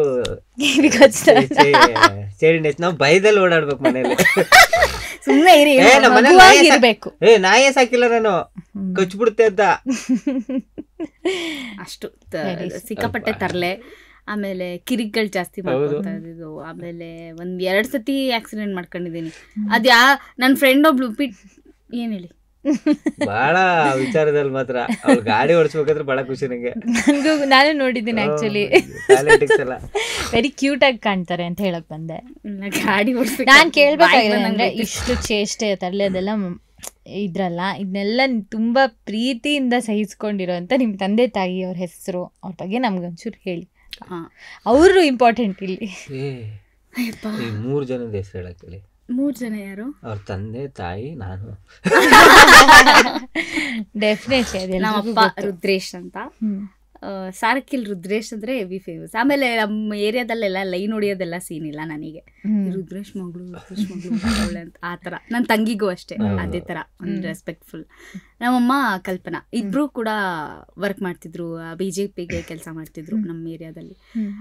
ಈಗಲೂ ಸಮಾಜ ಸೇವೆ ಅದು ಇದು ಅಂತ ಫುಲ್ ಬ್ಯುಸಿ ಇರ್ತಾರೆ. ಆಮೇಲೆ ನಮ್ಮಪ್ಪ ಒಂದು ಕಂಪನಿಲಿ ಕೆಲಸ ಮಾಡೋರು. ಆವಾಗ ನನಗೆ ಚಿಕ್ಕವಳಿರ್ಬೇಕಾದ್ರೆ ಏರ್ಪೋರ್ಟ್ ಏನು ನೋಡು ಫ್ಲೈಟು ಅಂತ ಅಂದ್ಬಿಟ್ಟು ವೈಟ್ ಫೀಲ್ಡ್ ರೋಡಲ್ಲಿ ಹೋಗ್ಬೇಕಾದ್ರೆ ಸಿಗುತ್ತೆ ಓಲ್ಡ್ ಏರ್ಪೋರ್ಟ್ ರೋಡ್, ಅಲ್ಲಿ ಫ್ಲೈಟ್ ತೋರಿಸೋರು. ಸೊ ಅದೆಲ್ಲ ಈಗಲೂ ಸಣ್ಣ ಪುಟ್ಟದೆಲ್ಲ ತುಂಬ ಮೆಮೊರೀಸ್ ಇದೆ ನನಗೆ. ಆಮೇಲೆ ನಮ್ಮಪ್ಪ ಏನು ಅನ್ಕೊಂಡ್ಬಿಟ್ಟಿದ್ರು, ಪಾಪ ಚೆನ್ನಾಗಿ ಓದ್ಬಿಟ್ಟು ನನ್ನ ಮಗಳು ನನ್ನ ಕಂಪನಿಗೆ ನನ್ನ ಬಿಸ್ನೆಸ್ಗೆ ಅಂತ ಹೆಲ್ಪ್ ಮಾಡ್ತಾಳೆ ಅಂತ ಓನ್ ಬಿಸ್ನೆಸ್ ಬೇರೆ ಸ್ಟಾರ್ಟ್ ಮಾಡಿದ್ರು. ಭಾಳ ನಂಬಿಕೆ ನನ್ನ ಮೇಲೆ. ಬಟ್ ನಾನು SSLC ಫೀಲ್ ಆದ್ಮೇಲೆ ನಮ್ಮ ಅಪ್ಪಂಗೆ ನಂಬಿಕೆ ಅಲ್ಲ, ನೆಕ್ಸ್ಟ್ ಲೆವೆಲ್ ಯೋಚನೆ ಇಲ್ಲ, ನಾನೇ ಅಪ್ಪ ನಂಬಿಕೆ ಆಗೋಯ್ತು. ಇವ್ರು ಹೆಂಗೆ PUC ನಲ್ಲಿ ಫೇಲು, SSLC ಪಾಸು. ನಾನು PUC ಪಾಸು, SSLC ಫೇಲು 2 ಸತಿ ಕಟ್ಬಿಟ್ಟು ಪಾಸ್ ಮಾಡಿದ್ದು. ಆಮೇಲೆ ಈಗ ನಮ್ಮ ಓದು ಬರಹ ಎಲ್ಲ ಅಷ್ಟಕ್ಕಷ್ಟೇ. ಬಟ್ ಎಕ್ಸ್ಟ್ರಾ ಕರಿಕ್ಯುಲರ್ ಆಕ್ಟಿವಿಟೀಸ್ ಅಂತ ಬಂದರೆ ನಂಬರ್ 1 ಇರ್ತಿದ್ದೆ. ಪ್ರತಿ ಸತಿ ಪ್ರೈಸ್ ನನಗೆ ಬರ್ತಿತ್ತು. ಆಮೇಲೆ ಈ ಆ್ಯನ್ಯುವಲ್ ಡೇ ದಿವಸ ಈ ಸ್ಪೋರ್ಟ್ಸ್ ಡೇದು ಎಲ್ಲ ಪ್ರೈಸಸ್ ಕೊಡ್ತಾಯಿದ್ರು. ನಾನು ಏನಿಲ್ಲ ಸ್ಟೇಜ್ ಮೇಲೆ ಇರ್ತಿದ್ದೆ, ಬರೋದೆಲ್ಲ ನನಗೆ ಬರ್ತಿತ್ತಲ್ಲ, ಅಲ್ಲೇ ನಿಂತ್ಕೊತಿದ್ದೆ. ಅದೇ ಓದೋದ್ರಲ್ಲಿ ಲಾಸ್ಟ್ ಅಂದರೆ ನೆಕ್ಸ್ಟ್ ಲೆವೆಲ್ ಲಾಸ್ಟು. ಆಮೇಲೆ ಕಾಶಿನಾಥ್ ಸರ್ ಇದ್ದಾರಲ್ಲ, ಅವ್ರ ಅಣ್ಣನ ಮಗಳು ನನ್ನ ಕ್ಲಾಸ್ಮೇಟು. ಅವಳು ಇಡೀ ಸ್ಕೂಲ್ಗೆ ನಂಬರ್ 1. ನಾವು ಹೆಂಗೆ ಅಂದರೆ ಯು ಡೋಂಟ್ ಬಿಲೀವ್, ಅವಳು ಅಪರ್ಣ ಅಂತ ಅವಳ ಹೆಸರು, ಅವಳು, ನಾನು, ಈ ಅಖಿಲ ಅಂತ ಕಿವಿ ಕಚ್ಚಿದ್ನಲ್ಲ ಫ್ರೆಂಡ್ ಅವಳು, ಆಮೇಲೆ ಸುಷ್ಮಾ ಅಂತ ಅವರು, ಮತ್ತು ಒಂದಷ್ಟು ಜನ ಫ್ರೆಂಡ್ಸ್ ಇದ್ದೀವಿ ನಾವು, ಒಂದಷ್ಟು ಜನ ಅಜಯ್ ಅಂತ. ನಾವೆಲ್ಲ 1ನೇ ಕ್ಲಾಸಿಂದ 10ನೇ ಕ್ಲಾಸ್ವರೆಗೂ ಒಂದೇ ಸ್ಕೂಲು, ಒಂದೇ ಬೆಂಚು, ಒಂದೇ ಸೂಪರ್, ಒಂದೇ ಕ್ಲಾಸ್ ರೂಮ್, ಒಂದೇ ಸ್ಕೂಲ್, ಈ ಥರ. ಹೌದು, ಅಫ್ಕೋರ್ಸ್. ನೀವು ನಿಮ್ಮ ತಂದೆ ತಾಯಿ ಬಗ್ಗೆ ಹೇಳಿ. ನಮ್ಮ ತಂದೆ ತಾಯಿ ಬಗ್ಗೆ ನಾನು ಹೇಳಲೇಬೇಕು. ಹೇಳಿ, ತಂದೆ ತಾಯಿ ಹಾಗೆ ನಿಮ್ಮ ಹೆಂಡತಿ ಬಗ್ಗೆ. ಯಾಕೆ ನನ್ಗೆ ಗಂಡನ ಬಗ್ಗೆ ಹೇಳಿದ್ರು ಅವರು? ಇಲ್ಲ, ಅದ್ ಬಿಟ್ಬಿಡಿ, ಬರೀ ನಿಮ್ಮ ತಂದೆ ತಾಯಿ ಬಗ್ಗೆ. ಆಕ್ಚುಲಿ ನಮ್ಮಪ್ಪ ಹೆಸರು ಶಿವಮಲ್ಲು ಅಂತ, ನಮ್ಮ ತಾಯಿ ಗಂಗಾ ಅಂತ, ಗಂಗಮ್ಮ, ಶಿವಗಂಗಾ. ಓ ಎಸ್, ಇಂತ ಒಳ್ಳೆ ಜೋಡಿ. ಹಂಗೇನೆ ಅಷ್ಟು ಚೆನ್ನಾಗಿ ನೋಡ್ಕೊಂಡಿದ್ದಾರೆ ಇವ್ರ ಮನೇಲಿ. ತಲೆ ಮೇಲೆ ಹೊತ್ಕೊಂಡು ತಿರುಗಿಸ್ತಾರೆ, ಅಂಗಡಿ ಕಳ್ಸಲ್ಲ, ಅಷ್ಟು ಚೆನ್ನಾಗಿ ನೋಡ್ಕೊಂಡಿದ್ದಾರೆ. ಗಂಗೆ ಅಂದ್ಮೇಲೆ ಹೌದು, ನನಗೆ ಆಮೇಲೆ ಮದ್ವೆ ಆದ್ಮೇಲೆ ನನಗೆ ಗೊತ್ತಾಗಿದ್ದು, ಓಕೆ ಇವ್ರನ್ನ ಅಂಗಡಿಗೂ ಕಳ್ಸಿಲ್ಲ ಇದುವರೆಗೂ ಕರೆಕ್ಟು ಅಂತ ಅಂದ್ಬಿಟ್ಟು. ಅದಕ್ಕೆ ಮುಂಚೆ ಓಡಾಡ್ತಿದ್ವಿ, ಮಾತಾಡ್ತಿದ್ವಿ, ಗೊತ್ತಿರಲಿಲ್ಲ ಅಷ್ಟು. ಮದ್ವೆ ಆದ್ಮೇಲೆ ನೈಸ್. ಅವ್ರ ತಂಗಿನೂ ಅಷ್ಟೇ ಚೆನ್ನಾಗಿ ನೋಡ್ಕೊಂಡಿದ್ದಾರೆ. ಅಂದ್ರೆ ಹೆಣ್ಮಕ್ಳನ್ನ ಇವ್ರ ಮನೇಲಿ ನೋಡ್ತಿನೇ ಬೇರೆ, ಹೆಣ್ಣು ಮಕ್ಕಳಿಗೆ ಗೌರವನೇ ಬೇರೆ. ಅದೇ ಮುಖ್ಯ. ಆ ಕಾಲದಿಂದನೂ ಅಷ್ಟೇ, ನಾನೇನಾದ್ರು ರೈಸ್ ಆಗಿ ಮಾತಾಡಿದ್ರು ನಮ್ಮಪ್ಪ ನಿಮ್ಮೇಲೆ ನನಗೆ ಬೈತಾರೆ, ಹಂಗೆಲ್ಲ ಮಾತಾಡ್ಬಿಡೋದು ಅಂತ. ಅಕಸ್ಮಾತ್ ಹೆಣ್ಮಕ್ಳು ರೈಸ್ ಆಗಿ ಮಾತಾಡಿದ್ರೆ ಅವ್ರಿಗೂ ಬೈತಾರೆ, ನೀನು ಈ ತರ ಮಾತಾಡೋದು ನಮ್ಗೆ ಇಷ್ಟ ಅಲ್ಲ, ಹಿಂಗ್ ಮಾತಾಡ್ಬಿಡಿ ಮನೇಲಿ ಅಂತ. ಮೊನ್ನೆ ಹೊಸದೊಂದು ಹೇಳ್ಕೊಟ್ಟಿದ್ದಾರೆ ನಮ್ಮ ಮಾವ, ಇಂಥ ದೇವತಾ ಮನುಷ್ಯ ಗೊತ್ತಾ. ಯಾಕೆ ಅವನ್ನ ಅಷ್ಟು ಲೂಸ್ ಬಿಟ್ಟಿದ್ಯಾ, ಸ್ವಲ್ಪ ಹಿಡ್ತಿದ್ದಲ್ಲಿ ಇಟ್ಕೊಳಕ್ಕಾಗಲ್ವಾ ಅಂತ ಅಂದ್ರು. ಯಾರಪ್ಪ ತಾನೆ ನೋಡಿ, ನಮ್ಮ ಅಪ್ಪನ ಬಗ್ಗೆ ನಾನಲ್ಲ, ಇವಳು ಹೇಳಿದ್ರೆ ಚೆನ್ನಾಗಿದೆ. Very sweet touch. ಇವಾಗ ಬ್ಯುಸಿ ಇದ್ದೀರಾ ಲೈಫಲ್ಲಿ, ಫುಲ್ ಆ್ಯಕ್ಟಿಂಗ್ ಅದು ಇದೆಲ್ಲ ನಡೀತಿದೆ. ಯಾವಾಗಾರು ಒಂದ್ಸತಿ ನೀವು ಅವಾಗಲೇ ಹೇಳ್ತಿದ್ರಿ ಸಹ ಇದನ್ನ, ಸ್ವಲ್ಪ ಇದನ್ನೆಲ್ಲ ಬಿಟ್ಬಿಟ್ಟು ಬೇರೆ ಏನಾದ್ರು ಕೆಲಸ ಮಾಡೋಣ ಅಂತ ಅನ್ಸಿದ್ದು, ಸೀರಿಯಸ್ ಆಗಿ ಅನ್ಸಿದ್ದು ಇದೆಯಾ? ಅಲ್ಲ ಅನ್ಸ್ತಾನೆ ಇರುತ್ತೆ. ಯಾಕೋ ಈಗ ಹೇಳಿದ್ರಲ್ಲ, ಸುಮ್ನೆ ಅದಕ್ಕೆ ಕೆಡ್ದಾಗ ಮಾತಾಡ್ತಾರೆ, ಕೆಡ್ದಾಗೆಲ್ಲ ಇದ್ ಮಾಡ್ತಾರೆ. ಯಾಕೆ ಒಬ್ರ ಹತ್ರ ಹಿಂಗ್ ಅನ್ನಿಸ್ಕೊಂಡಿರ್ಬೇಕು, ನಮ್ಮ ಪಾಡಿಗೆ ಬೇರೆ ಏನಾದ್ರು ಮಾಡೋದ್ರ ಆಗಲ್ವಾ ಅಂತ. ಬಟ್ ಬೇರೆ ಏನ್ ಮಾಡೋದು ಅಂತ ಗೊತ್ತಿಲ್ಲದೆ ಇದನ್ನ ಮಾಡ್ತಾ ಇದೀವಿ. ಬಟ್ ಟು ಬಿ ಫ್ರಾಂಕ್, ನಾವಿಬ್ರು ಅಷ್ಟೇ ಒಂದು ಒಪ್ಪಂದದಲ್ಲಿ ಇದ್ದೀವಿ. ನಾವು ಬದುಕ್ತಾ ಇರೋದು ಆ ಒಪ್ಪಂದದಲ್ಲೇ. ಬೈ ಚಾನ್ಸ್ ಇಲ್ಲ, ಏನಾದರೂ ನಿಂಗೆ ಚಾನ್ಸ್ ಸಿಕ್ಕಿಲ್ಲ ಅಂದರೆ ವಾಪಸ್ ನೀನು ನಾರ್ಮಲ್ ಕೆಲಸ, ಆ್ಯಟಿಟ್ಯೂಡ್ ಇಲ್ಲದೆ ಏನು ಹಿಂಗೆ ಬದುಕಬೇಕು ಅಂತ ಅಂದ್ಕೊಳ್ಳೆ ವಾಪಸ್ ನಾವು ಯಾವುದೇ ಕೆಲಸ ಮಾಡ್ತಿದ್ರು ಗಾರೆ ಕೆಲಸ ಮಾಡೋಕ್ಕೂ ನಾವು ರೆಡಿ ಇದ್ದೀವಿ. ನಾವು ಆ ಒಪ್ಪಂದದಲ್ಲೇ ಬದುಕ್ತಾರೆ. Very sweet. ಬಟ್ ಕೆಲಸ ಚೆನ್ನಾಗಿ ಮಾಡಬೇಕು, ಅಂದರೆ ಒಳ್ಳೆ ಕೆಲಸ ಮಾಡಬೇಕು, ಕರೆಕ್ಟಾಗಿ ಮಾಡಬೇಕು ಅಷ್ಟೇ. ಅದು ಏನಾದರೂ ಸರಿ. ಅಕಸ್ಮಾತ್ ಇಲ್ಲಿ ಸಿಕ್ಕಿಲ್ಲ ಅಂದರೆ ತಲೆ ಕೆಡ್ಸ್ಕೊಳ್ಳೋದಾಗಲಿ, ಏನೋ ಮಾಡ್ಕೊಂಬಿಡೋದಾಗಲಿ ಅಂತ ವೀಕ್ನೆಸಸ್ ನಮಗಿಲ್ಲ. ನಮ್ಮ ಸ್ಟ್ರೆಂತ್ ಇರೋದು ನಾವು ಕಷ್ಟಪಟ್ಟು ಕೆಲಸ ಮಾಡ್ತೀವಿ, ಎಲ್ಲೇ ಇದ್ರೂ ಚೆನ್ನಾಗಿ ಬದುಕ್ತೀವಿ ಅನ್ನೋದು. ಆಮೇಲೆ ನಮಗೆ ಎಲ್ಲದಕ್ಕಿಂತ ಹೆಚ್ಚಾಗಿ ಇದುವರೆಗೂ ನಾವು ಮ್ಯಾನಿಫೆಸ್ಟ್ ಮಾಡ್ತಿರೋದು ಖುಷಿಯಾಗಿ ಸಕ್ಕದಾಗಿ ನೋಡ್ಕೊಂಬಿಡು ಅಂತ ಯಾವತ್ತೂ ದೇವ್ರ ಹತ್ರ ಇಬ್ರು ಕೇಳ್ಕೊಂಡಿಲ್ಲ. ನೆಮ್ಮದಿಯಾಗಿರಪ್ಪ. ನಂಗೆ ನೆಮ್ಮದಿ ಜೀವನ ತುಂಬಾ ಇಂಪಾರ್ಟೆಂಟ್. ನಾವ್ ಇರೋ ಮನೇನೂ ಅಷ್ಟೇ. ಆ ಪಾಸಿಟಿವ್ ವೈಬ್ಸ್ ಹೆಂಗಿದೆ ಅಂತಂದ್ರೆ, ನಮಗ್ ಮನೆ ತುಂಬಾ ಜನ ಇದ್ರೆ ಸಖತ್ ಇಷ್ಟ ನನಗೆ. ನಾನು ಇವ್ರು ಅದನ್ನೇ ನನಗೆ ಪ್ರಾಮಿಸ್ ಮಾಡಿದ್ದು, ನಿಂಗೆ ಫುಲ್ ಮನೇಲಿ ಎಲ್ರ ಜೊತೆ ಇರೋ ತರ ಇದ್ ಮಾಡ್ತೀನಿ ಅಂತ. ನಮ್ಮ ಫ್ಯಾಮಿಲಿನೂ ಹಂಗೆ ಇದೆ ಈಗ. Very nice. ನಂಗೆ ಅಂತ ಫ್ಯಾಮಿಲಿನೇ ಸಿಕ್ಕಿದೆ. ಅವ್ರು ಯಾವಾಗ್ಲೂ ನನ್ನ ಜೊತೆಗೆ ಇರ್ತಾರೆ. ಆಮೇಲೆ ಇಟ್ಸ್ ನಾಟ್ ಲೈಕ್ ನೀನ್ 6 o'clock ಎದ್ದೊಳ್ಬೇಕು, ನೀನ್ ಇದೆಲ್ಲ ಮಾಡ್ಬೇಕು ಆ ತರ ಮನೆ ಅಂದ್ರೆ ಹಂಗಿರ್ಬೇಕು ನನಗೆ ಅನ್ಸ್ಬಿಡುತ್ತೆ. ಇಲ್ಲ ಅವರೆಲ್ಲ ಇದ್ರೆ ನನಗೆ ಅನ್ಸುತ್ತೆ, ಇಲ್ಲ have to get up and have to treat them well. ಅವ್ರಿಗೆ ನಾನು ಎದ್ದಳಕ್ ಮುಂಚೆ ಕಾಫಿ ಕೊಡ್ಬೇಕು ಅಂತ ನನಗೆ ಅನ್ಸುತ್ತೆ. ಆ ಪಾಸಿಟಿವ್ ಎನರ್ಜಿ ಅವ್ರು ಹಂಗೆ ಕ್ರಿಯೇಟ್ ಮಾಡ್ಬಿಟ್ಟಿದ್ದಾರೆ. ಆಮೇಲೆ ನಮ್ಮಿಬ್ರದ್ದು ಒಪ್ಪಂದ ಇರೋದು ಹಂಗೇನೆ, ಈ ಕೆಲಸ ಇಲ್ಲ ಅಂದ್ರೂ ಚಿಂತೆ ಇಲ್ಲ, ನಿನ್ ಜೊತೆ ಕೆಲಸ ಮಾಡೋಕ್ಕೂ ರೆಡಿ ನಾನು. ಮತ್ತೆ ಮಾತು ಹೇಳಿದ್ರೆ ನಿನ್ ಕೈಲಿ ಆಗ್ಲಿಲ್ವಾ ಮನೆ ಕೆಲಸ ಮಾಡಾದ್ರು ನಾನ್ ನಿನ್ನನ್ ಸಾಕ್ತೀನಿ, ಇಬ್ರು ಜೊತೆಗೆ ಜೀವನ ಸಾಗಿಸ್ತೀವಿ. ಅದಂತೂ ನಾನು ಅಷ್ಟೇ. ನಮ್ಮಿಬ್ಬರ ಕೈಲೂ ಆಗ್ಲಿಲ್ವಾ, ನಮ್ಮ ಅಪ್ಪ ಮತ್ತೆ ಇವ್ರಪ್ಪ ಒಂದ್ ಮಾತು ಹೇಳಿದಾರೆ, ನಿಮ್ ಕೈಲಿ ಆಗ್ಲಿಲ್ಲ ಅಂದ್ರೆ ತಲೆ ಕೆಡ್ಸ್ಕೊಬೇಡಿ, ಇನ್ನು ನನ್ಗೆ ತೋಳಲ್ ಶಕ್ತಿ ಇದೆ, ನಾ ಸಾಕ್ತೀವಿ. ಸಾಕಲ್ವಾ ಅಷ್ಟೇ. ನಿಜವಾಗ್ಲೂ ಬೇಡ. ಕೆಟ್ಟ ದಾರಿ ಹಿಡಿದೆ ನೀವು ಚೆನ್ನಾಗಿ ಬಾಳಿ ಬದುಕಿದ್ರೆ ನಿಮ್ಗೆ ನಮ್ ಕಡೆಯಿಂದನೂ ಸಪೋರ್ಟ್ ಯಾವಾಗ್ಲೂ ಅಫ್ಕೋರ್ಸ್ ಇದೆ. ಆಮೇಲೆ ನಾನ್ ಮದ್ವೆ ಆಗಿರೋದು ಇವ್ರು ನನ್ನನ್ನು ಸಾಕ್ತಾರೆ, ಇವ್ರ ಫ್ಯಾಮಿಲಿ ಅವರೆಲ್ಲ ನನ್ನನ್ನು ನೋಡ್ಕೋತಾರೆ ಅನ್ನೋ ನಂಬಿಕೆ ಮೇಲಂತೂ ಖಂಡಿತ ಅಲ್ಲ. ಅವರು ಅಷ್ಟೇ. ಇವಳು ನಮ್ಮ ಮನೇಲಿ ನನಗೆ ಬೆಳಗ್ಗೆ ಎದ್ದ ತಕ್ಷಣ ಏನೋ ತಿಂಡಿ ಮಾಡ್ಕೊಡ್ತಾಳೆ, ಡಯಟ್ ಫುಡ್ ಮಾಡ್ಕೊಡ್ತಾಳೆ ಅಂತ ಅವರು ಆ ಒಪ್ಪಂದದ ಮೇಲೂ ಮದುವೆ ಆಗಿಲ್ಲ. ನಾವು ಮದುವೆ ಆಗಿರೋದು ನಿನ್ನೂ ಸೇರಿಸಿ ನಾನು ನೋಡ್ಕೋತೀನಿ ಅನ್ನೋ ನಂಬಿಕೆ ನನಗಿದೆ, ನನ್ನನ್ನು ಸೇರಿಸಿ ಅವ್ರ ಫ್ಯಾಮಿಲಿನೂ ಸೇರಿಸಿ ನೋಡ್ಕೋತಾರೆ ಅನ್ನೋ ನಂಬಿಕೆ ಅವ್ರಿಗೂ ಇದೆ. ಆಸ್ ಅ ಫೀಮೇಲ್ ನಾನು ಫಸ್ಟ್ ಥಿಂಕ್ ಮಾಡಿದ್ದೆ, ನಾನು ನನ್ನನ್ನು ನೋಡ್ಕೊಳ್ಳೋದಲ್ಲ ಗುರು, ನಾನು ನನ್ನ ಗಂಡನ್ನೂ ನೋಡ್ಕೋಬಹುದಾ ಅನ್ನೋ ಕಾನ್ಫಿಡೆನ್ಸ್ ಬಂದ್ಮೇಲೆ ಮದುವೆ ಆಗಿದ್ದು. ಬಿಕಾಸ್ ಅವ್ರಿಗೆ ಆಲ್ರೆಡಿ ಗೊತ್ತಾಗಿತ್ತು ನಮ್ಮ ಪೇರೆಂಟ್ಸ್ಗೆ. ಅವ್ರು 1 ವರ್ಷದಿಂದನೇ ಇಂಡೈರೆಕ್ಟ್ ಆಗಿ ಹೇಳ್ತಾನೆ ಇದ್ರು, ಹುಡ್ಗನ್ ಕರೆಸ್ತೀನಿ ಅಂದಾಗ ಅಟ್ಲೀಸ್ಟ್ ಹೇಳ್ತಾಳೆ ಇವಳು ಆಲ್ರೆಡಿ ನಾನು ನೋಡ್ಕೋದೆ, ಬಟ್ ನಾನು ಹೇಳ್ತಾನೆ ಇರ್ಲಿಲ್ಲ. ಇಷ್ಟಪಟ್ಟಿದ್ದ ಹುಡುಗನೇ ಫಸ್ಟ್. ನಿಮ್ಗೂ ಹಾಗೆ ಎಸ್ ನಿಜ. First love is a best love ಅಂತ ಕ್ರಶ್ ಗಿಶ್ ಎಲ್ಲ ಆಗೋಗಿರುತ್ತೆ ಕಾಲೇಜ್ ಟೈಮ್ ಅಲ್ಲಿ. ಅದೆಲ್ಲ ಇಷ್ಟು ದೊಡ್ಡದಿದೆ, ಕೇಳಲೇಬಾರ್ದು, ಸುಮ್ನೆ ಹೂ ಅಂದಾಗ ಹೂ ಅನ್ಬೇಕು ಅಷ್ಟೇ.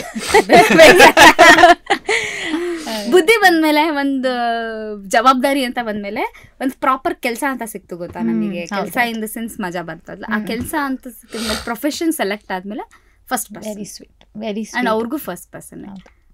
ಸೊ ನಾನು ಎಷ್ಟು ಪಾತ್ರಗಳನ್ನ ಮಾಡಿದೀರಾ, ನಿಮಗೆ ಸುಷ್ಮಿತಾ ಅವರು ಪಾತ್ರಗಳು ಅದನ್ನೇ ಅಂದಿದ್ದು ಪಾತ್ರಗಳು ಅಂತಾನೆ ನಾನು ಹೇಳಿದ್ದು. ಇಲ್ಲ ಐನೋ ಎಷ್ಟು ಪಾತ್ರಗಳನ್ನ ನೀವು ಅಭಿನಯಿಸಿದ್ದೀರಾ. ಸುಷ್ಮಿತಾ ಅವ್ರು ಮಾಡಿರೋ ಯಾವ ಪರ್ಫಾರ್ಮೆನ್ಸ್ ಅಥವಾ ಈ ಕ್ಯಾರೆಕ್ಟರ್ ನಿಮಗೆ ತುಂಬ ಇಷ್ಟ? ಜಗಪ್ಪ ಅವ್ರು ಮಾಡಿರೋ ಯಾವ ಕ್ಯಾರೆಕ್ಟರ್ ಒಂದು ಪರ್ಫಾರ್ಮೆನ್ಸ್ ನಿಮಗೆ ತುಂಬ ಮೆಮೊರೇಬಲ್ ಅಂತ ಅನ್ಸುತ್ತೆ? ನಿಮಗೆ ಪರ್ಸ್ನಲ್ ಫೇವ್ರೆಟ್? ನಮ್ಗವರು ರಿಪೀಟ್ ಸ್ಕಿಟ್ ಮಾಡಿದ್ರಲ್ಲ, ಅದು ಮೋಸ್ಟ್ ಮೆಮೊರಬಲ್ ನನಗೆ. ರಿಪೀಟ್ ಹೇಳೋದು ನೀವು ಮಾಡಿದಿರಲ್ಲ, ಅದು ಫಸ್ಟ್ ಇವರೇ ಮಾಡಿದ ಜಗಪ್ಪ ಅವರು. ಸೊ ಆ ಕ್ಯಾರೆಕ್ಟರ್ ಸಿಕ್ಕಾಪಟ್ಟೆ ಇಷ್ಟ ನನಗೆ. ಮೋಸ್ಟ್ ಮೆಮೊರಬಲ್ ಅಂದ್ರೆ ಅದೇ.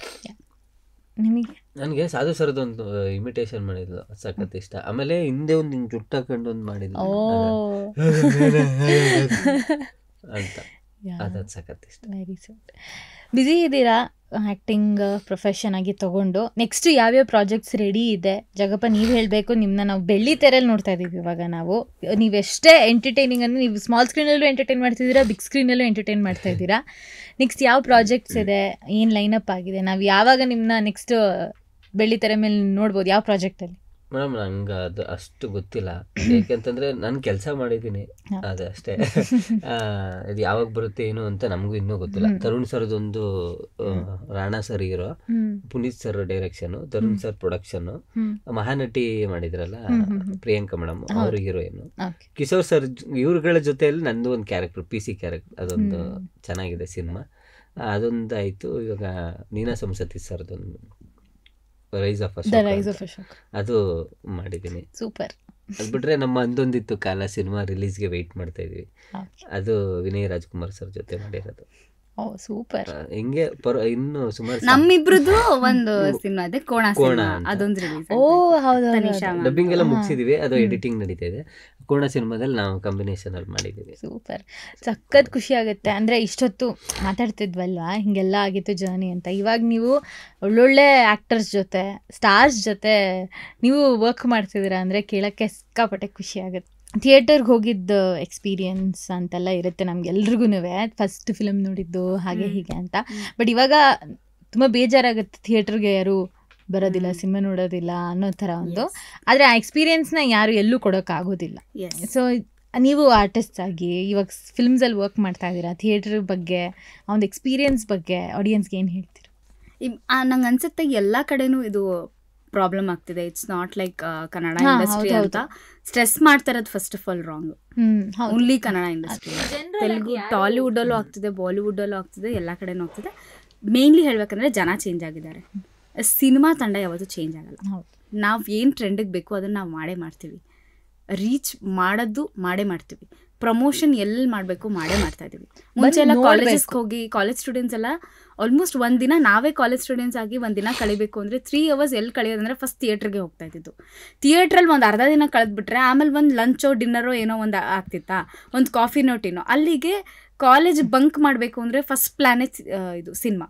10 ಗಂಟೆಗೆ ಶುರು ಆದರೆ 12 ಗಂಟೆಗೆ ಮುಗಿಯುತ್ತೆ, 12:15 we can come out, we can have some lunch and go home back ಅನ್ನೋ ಥರನೇ ಪ್ಲ್ಯಾನ್ ಮಾಡ್ತಿದ್ವಿ. ಇವಾಗ ಕಂಪ್ಲೀಟ್ ಚೇಂಜ್. ಇವಾಗ ಕಾಲೇಜಸ್ಗೆ ನಾವು ಹೋಗಿ ಪ್ರಮೋಟ್ ಮಾಡಿದ್ರು ಅವರೆಲ್ಲ ಮೊಬೈಲಲ್ಲೇ ನೋಡೋಣ ಅನ್ನೋ ಥರ ಕುತ್ಕೊಂಡ್ಬಿಟ್ಟಿದ್ದಾರೆ. ಸೊ ಇದಕ್ಕೆ ಸೊಲ್ಯೂಷನ್ ಯಾರ್ಯಾರು ದೊಡ್ಡವ್ರು ಇದ್ದಾರೆ ಅವ್ರು ತಗೊಂಡ್ರೆ ಬೆಟರ್. ಅಲ್ಲ ಏನಿಲ್ಲ, ಬಂದು ನೋಡ್ಬೇಕಷ್ಟ ಆಸಕ್ತಿ ಕೊಟ್ಟು. ನೀವ್ ಹೇಳ್ದಂಗೆನೆ ಕೆಲಸ ಮತ್ತೆ ಸಿಗಲ್ಲ ನಿಮ್ಗೆ. ಸುಮ್ಮನೆ ಮನೇಲಿ ಕೂತ್ಕೊಂಡು ಓಕೆ, ಮನೇಲಿ ಕೂತ್ರು ಫ್ಯಾಮಿಲಿ ಫುಲ್ ಕೂತ್ಕೊಂಡು ನೋಡ್ತಾರೆ. ಆ ಥಿಯೇಟರ್ ಎಫೆಕ್ಟು, ಆ ವಿಸಿಲು, ಆ ಕ್ಲಾಪು, ಅಲ್ಲಿ ಈ ಸ್ಟ್ರೇಂಜರ್ಸ್ ಜೊತೆ ನೋಡೋ ಮಜಾನೇ ಬೇರೆ. I love strangers, I love to talk them. ಆಮೇಲೆ ಅದಾದ್ಮೇಲೆ ಒಂದು ಈಗ ಪಕ್ಕದಲ್ಲೇ ಕೂತಿರ್ತಾರೆ ಅಂತ ಇಟ್ಕೊಳ್ಳಿ, ಫಾರ್ ಎಕ್ಸಾಂಪಲ್ ಯಾರೋ ಕೂತಿರ್ತಾರೆ, ನಾವು ಸಿನಿಮಾನ ಕ್ಲಾಪ್ ಹೊಡ್ಕೊಂಡು ಅಂತ ನೋಡಿರ್ತೀವಿ, ಅಬ್ಸರ್ವ್ ಮಾಡ್ರಲ್ಲ ಅವ್ರು ಯಾರಂತ. ಲೈಟ್ಸ್ ಎಲ್ಲ ಆನ್ ಆಗಿ ವಾಪಸ್ ಎದ್ದು ಒಂದು ಸ್ಮೈಲ್ ಕೊಟ್ಬಿಟ್ಟು ವಿ ವಿಲ್ ಮೂವ್ ಅಲ್ಲ ಅಷ್ಟೇ. ಆ ಕೆಲವೊಂದು ಸಣ್ಣದು ಎಕ್ಸ್ಪೀರಿಯನ್ಸಸ್ಗಳು ಬೇರೆ ಎಲ್ಲೂ ಸಿಗಕ್ಕೆ ಸಾಧ್ಯ ಇಲ್ಲ.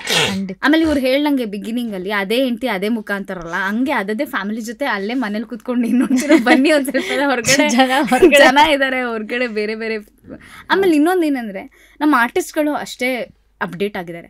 ಮುಂಚೆ ನಾವು ಅವ್ರ ಜೊತೆ ಎಲ್ಲ ಕೂತ್ಕೊಂಡು ಸಿನಿಮಾ ನೋಡ್ತಿದ್ರು ಅಲ್ವೋ ಗೊತ್ತಿಲ್ಲ. ಇವಾಗ ನಿಮ್ಮ ಜೊತೆನೇ ಕೂತ್ಕೊಂಡು ನಾವು ಸಿನಿಮಾ ನೋಡ್ತೀವಿ.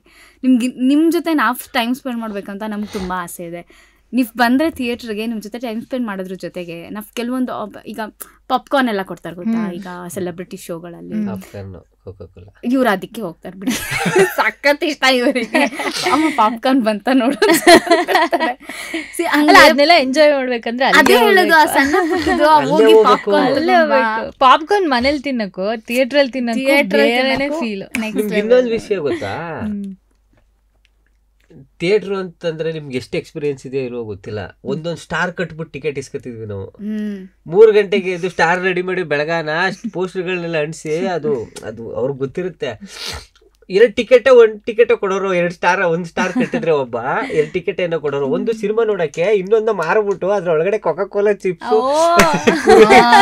ತಿನ್ನಕ್ಕೆ ನಾವು ಮಾಡಿದೀವಿ. ಅಲ್ಲಲ್ಲೇ ಬಿಸ್ನೆಸ್.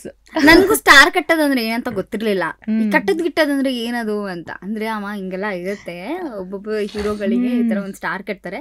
ಅವಾಗ ಅಲ್ಲಿ ಕೆಲಸ ಅದೊಂಥರ ಬಿಸ್ನೆಸ್ ಇದ್ದಂಗೆ ನಾವು ಕೆಲಸ ಮಾಡಿದೀವಿ, ಅವ್ರು ನಮಗೆ ಟಿಕೆಟ್ ಪೇಮೆಂಟ್ ಬದಲು ಟಿಕೆಟ್ ಕೊಟ್ಟಿದ್ದಾರೆ ಅನ್ನೋ ತರ ಅಂತ ಅನ್ಬಿಟ್ಟು. ಆಮೇಲೆ ಅದೇ ಎಕ್ಸ್ಪೀರಿಯನ್ಸು ಈಗ ಮೊನ್ನೆ ಅಪ್ಪು ಸರ್ ಸಿನಿಮಾ ಮತ್ತೆ ರಿಲೀಸ್ ಆಯ್ತಲ್ಲ ಅವ್ರ ಬರ್ಡೇ ದಿವಸ, ಅವಾಗ ಆ ಎಕ್ಸ್ಪೀರಿಯನ್ಸ್ ನೋಡಿದೆ. ಇದೇ ಸೇಮ್ ಜನ, ಸೇಮ್ ಕಿಕ್ಕಿರಿದು ಒಂಚೂರು ಈ ಐನಾಕ್ಸ್ ಸಿನಿಮಾ ಈ ತರ ಥಿಯೇಟರ್ ಬೇಸಿಸ್ ಈ ತರ ಏನ್ ಮಾಡರ್ನೈಸ್ ಸಿನಿಮಾ ಆಗಿದೆ, ಅಲ್ಲೂ ಒಂದ್ ಸ್ವಲ್ಪ ಜನ ಸೇರ್ಬಿಟ್ಟಿರುತ್ತೆ. ಅಲ್ಲೂ ಆಕ್ಚುಲಿ ಏನ್ ಗೊತ್ತಾ, ಅಲ್ಲೂ ಕ್ಲಾಪ್ ಹೊಡೆದಿದೀವಿ ನಾವು, ಅಲ್ಲೂ ವಿಸಿಲ್ ಹಾಕಿದೀವಿ. ಅಲ್ಲಿ ಸ್ಟ್ಯಾಂಡರ್ಡ್ ಆಗಿ ಕುತ್ಕೋಬೇಕಂತ ಯಾರು ಹೇಳಿದ್ದು? ಒಳಗೋರ್ಗು ಅಷ್ಟೇ ನಿಂದು. ಆಮೇಲೆ ನೀನ್ ಐನಾಕ್ಸ್ ಎಲ್ಲ ಅದು ಮಾಡಿದ್ರೆ ಆಮೇಲೆ ನಮ್ದೇ ಗುರು, ನಾನ್ ಟಿಕೆಟ್ ತಗೊಂಡು ದುಡ್ಡು ಕೊಟ್ಬಿಟ್ಟು ನೋಡ್ತಾ ಇದೀನಿ ಅಂದ್ಮೇಲೆ ನನ್ನ ಇಷ್ಟ, ನನ್ ಕಿಕ್ಕಿರಿದು ಕುಣಿತೀನಿ. ಆತರ ರಿಸ್ಟ್ರಿಕ್ಷನ್ಸ್ ಇದೆ ಅಂತ ಅನ್ಕೊಂಡಿರೋದೇ ಸುಮಾರು ಜನ ತಪ್ಪು. ಅಷ್ಟು ಅಫಿಷಿಯಲ್ ಆಗಿ ಹೋಗ್ಬೇಕಂತ ಏನೂ ಇಲ್ಲ. ಮಜಾ ಮಾಡ್ಬೇಕು. ನೀನು ಜಾಗ ಅಫಿಷಿಯಲ್ ಜನ ಮುಂದೆ ನಾವೇ ತಾನೇ ಹೋಗೋದು, ನಾವೇ ಎಂಜಾಯ್ ಮಾಡೋದು. ಆ ಎಂಜಾಯ್ಮೆಂಟೇ ಬೇರೆ. ಆ ಎಂಜಾಯ್ಮೆಂಟ್ ನಾನು ಯಾವಾಗ್ಲೂ ಅದನ್ನೇ ಹೇಳ್ತೀನಿ, ಆ ಎಂಜಾಯ್ಮೆಂಟ್ ಮಿಸ್ ಮಾಡ್ಕೊಳಕ್ ಹೋಗ್ಬಿಡಿ. ಸಣ್ಣ ಪುಟ್ಟದಿರತ್ತೆ, ಅದ್ರ ರೇಂಜೇ ಬೇರೆ. Guys had a beautiful journey ಒಂದು ಈ ಇಂಡಸ್ಟ್ರಿಲಿ ಆ್ಯಂಡ್ ಹೀಗೆ ಸಾಕ್ತಾ ಇರಲಿ. ಈ ಒಂದು ಜರ್ನಿನ ಯಾರ್ಯಾರಿಗೆ ನೀವು ಲೈಕ್ ಥ್ಯಾಂಕ್ಸ್ ಹೇಳಕ್ಕೆ ಇಷ್ಟಪಡ್ತೀರಾ ಕೊನೆಯದಾಗಿ ನಮ್ಮ ಆಡಿಯನ್ಸ್ಗೂ ಸೇರಿಸಿ? ಎಲ್ಲರಿಗೂ ಥ್ಯಾಂಕ್ಸ್. ನನ್ನ ಕಲರ್ಸ್ ಕನ್ನಡಕ್ಕೆ ಥ್ಯಾಂಕ್ಸ್ ಹೇಳಕ್ಕೆ ಇಷ್ಟಪಡ್ತೀನಿ. ಫಸ್ಟು ನಂಗೆ ವೇದಿಕೆ ಕೊಟ್ಟಿದ್ದು ಚಾನಲು. ಹಾಗೆಯೇ ಅಲ್ಲಿ ಇರುವಂಥ ಜಡ್ಜಸ್ ಆಗಿರ್ಬೋದು, ಡೈರೆಕ್ಷನ್ ಡಿಪಾರ್ಟ್ಮೆಂಟು, ಪ್ರತಿಯೊಬ್ಬರಿಗೂ ಎಲ್ಲರಿಗೂ ಥ್ಯಾಂಕ್ ಯು ಸೊ ಮಚ್. ಹಾಗೆ ನನ್ನ ಹೆಂಡ್ತಿಗೆ ನಾನು ಥ್ಯಾಂಕ್ಸ್ ಹೇಳ್ತೀನಿ. ಯಾಕೆ ಅಂತಂದರೆ ನನ್ನ ಬೆಳವಣಿಗೆಯಲ್ಲಿ ಒಂದು ಅರ್ಧ ಪಾಲು ಅವಳದೇ ಇದೆ. ಯಾಕೆಂದರೆ ನಾನು ಇಲ್ಲಿರಬೇಕು ಅಂತಂದರೆ ಫಸ್ಟ್ ಆಫ್ ಆಲ್ ಇವಳೇ ಕಾರಣ. ಹಾಗೆಯೇ ನನ್ನ ತಂದೆ ತಾಯಿ, ಜನಗಳ ಪ್ರೀತಿ, ಎಲ್ಲರಿಗೂ thank you so much. Special thanks to a special person ಅಂತಂದರೆ ನಮ್ಮ ದಿಲೀಪ್ ರಾಜ್ ಸರ್ ಮತ್ತು ವಿದ್ಯಾ ಮ್ಯಾಮ್. ನಾನು ನನ್ನ ಬೆಡ್ರೂಮಲ್ಲೂ ಔಟ್ಫುಟನ್ನೇ ಹಾಕ್ಕೊಂಡಿರೋದು. ಬಿಕಾಸ್ ನನ್ನ ಲೈಫಲ್ಲಿ ಮರೆಯೋಕ್ಕೆ ಸಾಧ್ಯನೇ ಇಲ್ಲ.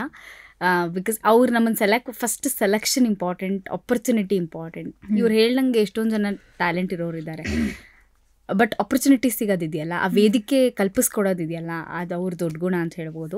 ನನಗೆ ಯಾವುದೇ ಆಡಿಷನ್ ಮಾಡಿದೆ, ಬರೀ ನಾನೊಂದು ಜಿಯೋ ಸಿನಿಮಾ ಬಂತು ಆವಾಗ. ಜಿಯೋ ಸಿನಿಮಾ ಸಖತ್ ಫೇಮಸ್ ಆಗಿತ್ತು ಅವಾಗ, ಆಯಿತಾ.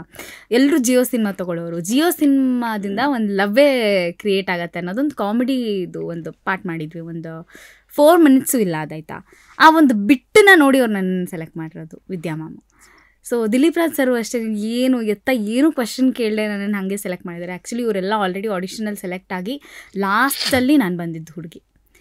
ಸೊ ಹಾಗಾಗಿ ಅವ್ರಿಗೆ ತುಂಬ ಥ್ಯಾಂಕ್ಸ್ ಹೇಳ್ತೀನಿ. And special thanks to all judges. ಯಾಕೆಂದರೆ ಅವರಿಂದನೇ ನಾ ಹೇಳ್ದಂಗೆ, ಅವರಿಂದನೇ ಹೆಸರು. ಅವ್ರು ಅಷ್ಟು ದೊಡ್ಡವರಾಗಿ ನಮ್ಮ ಬಗ್ಗೆ ಒಂದು ಹೆಸರು ಹೇಳಿದ್ರೆ ಸಾಕು ಅಂತ ಕಾಯ್ತಿರ್ತಾರಲ್ಲ, ಆ ಥರ ಇಡೀ ಸೀಸನ್ ಪೂರ್ತಿ ನಮ್ಮ ಹೆಸರು ಹೇಳ್ಕೊಂಡು ನಮಗೆ ಒಳ್ಳೆತನದಿಂದ ಬಯಸಿ ಆಮೇಲೆ ಒಳ್ಳೆ ಟಿಪ್ಸ್ ಹೇಳಿದಾರಲ್ಲ. ಸೊ ಅಂಥ ಶ್ರುತಿ ಮ್ಯಾಮ್ಗೆ ಆ್ಯಂಡ್ ಎಸ್ ನಾರಾಯಣ್ ಸರ್ಗೆ, ಗುರು ಕಿರಣ್ ಸರ್ಗೆ, ಸಾಧು ಕೋಕಿಲ ಸರ್ಗೆ, ನಮ್ಮ ರಚ್ಚು ಮ್ಯಾಮ್ಗೆ, ಪ್ರತಿಯೊಬ್ಬರಿಗೂ ಥ್ಯಾಂಕ್ಸ್ ಹೇಳ್ತೀನಿ. ಆ್ಯಂಡ್ ನಮ್ಮ ಉತ್ತಮ್ ಸರ್ಗೆ ಥ್ಯಾಂಕ್ಸ್ ಹೇಳ್ತೀನಿ. ಅವರು ಕೂಡ ನಮ್ಮ ಡೈರೆಕ್ಷನ್ ಮಾಡಿ ಒಳ್ಳೊಳ್ಳೆ ಪಾತ್ರಗಳನ್ನ ಕೊಟ್ಟರು, ಒಳ್ಳೊಳ್ಳೆ ಸ್ಕಿಟ್ನ ಕೊಟ್ಟರು. ಆ್ಯಂಡ್ ನಮ್ಮ ರೈಟರ್ಸ್ಗೆ ವೆಂಕಟ್ ಸರ್ ಮತ್ತು ಸಂದೀಪ್ ಅಣ್ಣ ಇಬ್ರಿಗೂ ಕೂಡ ಥ್ಯಾಂಕ್ಸ್. ಆಮೇಲೆ ನಮ್ಮ ಪೇರೆಂಟ್ಸ್ ಅದಕ್ಕೆ ಸಪೋರ್ಟ್ ಮಾಡಿದ್ದಕ್ಕೆ, ನಮ್ಗೆ ಯಾವುದೇ ಟೆನ್ಷನ್ ಕೊಡದೆ ಅವ್ರು ಎಲ್ಲ ಟೆನ್ಷನ್ನು ತಲೆ ಮೇಲೆ ಹಾಕ್ಕೊಂಡು, ಸಂಸಾರದ ಹೊರೆನೂ ಅವರೇ ತಲೆಗೆ ಹಾಕ್ಕೊಂಡು ನಮಗೆ ಇಷ್ಟು ಫ್ರೀಡಮ್ ಕೊಟ್ಟಿದ್ದಕ್ಕೆ ಒಂದು ರೇಂಜ್ಗೆ ನಾವು ಒಂದು ಸ್ವಲ್ಪ. ಸೊ ಹಾಗೆ ಆಮೇಲೆ ಕಲರ್ಸ್ ಕನ್ನಡ ಆಫ್ಕೋರ್ಸ್ ಮರೆಯೋ ಹಾಗೆ ಇಲ್ಲ. ಪ್ರತಿ ಅನುಬಂಧ ಅವಾರ್ಡ್ಸಲ್ಲೂ, ಪ್ರತಿ ಹೊಸ ಶೋ ಬರಲಿ, ಹೊಸ ಸೀರಿಯಲ್ ಬರಲಿ, ಹೊಸ ಸಿನಿಮಾನ ಅವ್ರು ತಗೊಳ್ಳಿ, ಎಲ್ಲದಕ್ಕೂ ನಾವು ಇರಬೇಕಿತ್ತು ಅವರಿಗೆ. ಅಷ್ಟು ಚೆನ್ನಾಗಿ ನಮ್ಮನ್ನ ಸ್ಪೂಫ್ ಮಾಡಿಬಿಡ್ರು. ಆಮೇಲೆ ಪ್ರತಿಯೊಬ್ಬರನ್ನ ಇಮಿಟೇಟ್ ಮಾಡೋದಷ್ಟು ಈಸಿ ಅಲ್ಲ, ಮತ್ತು ಎಲ್ರದ್ದು ಆಪರ್ಚುನಿಟಿ ನಮಗೆ ಸಿಕ್ತು. ಅವ್ರು ನಮ್ಮನ್ನು ನೋಡಿ ಖುಷಿ ಪಡೋ. ಆಮೇಲೆ ತಾರಮ್ಮ ಎಸ್ಪೆಷಲಿ, ಆಮೇಲೆ ಸೃಜನ್ ಸರ್ನಂತೂ ಮರೆಯೋಂಗೇ ಇಲ್ಲ. ಸೃಜನ್ ಸರು ಅಷ್ಟೇ ಕಾಮಿಡಿ ಟಾಕೀಸ್ ಅಂತ ಒಂದು ಶೋ ಮಾಡಿ ನಮ್ಮನ್ನು ಸೆಲೆಕ್ಟ್ ಮಾಡಿ ಎಲ್ಲ ಮಾಡಿದ್ರು. ಆಮೇಲೆ ಮಜಾ ಟಾಕೀಸಲ್ಲಿ ನಮ್ಮ ಹುಡುಗರನ್ನ ತೊಗೋತಿದ್ದಾರಲ್ಲ, ಅದಕ್ಕೆ ಇನ್ನೊಂದು ಥ್ಯಾಂಕ್ಸು. ಅವ್ರಿಗೂ ಬೇಜಾನ್ ಜನ ಆರ್ಟಿಸ್ಟ್ಗಳು ಗೊತ್ತಿದ್ದಾರೆ, ಬಟ್ ಅವರಿಗೆ ಇವ್ರು ಇರಲಿ, ಇವರು ಒಂದು ಸ್ವಲ್ಪ ಹೆಲ್ಪ್ ಆಗುತ್ತೆ, ಇವರು ಬೆಳೀಲಿ ಅನ್ನೋ ಕಾರಣಕ್ಕೆ ನಮ್ಮನ್ನೇ ಚೂಸ್ ಮಾಡ್ತಾರಲ್ಲ, ದಟ್ ಈಸ್ ಆಲ್ಸೋ ಅದು ದೊಡ್ಡ ಗುಣನೇ. ಸೊ ಪ್ರತಿಯೊಬ್ಬರಿಗೂ ಇಂಡಸ್ಟ್ರಿನಲ್ಲಿ ಎಲ್ರಿಗೂ ಥ್ಯಾಂಕ್ಸ್ ಆ್ಯಕ್ಚುಲಿ ಹೇಳ್ಬೇಕು. ಹೌದು. ಆಮೇಲೆ ಎಲ್ರಿಗೂ ಥ್ಯಾಂಕ್ಸ್ ಹೇಳಕ್ಕೆ ಇಷ್ಟಪಡ್ತೀನಿ, ಅಪ್ಪ ಅಮ್ಮಂಗೆ, ಆಮೇಲೆ ನೋಡ್ತಾ ಇರೋ ಅಂಥ ಆಡಿಯನ್ಸ್ಗೂ ಥ್ಯಾಂಕ್ಸ್ ಹೇಳಕ್ಕೆ ಇಷ್ಟಪಡ್ತೀನಿ. ನನ್ನ ಸ್ಪೆಷಲ್ ಥ್ಯಾಂಕ್ಸು, ನಾನು ಗ್ಲೋ ಆಗಿದ್ದೀನಿ ಅಂತ ಹೇಳಿದ್ರಲ್ಲ, ನಮಗೆ ಸೀನಣ್ಣನಿಗೆ ನಾನು ಥ್ಯಾಂಕ್ಸ್ ಹೇಳ್ತೀನಿ. ಮಜಾಸ್ 360 ನಮ್ಮ ಸೀನಣ್ಣನಿಗೆ ಥ್ಯಾಂಕ್ಸ್ ಹೇಳ್ತೀನಿ. ಆ್ಯಕ್ಚುಲಿ ನಾನು 6 ಪ್ಯಾಕ್ ಮಾಡಬೇಕು, ಬಾಡಿ ಮಾಡಬೇಕು, ಇವ್ನು ಬೆಳ್ಳಗಾಗಬೇಕು, ಇವ್ನು ಸಖತ್ತಾಗಬೇಕು ಅಂತ ಭಾಳ ಕನ್ಸ್ಕೊಂಡಿದ್ದಾರೆ. ಅಣ್ಣ ದಯವಿಟ್ಟು ಆದಷ್ಟು ಬೇಗ ಮಾಡ್ತೀನಿ. ಹೌದು, ಇವರಿಗಿಂತ ಜಾಸ್ತಿ ಅವರೇ ಕರೆದು ಇಲ್ಲ ನೀವು ಮಾಡಬೇಕು ಅಂತ ಅವರೇ ಪ್ರೋತ್ಸಾಹ ಮಾಡಿ, ತುಂಬ ಖುಷಿ ಆಗುತ್ತೆ. ಖಂಡಿತ ನಾವು ನಿಮಗೆ ಥ್ಯಾಂಕ್ಸ್ ಹೇಳ್ತಾ ಇದ್ದೀವಿ. ಯಾಕೆ ಅಂದರೆ ನಮ್ಮನ್ನ ಇಷ್ಟು ವರ್ಷಗಳ ಕಾಲ ಎಂಟರ್ಟೈನ್ ಮಾಡ್ತಾ ಬರ್ತಾನೆ ಇದ್ದೀರಾ. ಹೀಗೆ ಬ್ಯುಸಿ ಆಗಿರಿ, ಒಳ್ಳೊಳ್ಳೆ ಪ್ರಾಜೆಕ್ಟ್ಸ್ಗಳು ನಿಮ್ಮ ಪಾಲ್ಗೆ ಸಿಗ್ತಾ ಇರಲಿ, ನೀವು ಮಾಡ್ತಾ ಇರಿ. ಅದನ್ನು ನನಗೆ ತುಂಬ ಹೆಮ್ಮೆ ಆಗುತ್ತೆ. ನನಗೆ ನೀವು ಪರ್ಸ್ನಲಿ ಗೊತ್ತು, ನಿಮ್ಮ ಜೊತೆ ನಾನು ಸ್ಟೇಜ್ ಹಂಚ್ಕೊಂಡಿದ್ದೀನಿ ಅನ್ನೋ ಖುಷಿ ಇದೆ ನನಗೆ.